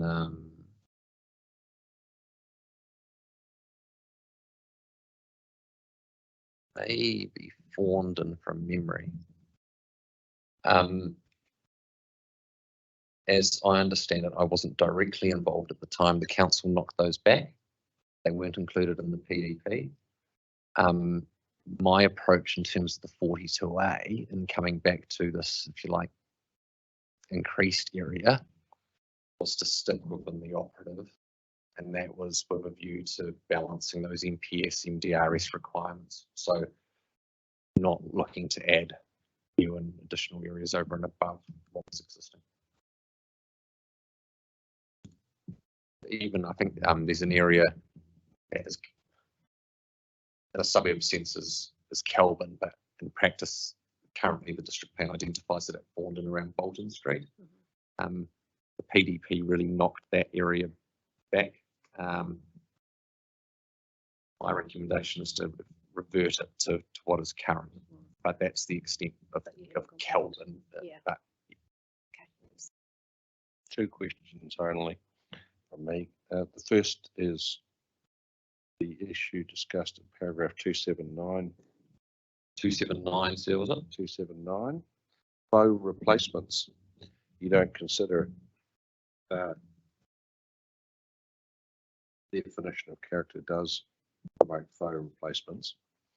My question is, would it matter if it did? I'm aware of the, no doubt, let's give me chapter and verse on the issues about trying to replicate heritage and facadism, but this is character. If somebody were to build something tomorrow that looks like something that was built in 1902, does it matter? Given that what we're on about is the character contribution to the area. I might also sort of open up to Dr. Zamani in case he wants to add anything to this. In a character sense, no, I don't think it does. And there is a distinction there in my mind between a character context and a heritage context.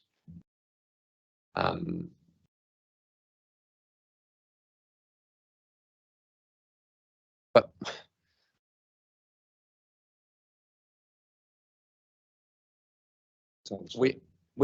yeah, just to add, I think, sir, and that is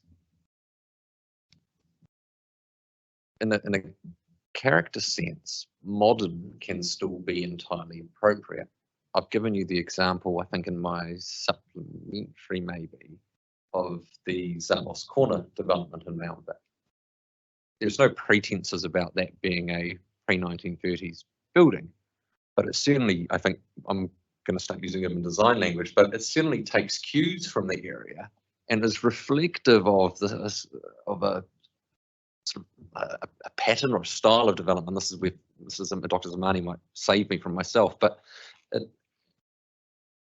so the faux issue is I'm comfortable with modern in these areas, provided it's appropriate with reference to the character.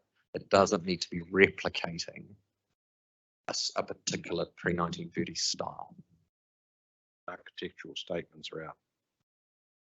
Glass towers, perhaps, but they're always site and context dependent, aren't they? And you'll see in these character areas, you will see some variation, absolutely. And the second question, since you kindly got me these maps to illustrate what the Outback Historical Society are seeking, very useful, and I should ask you to comment on, well, why are these properties omitted, and just work around that. Like, there are quite a few of them, but so deal with them in bunches. I think the Historical Society listed them in streets. Yes. So start at Lower Alice Street, perhaps. Like, looking at them on the map, I think I can probably guess what your response is, but I don't want to guess. I want you to tell me. So starting at Alice Street, bottom left hand, and we'll maybe go clockwise. One side of the street is the Alice Street answer. There's a 50-50 mix there on the in terms of the character contribution. Probably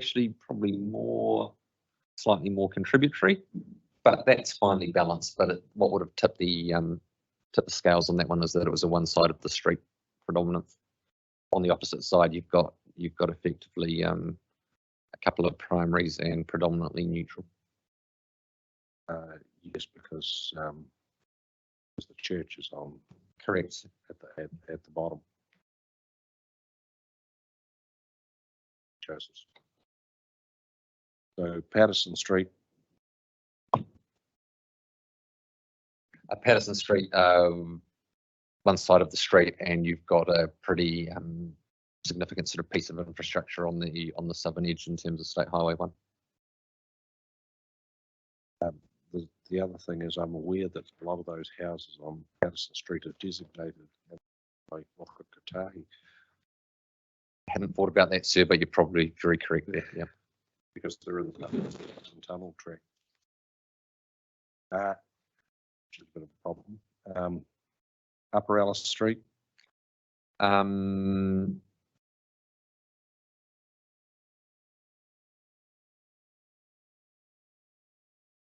Too much variability there, sir, in a very small pocket.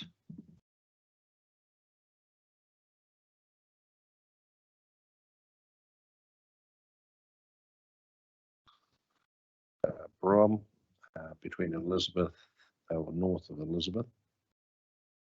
One side of the street, obviously.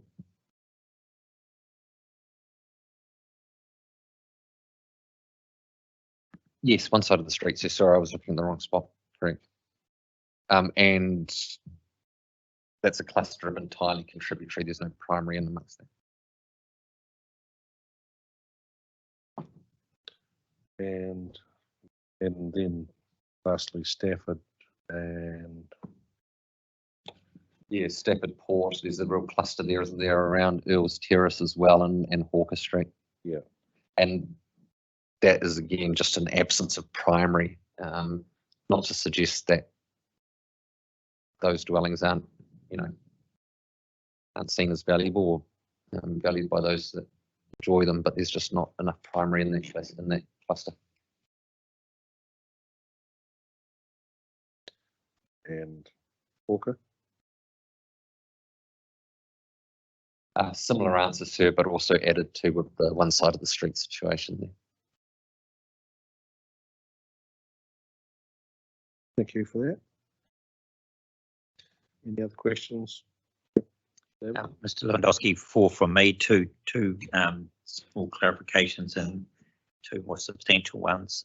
Just before I do, just a declaration. Was the Commissioner on the Pyrie Brum Street apartments that you referred to earlier? Oh, the Zavas Corner, yes, Zavas Corner. So, and that was considered obviously under the operative district plan and the character provisions applied. It was a notified application. Yes. And a contested hearing. The table 1 on page 16, I found that really useful, and there's table 1 and the raw numbers of table 2 similarly. You've expressed the percentage changes from the ODP to the PDP and from the ODP to the 42A in terms of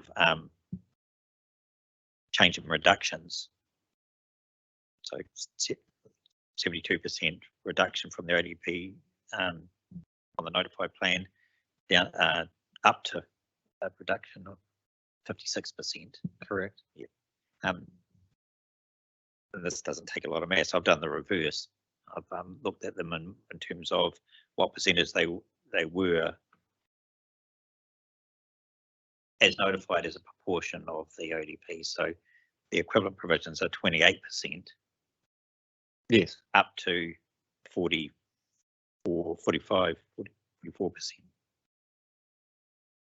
Yes. Yes. And that's another way of expressing it, isn't it? There would be 28% of the current left. Yes. Yes. Under the notified. Yes. Or there would be 44% of the. If your recommendations are adopted. Yep. That's right. Yep. Okay. The second clarification is just in response to the question, I think, as I interpreted that, Mr. Bird put to you about the operative plan character area boundaries. Were there any reductions from the operative district plan and the notified plan? Any properties that were taken out? I don't follow that. Were there any properties that were identified as character area or qualified as character area in the operative plan that no longer are character area in the proposed plan? Any properties or any areas? Well, Because any properties. you mean the operative plan? Yes. Well, there's a significant reduction. I think we're at cross purposes here, sir. So we've reduced the character areas from the operative plan by 72% to the proposed plan as notified. Or in the event my recommendation. Sorry. Yep. I meant to ask the other question. Were there any increases from the notified plan over the operative district plan, not taking into account your 42A report? So All I of the, yes, I understand. Yeah. All of the character precincts that are proposed, either as notified or 42A, are within the boundaries of the existing character areas. Okay. Here. I'm saying that thinking famous last words, but I'm not aware of anything that's stretched the. no, that was the answer I was expecting, even though I fumbled with the question. Thank you for that. Third question relates to, you told us that the entry for new development and demolition is RDA, I think. Correct. Can you just take us to that rule and just take us through the matters of discretion and how they relate to the character design? Right.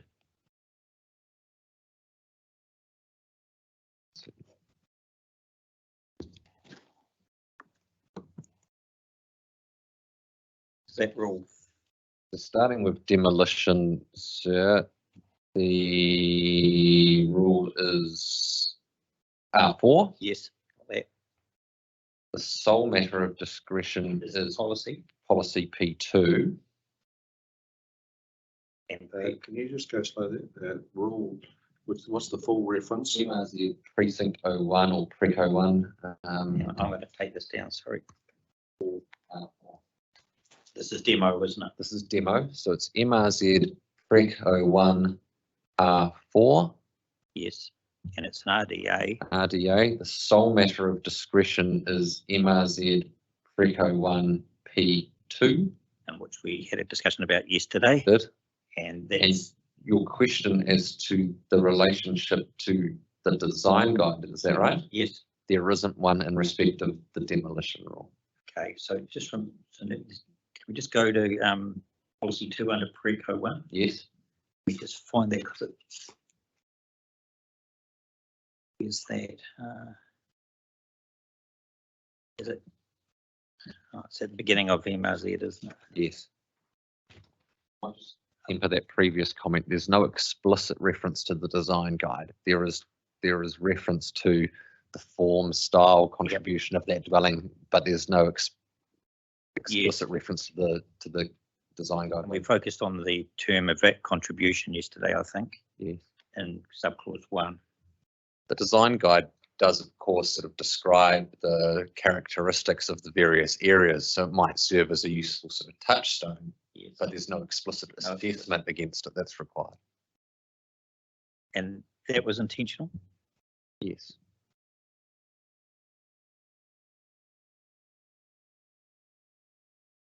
Okay, and for development? MRZ Preco 1 R5.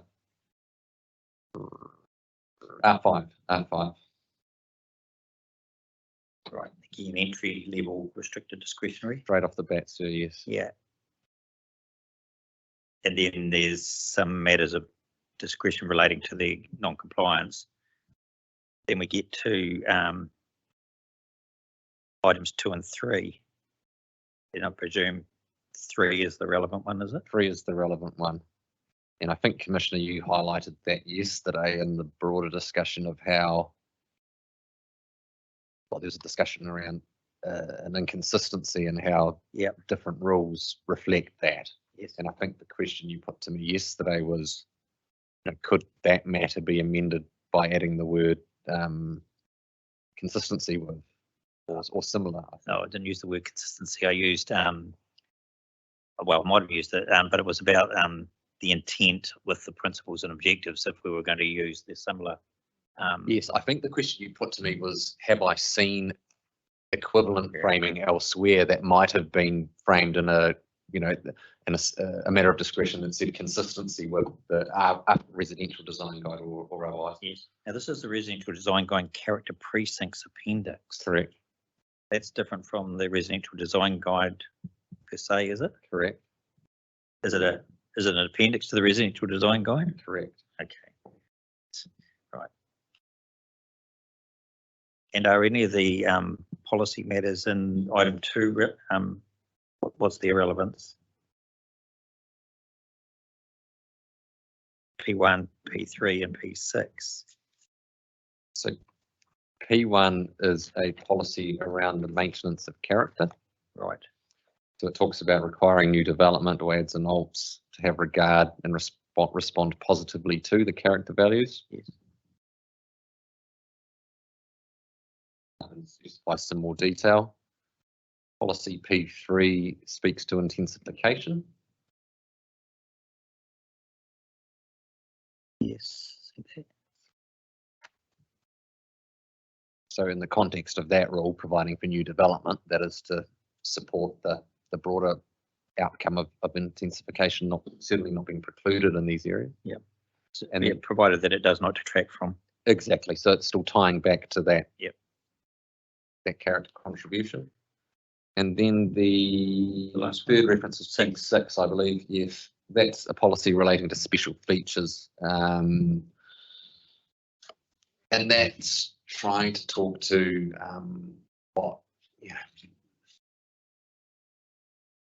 these are quite established areas that might have, I don't want to use the word historical in a specific object listed sense, but they might have elements of a streetscape that are grounded in the age, etc., and trying to respect those features.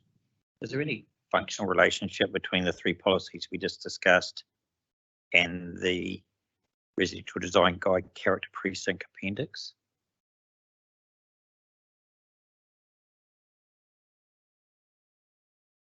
Well, the two things being the collection of policies and the design guide appendix is talk to the broader purpose of the precincts. Yes. Is there a direct relationship? Not in a cross-reference sort of sense there, but they all inform the appropriateness of development. Could it be argued that the appendix is a method of giving effect to those policies? Yes. The appendix, the design guide appendix, sorry, the character precinct design guide appendix, you'll see is quite different to the residential design guide appendix. Yeah. It's a much more descriptive appendix as compared to the RDG per se. Yes. Okay. And my final, thank you for that. And my final question is just on notification. I got a little bit confused about what was being precluded and what wasn't being precluded. So just in a nutshell, on R4 and R5, just remind me what the latest position is for those. So R4 Which is the demolition. is the demolition rule. There is no express rule. There is no express rule, so it just falls back to statutory consideration. 95. Exactly. Yep. In R5, there is a preclusion from public notification, but not limited. Not limited, but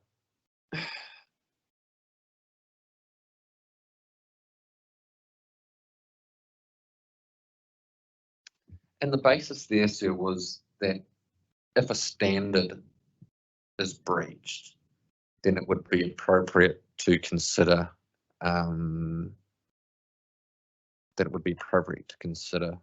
notification to limited notification.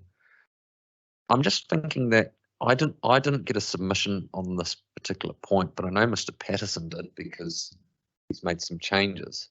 I would be open to an equivalent change here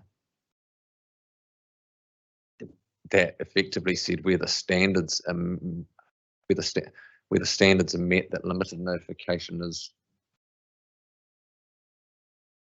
also precluded.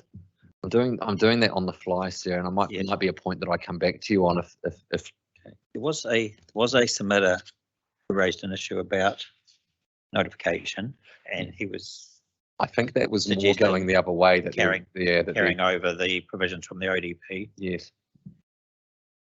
You've responded to those. I just can't find it. Yeah, I have responded to those, and I think from memory, that was seeking more of a steer towards notification, ensuring notification occurred. That was my reading. Yeah. I pose a question. I can understand the logic of tying standards to limited notification. Go to the policies, they're more like public benefit. And I wondered about why public notification was precluded for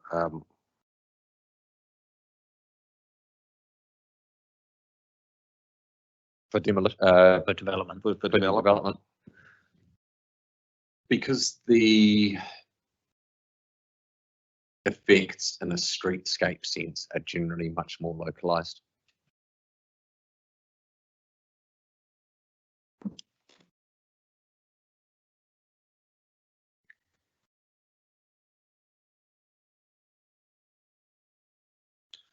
Thank you.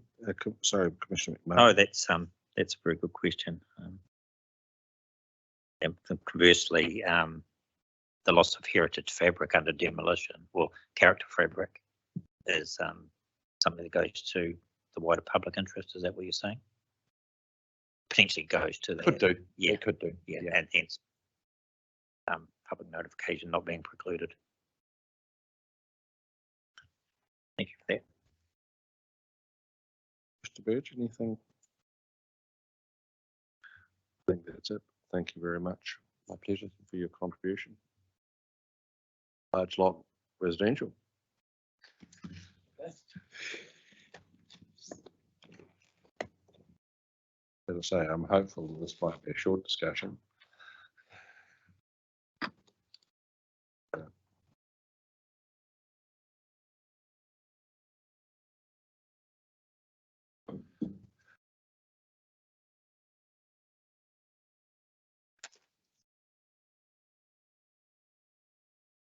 The I had a question starting at your paragraph 17, Mr. Patterson. I was curious. Northwestern portion of the site's zoned natural open space under the PDP. On what basis is a bit of private land zoned naturally open space?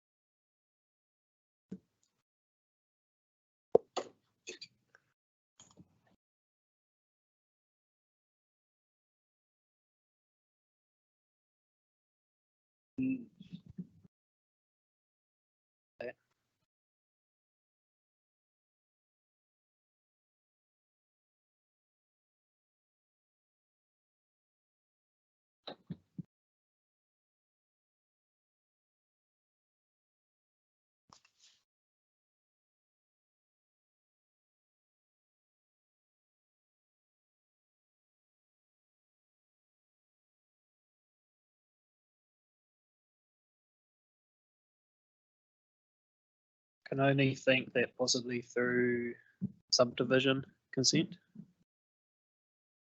So mine straight away. Really just satisfy my curiosity now. So that's okay.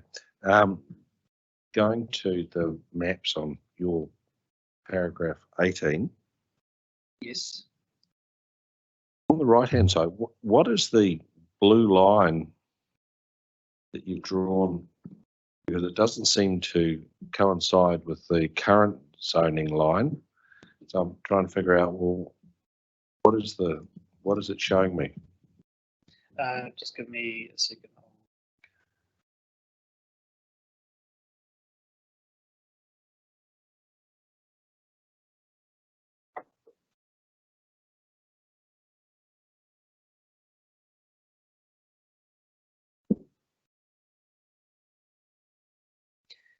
So that blue line appears to be the height control area overlay in the PDP. So that map's been taken from the Oh, yeah, gotcha. from the PDP. So it's something entirely different.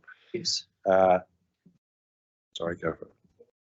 On that one, I mean, you can only just see underneath the colours of the different colours of the zones, but if you straight lined that, that would go run straight through that house anyway, wouldn't it?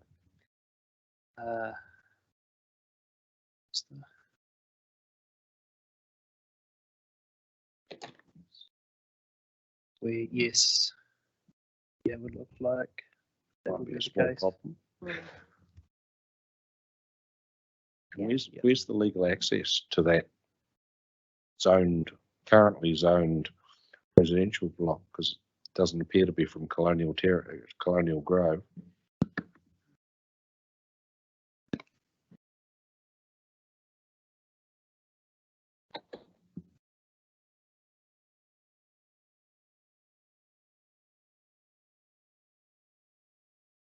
Appears to be possibly a couple of access ways to that lot. One potentially looks like,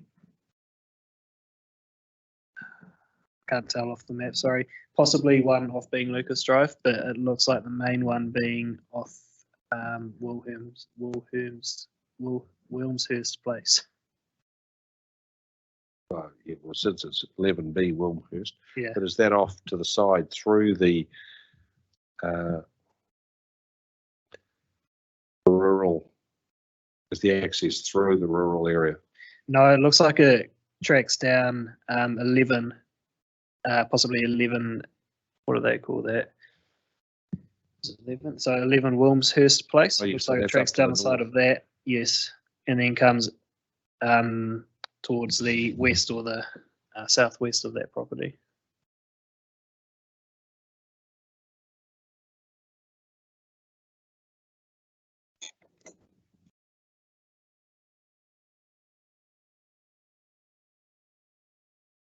The next question I had was paragraph 23 in the advance in paragraph 23.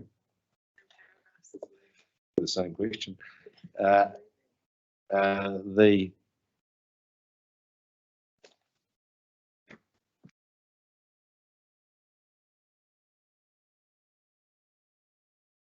The balance lot is to be invested as scenic reserve. So is the proposal that the rezoning just be extended over lot 1? Yes, that's correct.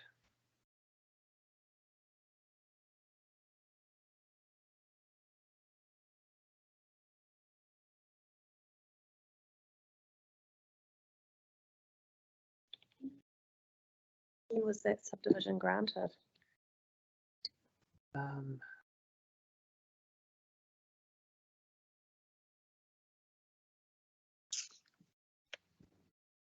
That I'm not sure, sorry. The other question I had about that arrangement is if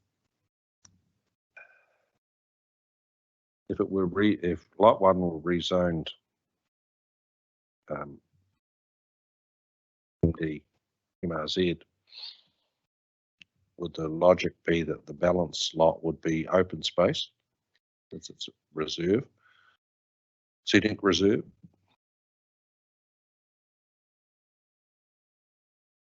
I'm just looking to see what the proposed zoning is. PDP.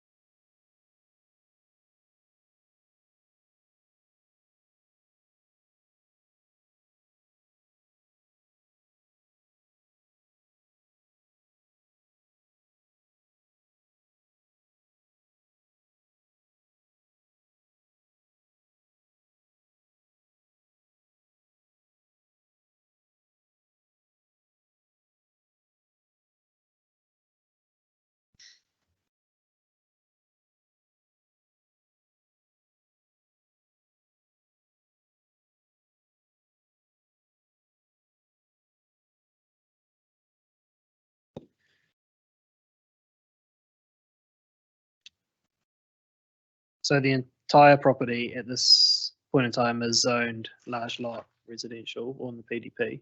I am recommending that the lot 1, as shown on that subdivision scheme plan, be rezoned to MRZ. The rest of that site I propose to remain in large lot residential zone. Presumably wouldn't be scoped to rezone it open space anyway. No No one's one asked would for have it. asked for that. Yeah. That's a safe assumption.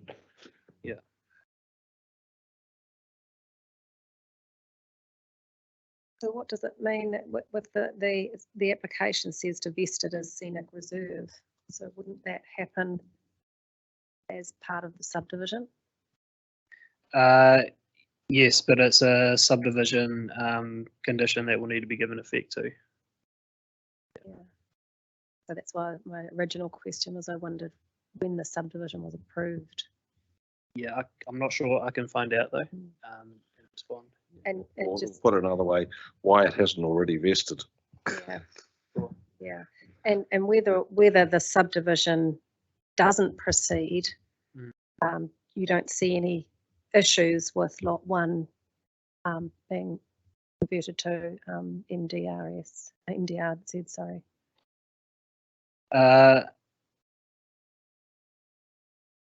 I'll need to go into and refresh myself about where that subdivision is at. Yeah, I think I'd need to do that and then get back to you on that. Yeah, just be Yeah. helpful to have background.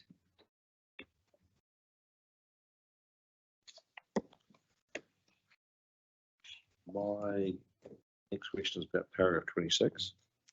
Honestly. Snap. Since I think Mr. DeLager evidence talked about a certificate of compliance allowing clearance of vegetation. You're saying there's a consent notice requiring retention. So what is the, like, presumably they could sit alongside each other. They're obviously contradictory, but can you explain to me what's going on? I believe that the certificate of compliance does not go as far as what the consent notice for protection of the vegetation does. So it doesn't erode I mean geographically or geographically. so there's one area, there's a consent notice requiring retention, and there's another area with a certificate of compliance enabling clearance. Yeah, that is, I understand that to be the case. Presumably that's for roading services. Yeah, from building memory, Platform sites, I think that's what it was for. and then the rest of it would be retention. Yeah. We did visit that site actually on clicking tour. We looked over Well, it. we looked over it, sorry, we didn't Right. go on site, but we Yeah. drove around that area, so just to get an understanding of how it's sat within the residential development around it. Right. With reference to your recommended amendment to LRZ03, is there an issue that they're all cumulative? Won't be many, well, Fens is obviously the exception, but most other non-residential activities won't provide for community safety. They'll only provide, if you're lucky, for social, economic and cultural well-being. Should that be or land or?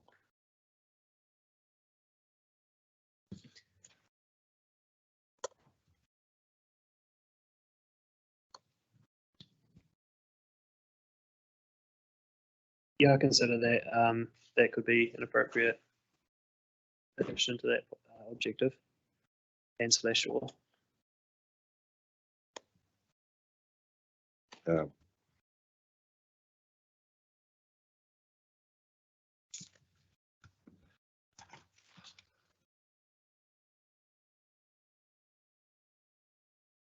my last question on paragraph 81. Any advance on paragraph 81?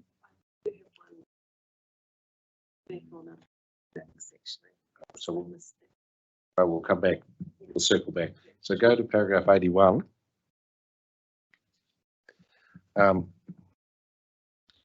Is there a problem? Like I understand your point that council reticulated infrastructure is too narrow.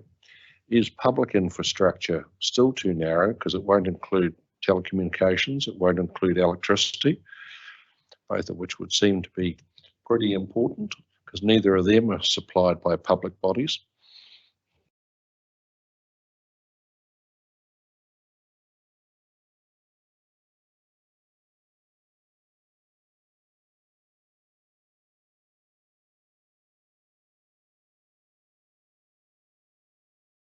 Might be a scope issue given the Just Tahi's submission. But as I say, is there a problem even with their relief? well, that's what I'm wondering.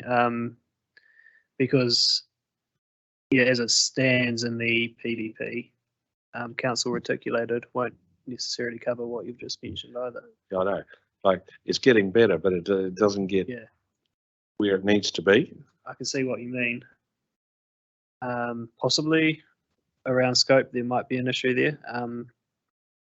Perhaps I need to consult with Mr. Whittington and then consider that further. Because this is not, because it's large lot, this is not an IPI matter. No. So we don't have the ability to make out of scope recommendations. So it is important that we get a fix on. So I should leave that with you. Okay. So you were paragraph 30 something? Yeah. 81, wasn't it? What's this? 81, wasn't Yes. Sorry, yeah, just to circle back to 34, 36. So we Taranaki Whānui have asked for a, if you like, a nod to sites and areas of significance to Māori within this large lot chapter. I haven't gone back to their submission, but I just wondered if they offered a reason why they thought it was important for this particular chapter as opposed to others. Sorry, Commissioner, I would have to go back to the original submission and refresh myself on what that said also as to what the particular reason is. Just wondered if that was, yeah, if there was a, you know, some sort of glaringly obvious reason. Maybe there's areas that are a little bit more underdeveloped than others, so there's not such a obvious connection. So yeah. Good. I think I'll note that down. Yeah.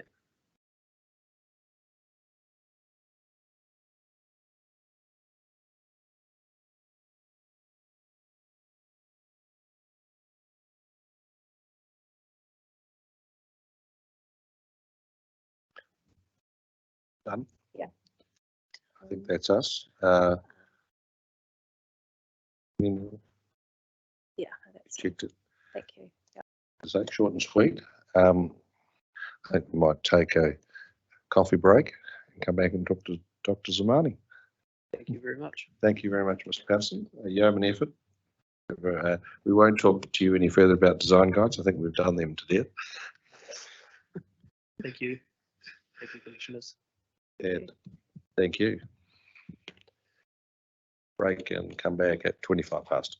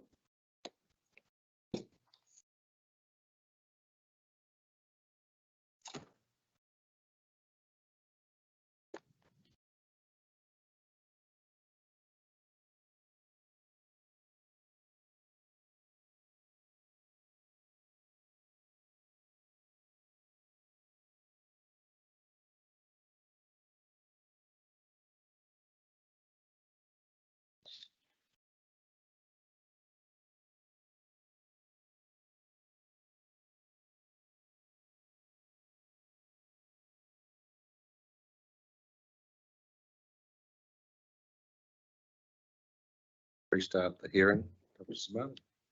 Welcome back. And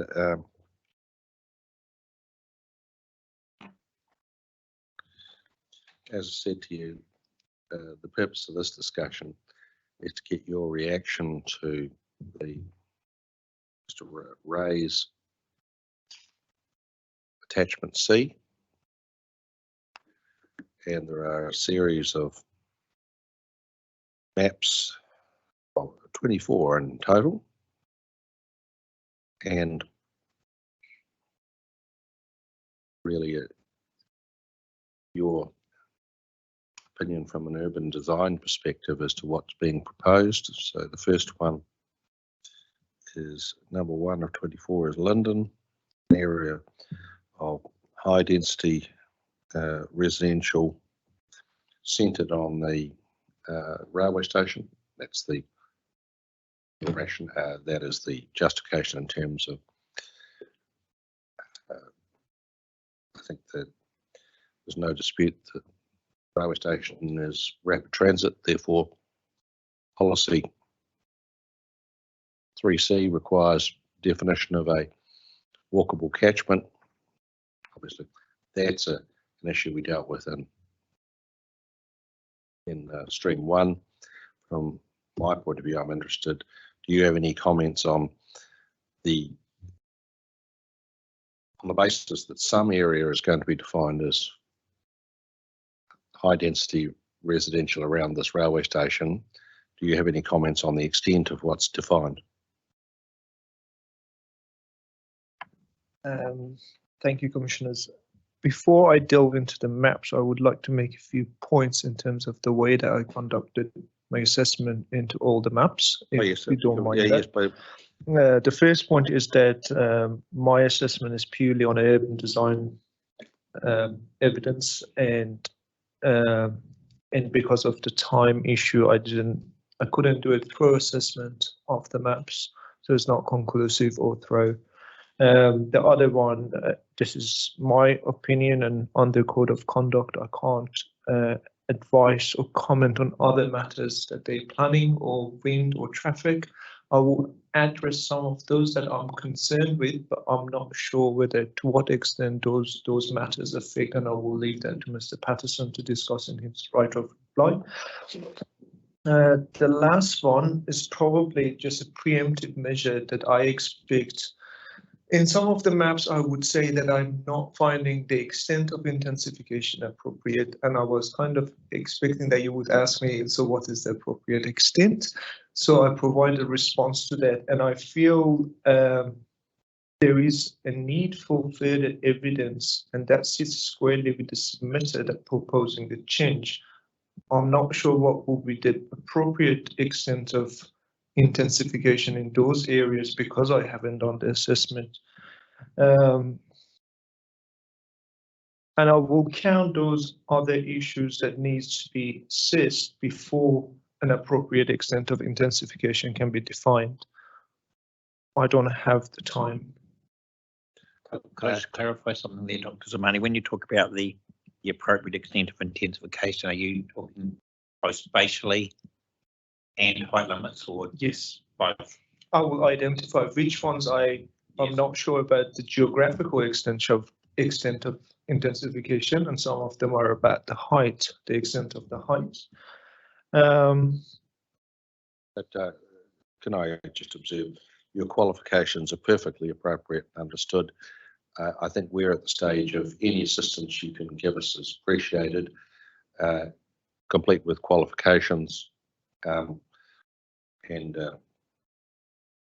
also because we're going to have I am anticipating we're going to have a lengthy discussion with Mr. Ray on these matters.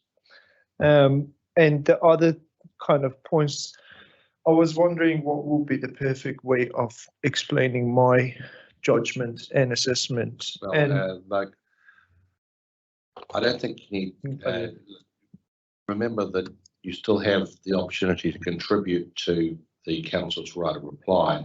So I think that a description is what we need in terms that we can understand the spatial areas that you're talking about, but we don't have to get too precise about this. Okay, cool. There are 3 points: context, choice, and character, that I've considered in my assessment, and that's based on the Urban Design Protocol, which is kind of nationally accepted. So going to the maps, I assessed all of them, including Johnsonville line, and I will make very short comments about those. I know you've discussed them extensively in the stream 1. So the first one, Linden, I partially agreed, not only because of the station and the local centre, but also because the proximity, and again, this is a very urban design matter, the proximity of Linden to Porirua Centre, which is outside the jurisdiction of Wellington City Council, but literally on the other side of the line, there are commercial amenities that can be accessed by people of Linden. So I would consider that as part of the context. The urban grain and the lot sizes provide opportunities for higher density. The reason I say partially is because of the distance to the CBD and mainly the key amenities that you need to have in the city, including jobs. So I still consider that will be a bit of a distance to the city, and that requires a lot of commuting, which would have an impact on the transport access and other amenities, but also I acknowledge that Linden is very close to the State Highway 1, which provides access to private vehicles to access the city. In terms of whether 21 meters will be the appropriate height for this area, that would require further assessment from planning point of view. My initial assessment is that probably height area of 14 to 18 will be more appropriate for this area. There is an extension, additional area that is shown in the orange color with dots. I do not have any objection to that. I consider that quite minor. Yeah, that's the extension on. Is along the main road? road. Yeah. On Main Road? Yes.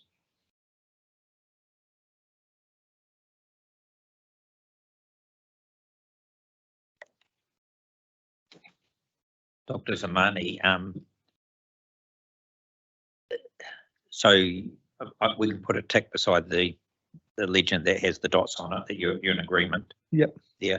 As far as the spatial extent of the high density though, I just don't want to conflate the spatial extension and the height matters. So can you just tell me precisely what your position is on those two? So in terms of the high density residential Kaingara proposed changes. Yes, the cross-hatched area. Yes, I do agree with that. However, I would consider this to be lower height for the high density residential area to be 18 meters rather than 21 meters for the reasons that I mentioned. Tawa North. Firstly, I do agree with the center expansion, the blue boxes. But since we are the first one dealing with the center expansion, I think agreed. I will check. I agreed with all the center expansions. I do not have any problem with expanding the centers. I feel that's a positive urban design outcome, provides more local amenities for people. Wait a second, can I just say, hold that thought, because you'll be back talking to a different crew in stream 4 about the area of the absolutely the centres. Yes. So that was the first one in terms of the extension to the high density residential. Again, I do agree with that. And I have the same concerns in terms of what will be the height limit of this extension. 18 meters. Yes, I would find 18 meters more appropriate than 21 or 22. Yes, and can we treat 21 and 22 as the same thing? 22, yeah. Yeah. What about the Kaingara pursuing a town centre? I mean, presumably that's a hearing for matter, is it? Yes. Yeah. But to the extent it's not, we don't decide full view in stream 1, but a different operation. We've got to sort that out later. If you apologize, Mick, I think the extension of the centre would have an impact on the extension of the high density residential area, because I looked at them in basically connection to each other. If you have a bigger centre, that probably can serve a bigger population of people, and that would justify the expansion of higher residential area. However, if they're not proposing to have a bigger centre, probably I would have less reason to agree with the extension of higher residential area. Got to understand the interconnection. So Thank you. that's inextricably linked for you between the extension of the centre and the extension of the HDZs. That is correct. Thanks. Tower South. Same comments I made for the Tower North.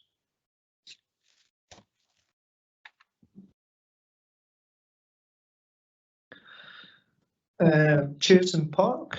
So I disagreed with these extensions. Expansion of council proposed high control area and height increase to council proposed high control area.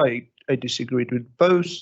Say again. I disagreed with both proposed changes of Kaingora.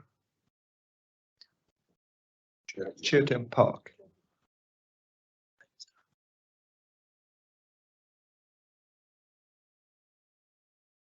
And tell us briefly why. So the level of intensification in this location is not appropriate, because I do believe that there is not enough amenities. Chiltern Park is far away, and I don't find the transport aspect. So in terms of connections and connectivity, walkability, those aspects, I'm not convinced. I don't have any evidence to say that it actually makes sense to intensify this area to that extent. I believe Chiltern Park is a very car-dominated area. Intensification of this wouldn't really change that, and I don't believe that those future residents would have enough local amenities to have a high-quality urban environment, and they need to commute to the city for those needs.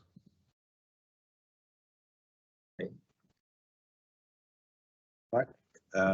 Newlands. Oh, sorry, sorry, did you come in more quickly? Dr.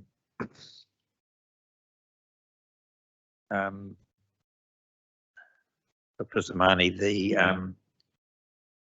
the two areas on the legend of Chiltern Park, the blue cross-hatched or hatched area, I'm starting to see the height increase. Is that, where's the red area on there? There is no red area, and I tried to find that too. I couldn't.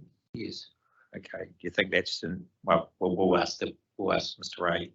But you're opposed to the spatial expansion of the height control area. That's correct. But you accept the 18 metres? No, you don't. no, neither. It was disagree with both. Okay, that wasn't clear to me. Thank you. I disagree with Kaingora proposal completely on this area. And what in your view, what's the appropriate height?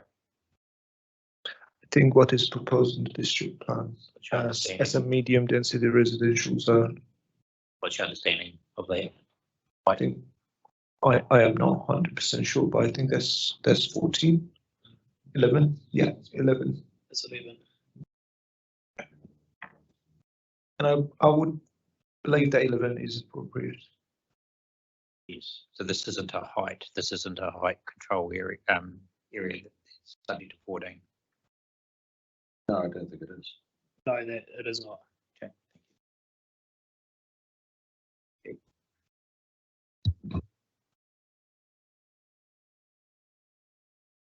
Newlands, 5 of 24.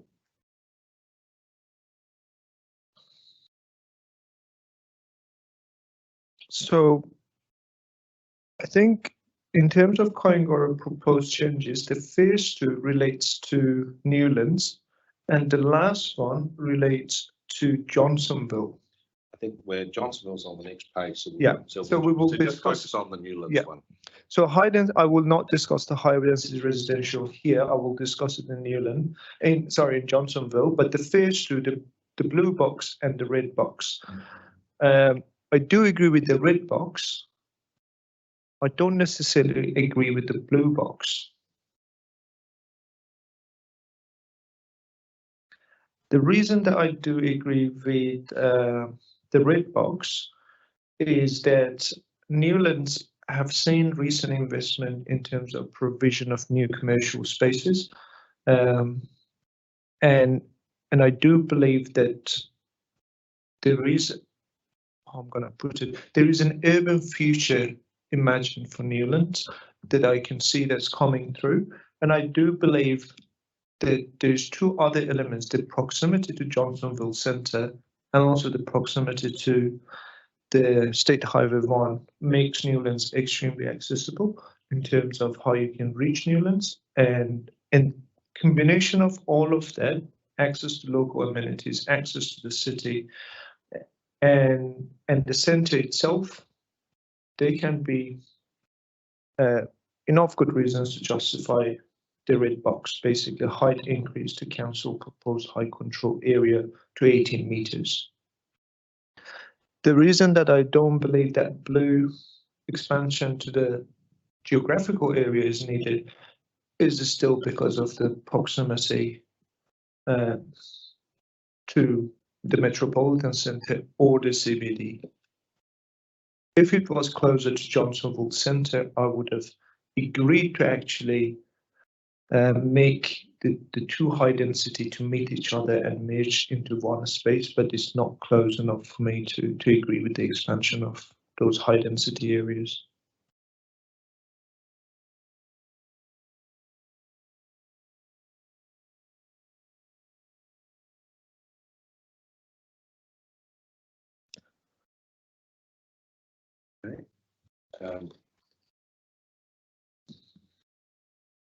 Johnsonville North,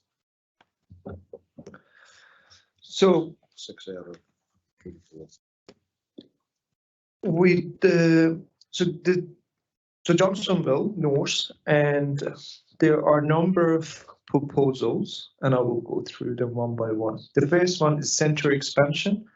And again, I know this is doesn't need to be discussed here, but I do agree with that. Expansion to council proposed height control area blue, that doesn't relate to Johnsonville, that relates to Newlands. Yep. So I already discussed that. Height increase to council proposed height control area to 36 meters, because we have 18 meters on the map too. So I'm discussing the 36 meter here. That 36 meters, in principle, I do not disagree with increase with the height. I am not 100% sure whether 36 is the appropriate number or 24 is an appropriate number. That requires assessment. The areas that I felt requires assessment, for instance, Woodland Street or Urban Street, and I'm sure there are other streets in this area that they may be too narrow or too steep, or there are some other topographical issues from urban design point of view. Again, I'm not getting to the planning side of things, but from an urban design point of view, it needs probably some further assessment in terms of what will be the urban form if the height increased to that extent. So for instance, as part of our site visit, we walked up Frankmore Street and it rises quite steeply between Phillip Street and Prospect Terrace. That's the sort of thing. Yeah. And again, on the other side, over the bridge over the highway, up Helston Road into Stewart Drive, that area up that hill.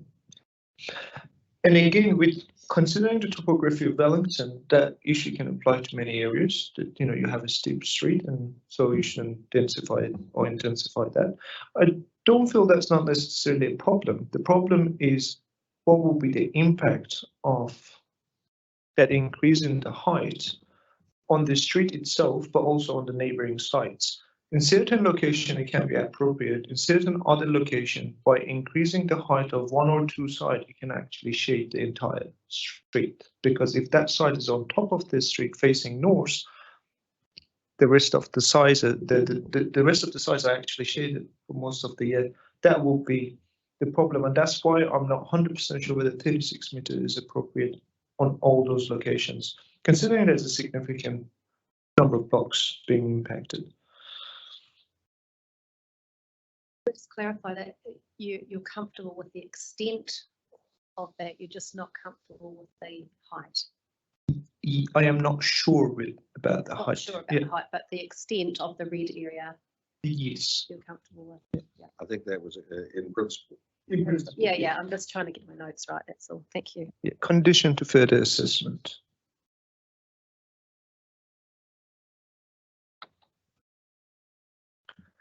High density residential area has been proposed to extend further, as you can see, further to Clifford Road, and I don't know, to south you can see Kipling Street. So it's quite an extensive area. I do agree with that. Considering the future context of Johnsonville, if Johnsonville, the way that is envisaged to be developed into a metropolitan center, I think it can serve a very big population of people. It has a shopping mall that we hope that will be developed. There's a train station, buses stop, different transport routes. As a metropolitan center, considering that I do agree with the extension of the center itself, it can be quite a large metropolitan center that can serve a large high density residential area. Those aspects like connection, choice, amenities, geographical or climatic issues, if they assessed and found that there is no major issue, then I would feel that expansion of that high density residential will be appropriate. But again, one thing that I can make a comment on that's well outside of my urban design expertise is the infrastructure issues or flooding issues in Johnsonville. Whether the area can accommodate that level of density, I'm not sure.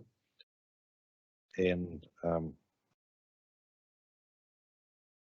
in terms of the extension, we park this of high density residential up Stewart Drive towards Newlands. Your view of that? I suppose the issue that we identify when we're tripping around is you're coming down quite a long way from Newlands down that hill. That is correct, but again, it goes back to that kind of case by case assessment of these scenarios. Like I'm not very familiar with every single street in Johnsonville. I know some parts of it may not be actually appropriate for that level of density because of other issues that arise. There are areas that are more familiar, so I can make more kind of confident assessments about them. But to be fair, Mr. Ray makes a similar qualification in his evidence. He's not saying he's trapped every foot of every street either. The reason I make that comment is that I'm not sure about this specific street is that because the extent of the change is significant. That's why I would put the pressure on the submitters to provide the evidence that this is the appropriate decision. The same comments exactly for Johnsonville South.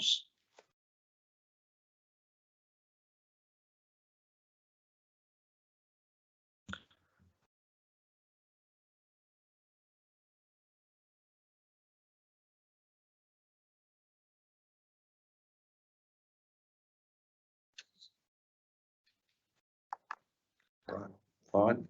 Candela. So I partially agree with that, and my partial agreement is around the geographical extension of high density area. I believe what is proposed is not necessary. The reasons for that is that the local center for Candela is very small. If you compare this with Johnsonville, which has very similar extent of high density residential expansion, that's a metropolitan center with a lot of amenities already there and expected to be way more. Kandala doesn't have that. It has a very small local center. The other matters that I kind of took into account is the topography, the proximity to the greener spaces,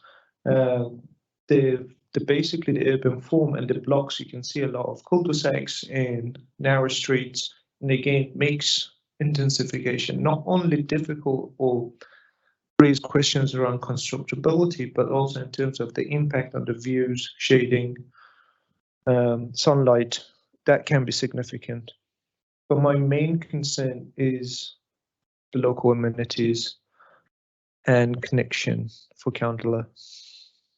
It's not as bad as Chiltern Park. However, I don't feel this extent of expansion to high density residential area would be appropriate.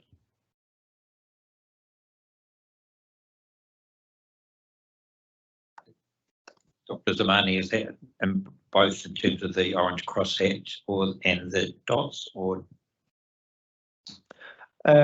Considering that I don't agree with the high density residential area expansion, I definitely don't agree with the additional areas. Yeah. So I'm just trying to correlate partial agree and don't disagree. You've used that statement twice in relation to Kandala. So you say that you partially agree, and then you say you don't agree. So oh yeah, so can you clarify? The reason that I say partially agree, there are, for instance, areas that the high density residential around the station can be expanded. Like if the block next to the train line, that can be, to me, that can be an appropriate expansion of the high density residential area. Yeah. But further than that, I think that's not necessarily, and that's why my partial agree. Okay, so you're referring to the extent of the of the HRZ, not the HRZ in total. No. Yeah, it's the extent. So there are parts which would qualify in your view. Are there other parts you have difficulty with? Exactly. There is some there are some proposed district plan high density residential area, but they're quite small to the point that I struggle to find them. Is basically Lochno Terrace, Kandala Road, and Lochno Terrace. So there is an existing or proposed district plan high density residential area. Is there? Yes. Amalpur Drive. Yes. Got it. Yes. So extending that by one block, I would accept that as a reasonable expansion. As a rule of thumb. Yeah. So extending the identified, notified HRZ by one block. Yeah. As a rule of thumb. Yeah, especially towards this local centre, because that provides pedestrian connections to the local centre, and still, so it become an area between two train station and local centre. That's to me reasonable from an urban design point of view. Yeah. But further than that, I think there's.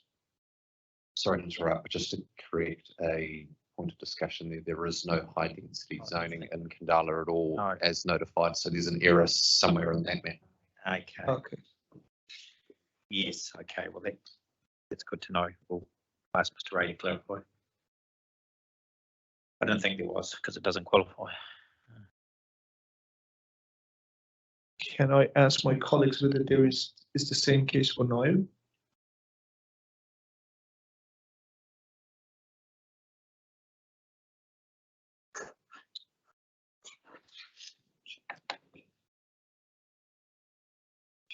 I suspect that the high density is shown is as per Mr. Wharton's recommendation in this 42A. Yes. Yes. That makes sense. Where it's come from. It's here shown might be as per Mr. Wharton's recommendation in this 42A. Rather than what was notified. That would make sense. It makes sense.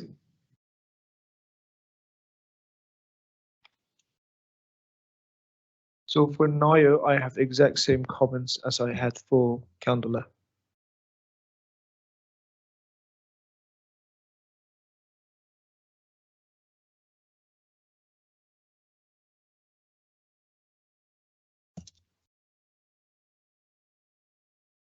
All right, so understand. Crafton Downs.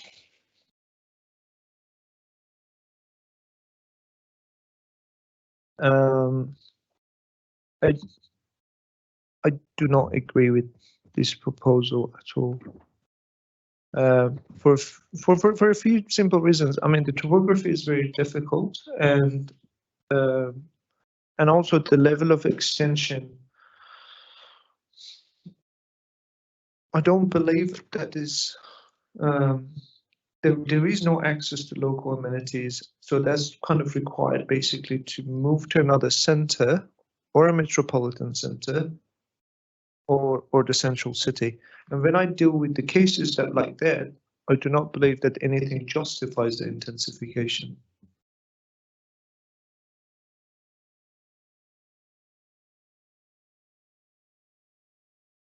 National planning standard colours are disappointing, aren't they?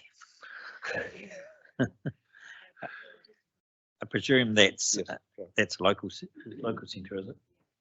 We're just saying you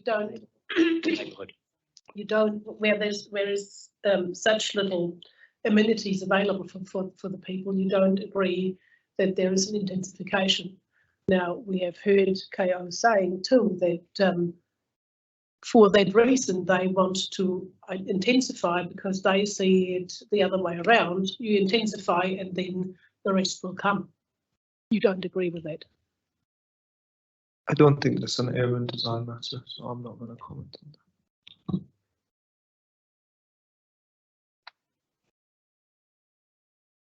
that. Could I just get some clarification on the Crofton Downs map? There's two pinkish coloured areas there, one on Wadestown Road and then the large pink area in the centre of the map. What are those respective zones? There is one, I think that's a neighbourhood centre zone. Is that the Wadestown Road one? Where are you looking? Wait, oh, there. Local centre. So the Yes. larger area of pink is local centre, Yes. and the one on Wadestown Road, and there's also a little bit on. Your neighbourhood centre. Oh, yes. That's neighbourhood centre. Thank you. Yes. So, I'll be the first time a lawyer's done that. Reese.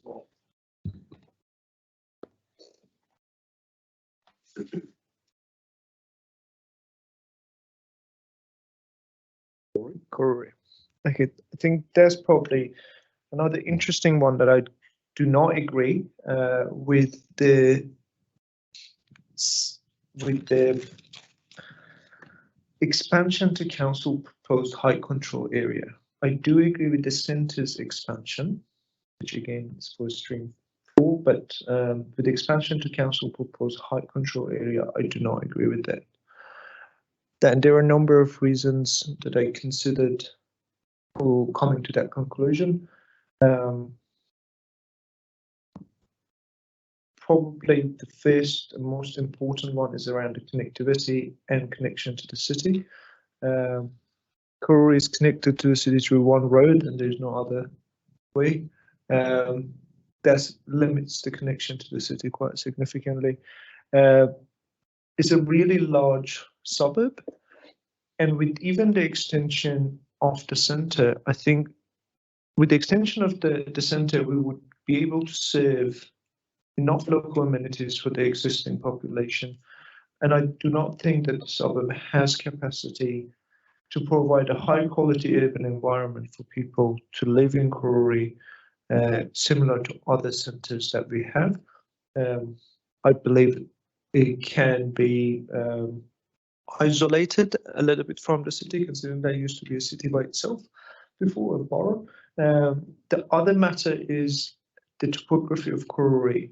And if you have noted, I'm sure people know, there is this saying that they say, oh, the sunny side of Kurori and then the not very sunny side of Kurori. And again, that's a method that I considered not just in terms of sunlight access to an individual site, but generally the suburb part of it can be shaded for a long period of time. And generally these reasons were why I consider, I'm very well aware that there are other infrastructure and planning issues around Kurori that my colleagues would probably discuss in their right of reply. We heard about those at Streamway.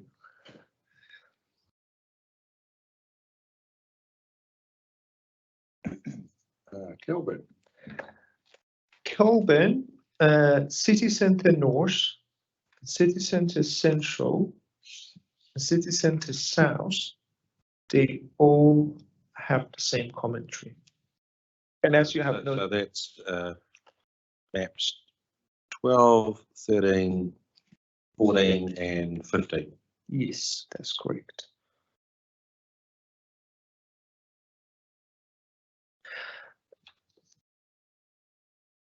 So agreed with the height increase in principle.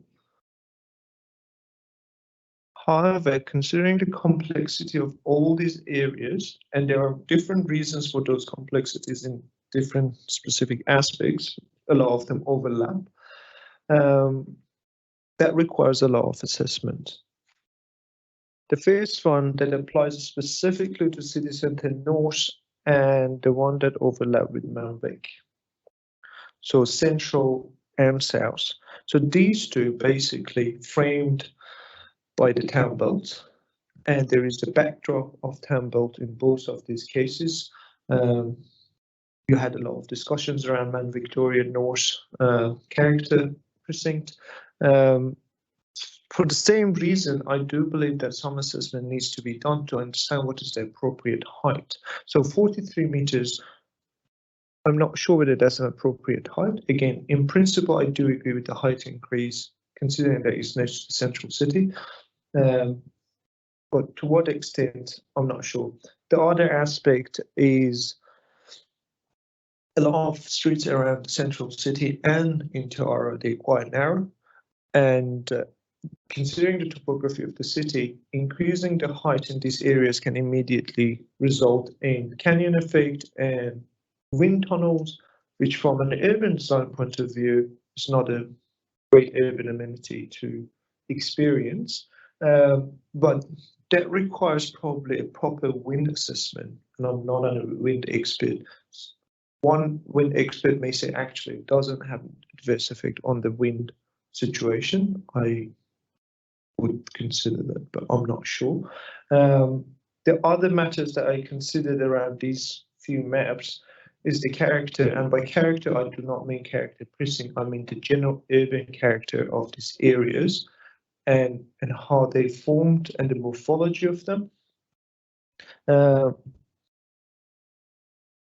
In some areas, it can be more appropriate to increase the height to a higher level. In certain other areas, I feel that may not be the case. For instance, in city centre south, the area that I think that would be considered Mancook, from Hankey Street and like Thompson Street, Wallace Street, those areas, it may be more appropriate to have a higher height, considering the sunlight, the topography, and access to the city. But then I'm aware of the heritage areas next to these areas. And that's why I felt these maps are the hardest one in terms of the increase in the height, because of the complexity of these areas, that I cannot make a kind of a blanket comment as that I do agree with the increase in the height. It's way more nuanced compared to the other centres that we discussed earlier. And giving that response, have you had any consideration to the rules that affect development adjacent to heritage sites? And do you understand that there are some rules that control development and height and proximity to heritage listed sites? Yes. Yes. I have considered those, but when we put the height limit on a higher level, that, I don't know, the planning language for it is the permitted baseline increase, and therefore those rules would apply differently when the height control is different. And again, probably that become an item that needs to be assessed separately to understand what is the impact of this height increase in terms of the heritage areas and heritage buildings. I'm not sure that the rules will be applied differently in relation to the height of the building. There was a stipulated starting height before the recession plan kicks in.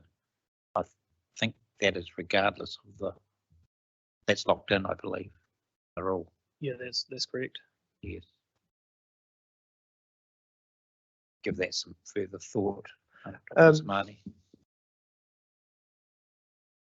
So regardless of the height, yeah, the prevailing recession plane or sunlight admission angle won't alter. It'll be set at a start point and a certain angle. It'll keep going. absolutely. Yeah. I do agree, and I will think about that more and discuss with Mr. Patterson in terms of the impact on the heritage. However, from a holistic point of view, I think there will be an impact on the heritage buildings, especially around Corellian and the War Memorial area. And that was my main concern, that the views to those areas, considering that they're national significance. Heritage. Okay. So you're not talking so much about sunlight emission to these, you're talking about the views to these Yes. features. Yeah. And it was particularly the Corellian and what was the other? War Memorial. War Memorial. And as you probably know about the Tasman Street development, and they granted the consent for that development, but there was a lot of discussion about the impact of the height on the heritage elements of Pukeahu. And that's one example, but when you increase the height of all this building around this area, that will be a significant impact on the heritage and character. By character, I mean even the greener spaces that they've been seen from the background of these buildings. Brooklyn. Before you go there, the Arrow Valley, or did you mean to include that? Include that into the central area. So 16, include Arrow Valley. Okay. Brooklyn, I partially agree with there is no center expansion in the Brooklyn area. That maps, I think, belongs to Mount Cook in Newtown. Expansion to council proposed high control area. I do not agree with that, and I explain why. Height increase to council proposed high control area. I partially agree with that. And this is a perfect example why some of this is easier for me to assess and some of them actually are very difficult to have a very comprehensive response. I live in Brooklyn, so I understand the context very well. And I know it's one of the windiest areas in Wellington. From an urban design point of view, increase the height to 18 meter can have positive impact on the wind effect on people in the central Brooklyn or any of these streets. However, it can have very adverse effect, and that requires assessment considering that it's already a very windy area. Why I partially agree with it is because the proximity of Brooklyn to the city, it's almost 10-minute walk to Cuba Street, and it already has quite a lot of amenities within the Brooklyn Centre. It's quite an established suburb. Therefore, I feel it is appropriate to have further intensification, but with the other planning matters will prevent that. That's something I would leave to Mr. Patterson. And because you're very familiar with the topography, the thing that interested me was, having walked up Todman Street before, thinking it's, and indeed having driven up Helen Street and Apuka Road, it's a long way up there to Mitchell Street. That is correct. However, again, the steepness of a street is not a very strong consideration for Wellingtonians because everywhere is very steep. So it become part of the context that and the definition of level of comfort. I live in a 5-story apartment building in Brooklyn, and I would walk that hill quite often.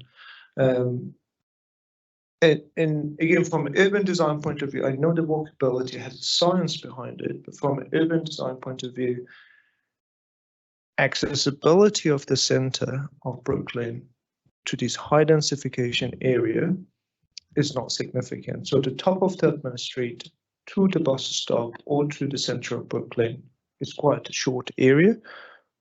But if you consider the top of Tubman Street to the central city, yes, that's correct. And that was the reason that I disagreed with the expansion to council proposed areas. I only agreed with the height. I felt the expansions are not needed, and actually they further away on top of the hill. And that can make it very difficult to access. Okay, onward and upward. Newtown. Newtown North, Newtown South. Newtown North and Newtown South the same.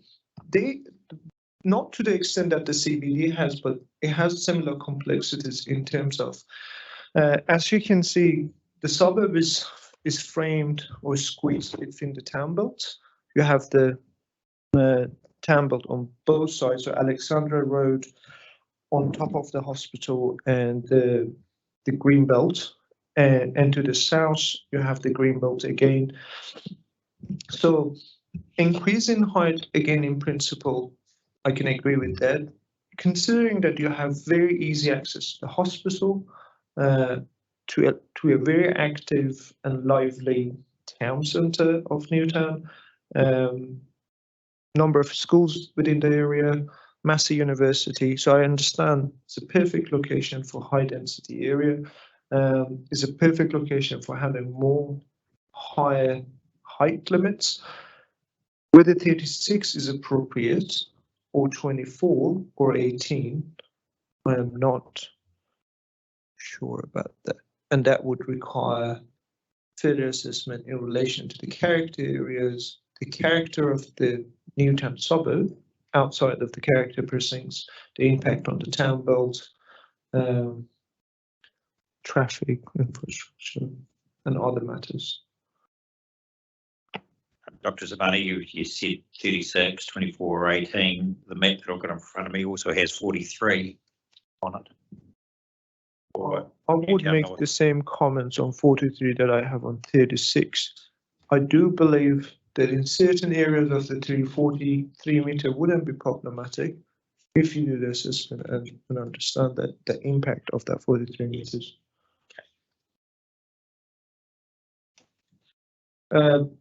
As you raise the issue of 43 meters, 43 meters is in a very close proximity of central city zone. So I understand why they have proposed that. However, whether that would have other planning implications, I'm not sure about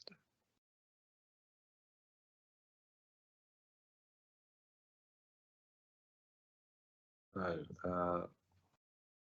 Island Bay? So Island Bay? Yep. So Island Bay agreed with the height increase, not the extension to the west and south.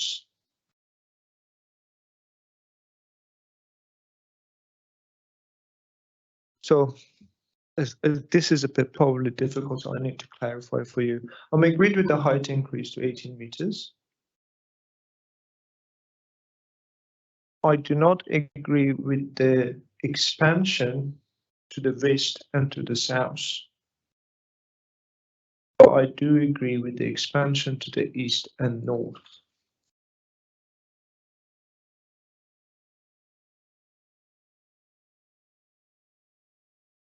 The reason for this kind of more refined, tailored response is that I believe that to the north and you would have access to Island Bay Centre, but also to Beamport Centre, while expansion to the south that gets too far away from a local centre, I don't believe that's necessary, and I don't think that provide enough amenities or connections to the centre. To the west, there is a narrow strip of a blue box. I am not sure about the impact of that on the backdrop of the green belt, and that worried me, and that's why I don't agree with it. And considering that this is getting far away basically from the city, to the point that some of the northern suburbs had that issue, that level of expansion from an urban design point of view, again, I can't justify that.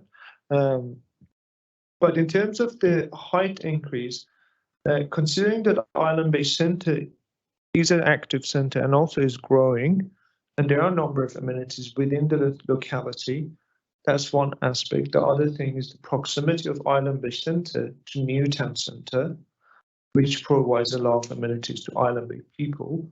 I found that that is reasonable to increase the height limit to 18 metre. I'm happy to comment further. Got a couple. Just interested in your reason for supporting the extension to the north, but not to the south. The distance from, say, the edge of the South Humber Street back to Medway Street, which is beginning of the centre, isn't that different from the distance from D Street back to that same lot. Would you agree with that? I do agree with that. The reason that I agreed with the northern expansions was easier access to Newtown and Beamport, not to the Island Bay Centre itself. I think you'd also mentioned proximity to Beamport. Yeah, exactly. That's quite a distance, isn't it? And an undulating topography. That is correct. But if I would like to justify the expansion of intensification, I would justify the one going north, which makes the access to the city, Newtown, Beamport easier rather than to the south.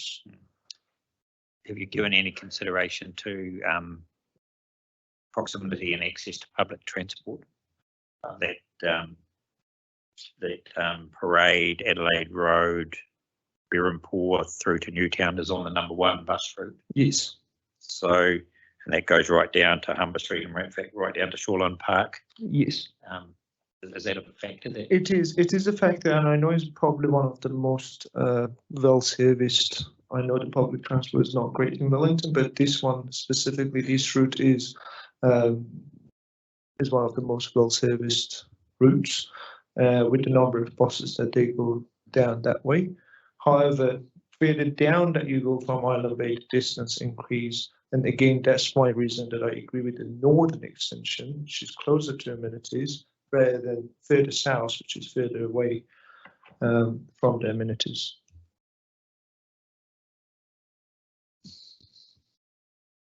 It's ours now, 21.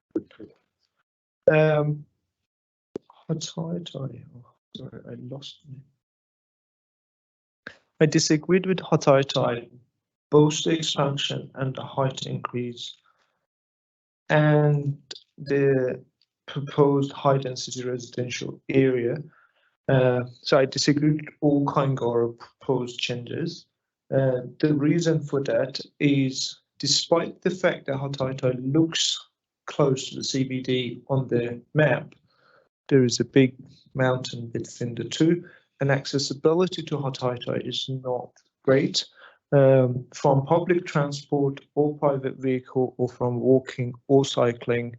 From walking point of view, you have to walk through a horrible tunnel, or you have to walk to top of Mount Wake and then walk down to Hataitai.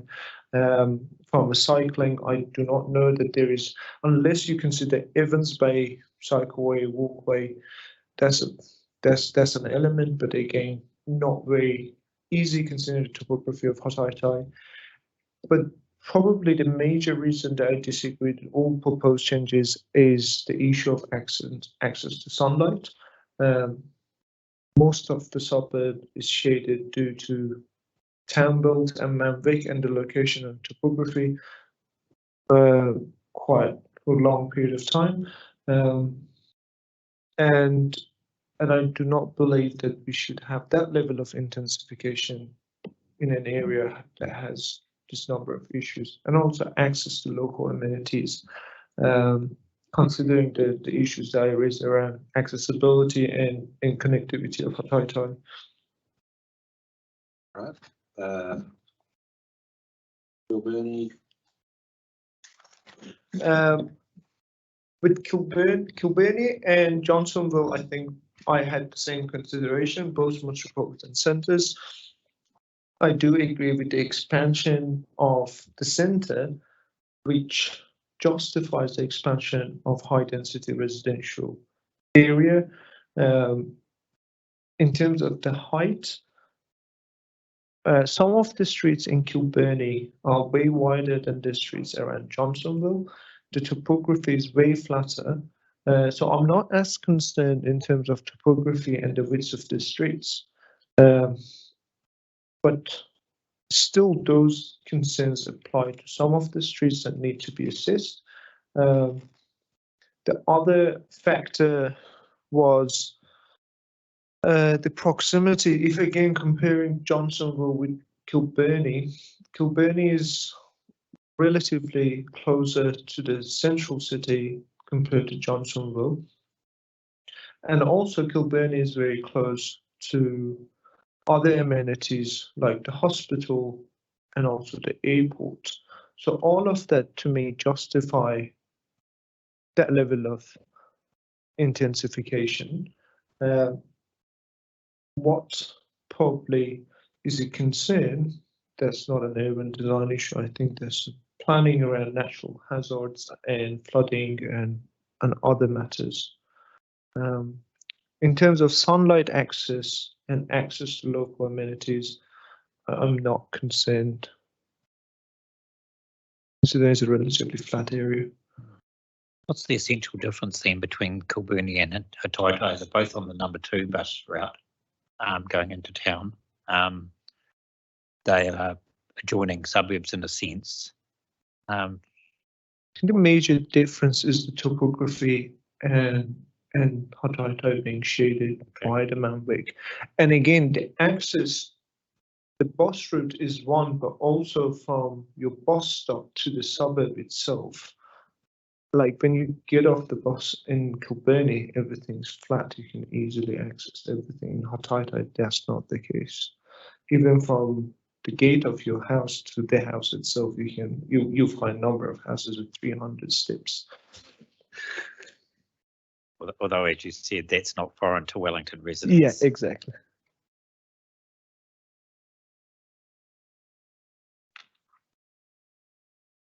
So lastly, we have Miramar. Interesting spelling. Yeah, Miramar South and North. So the same comments apply to both areas.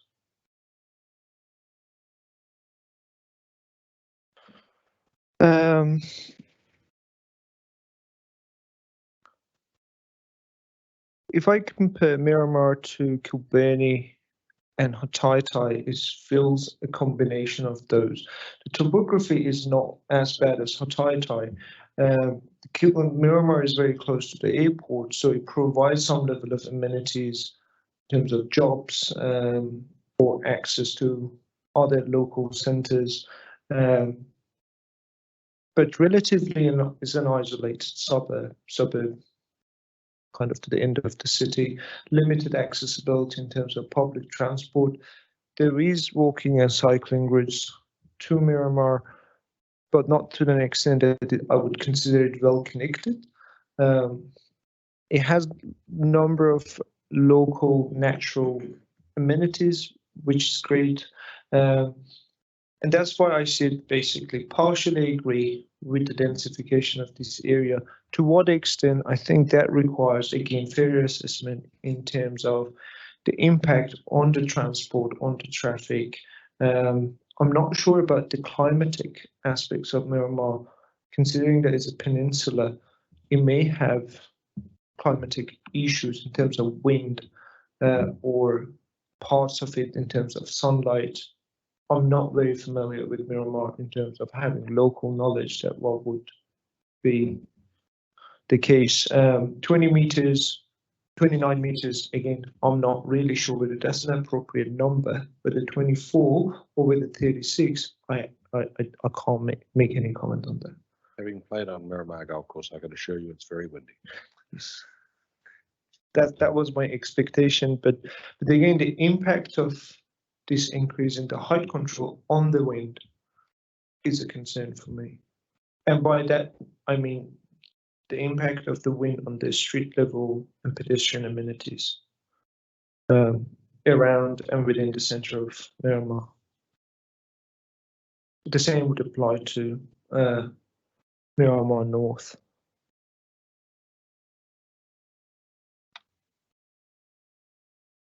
One of the things I considered is that those upper floors of that 29 meters would have fantastic views. But I'm not sure about the lower levels, whether they have enough amenities in terms of the public amenities or urban amenities to consider this an appropriate place for densification.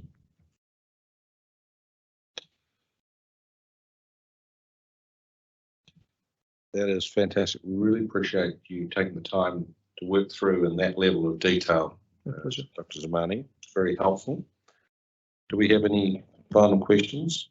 No final questions, but I've taken the notes as best as I can, Dr. Zamani. Be good to have that distilled into writing. Well, I think that the request would be after. I am anticipating that after we've talked to Mr. Ray and the Kaingora team, the council will have a detailed reply on these issues, but getting that feel for where Dr. Zamani is coming from is very helpful. I think that's it. Half an hour ahead of time. Gotta be good. So we will adjourn for 9 o'clock tomorrow morning for the arrival of the spitters.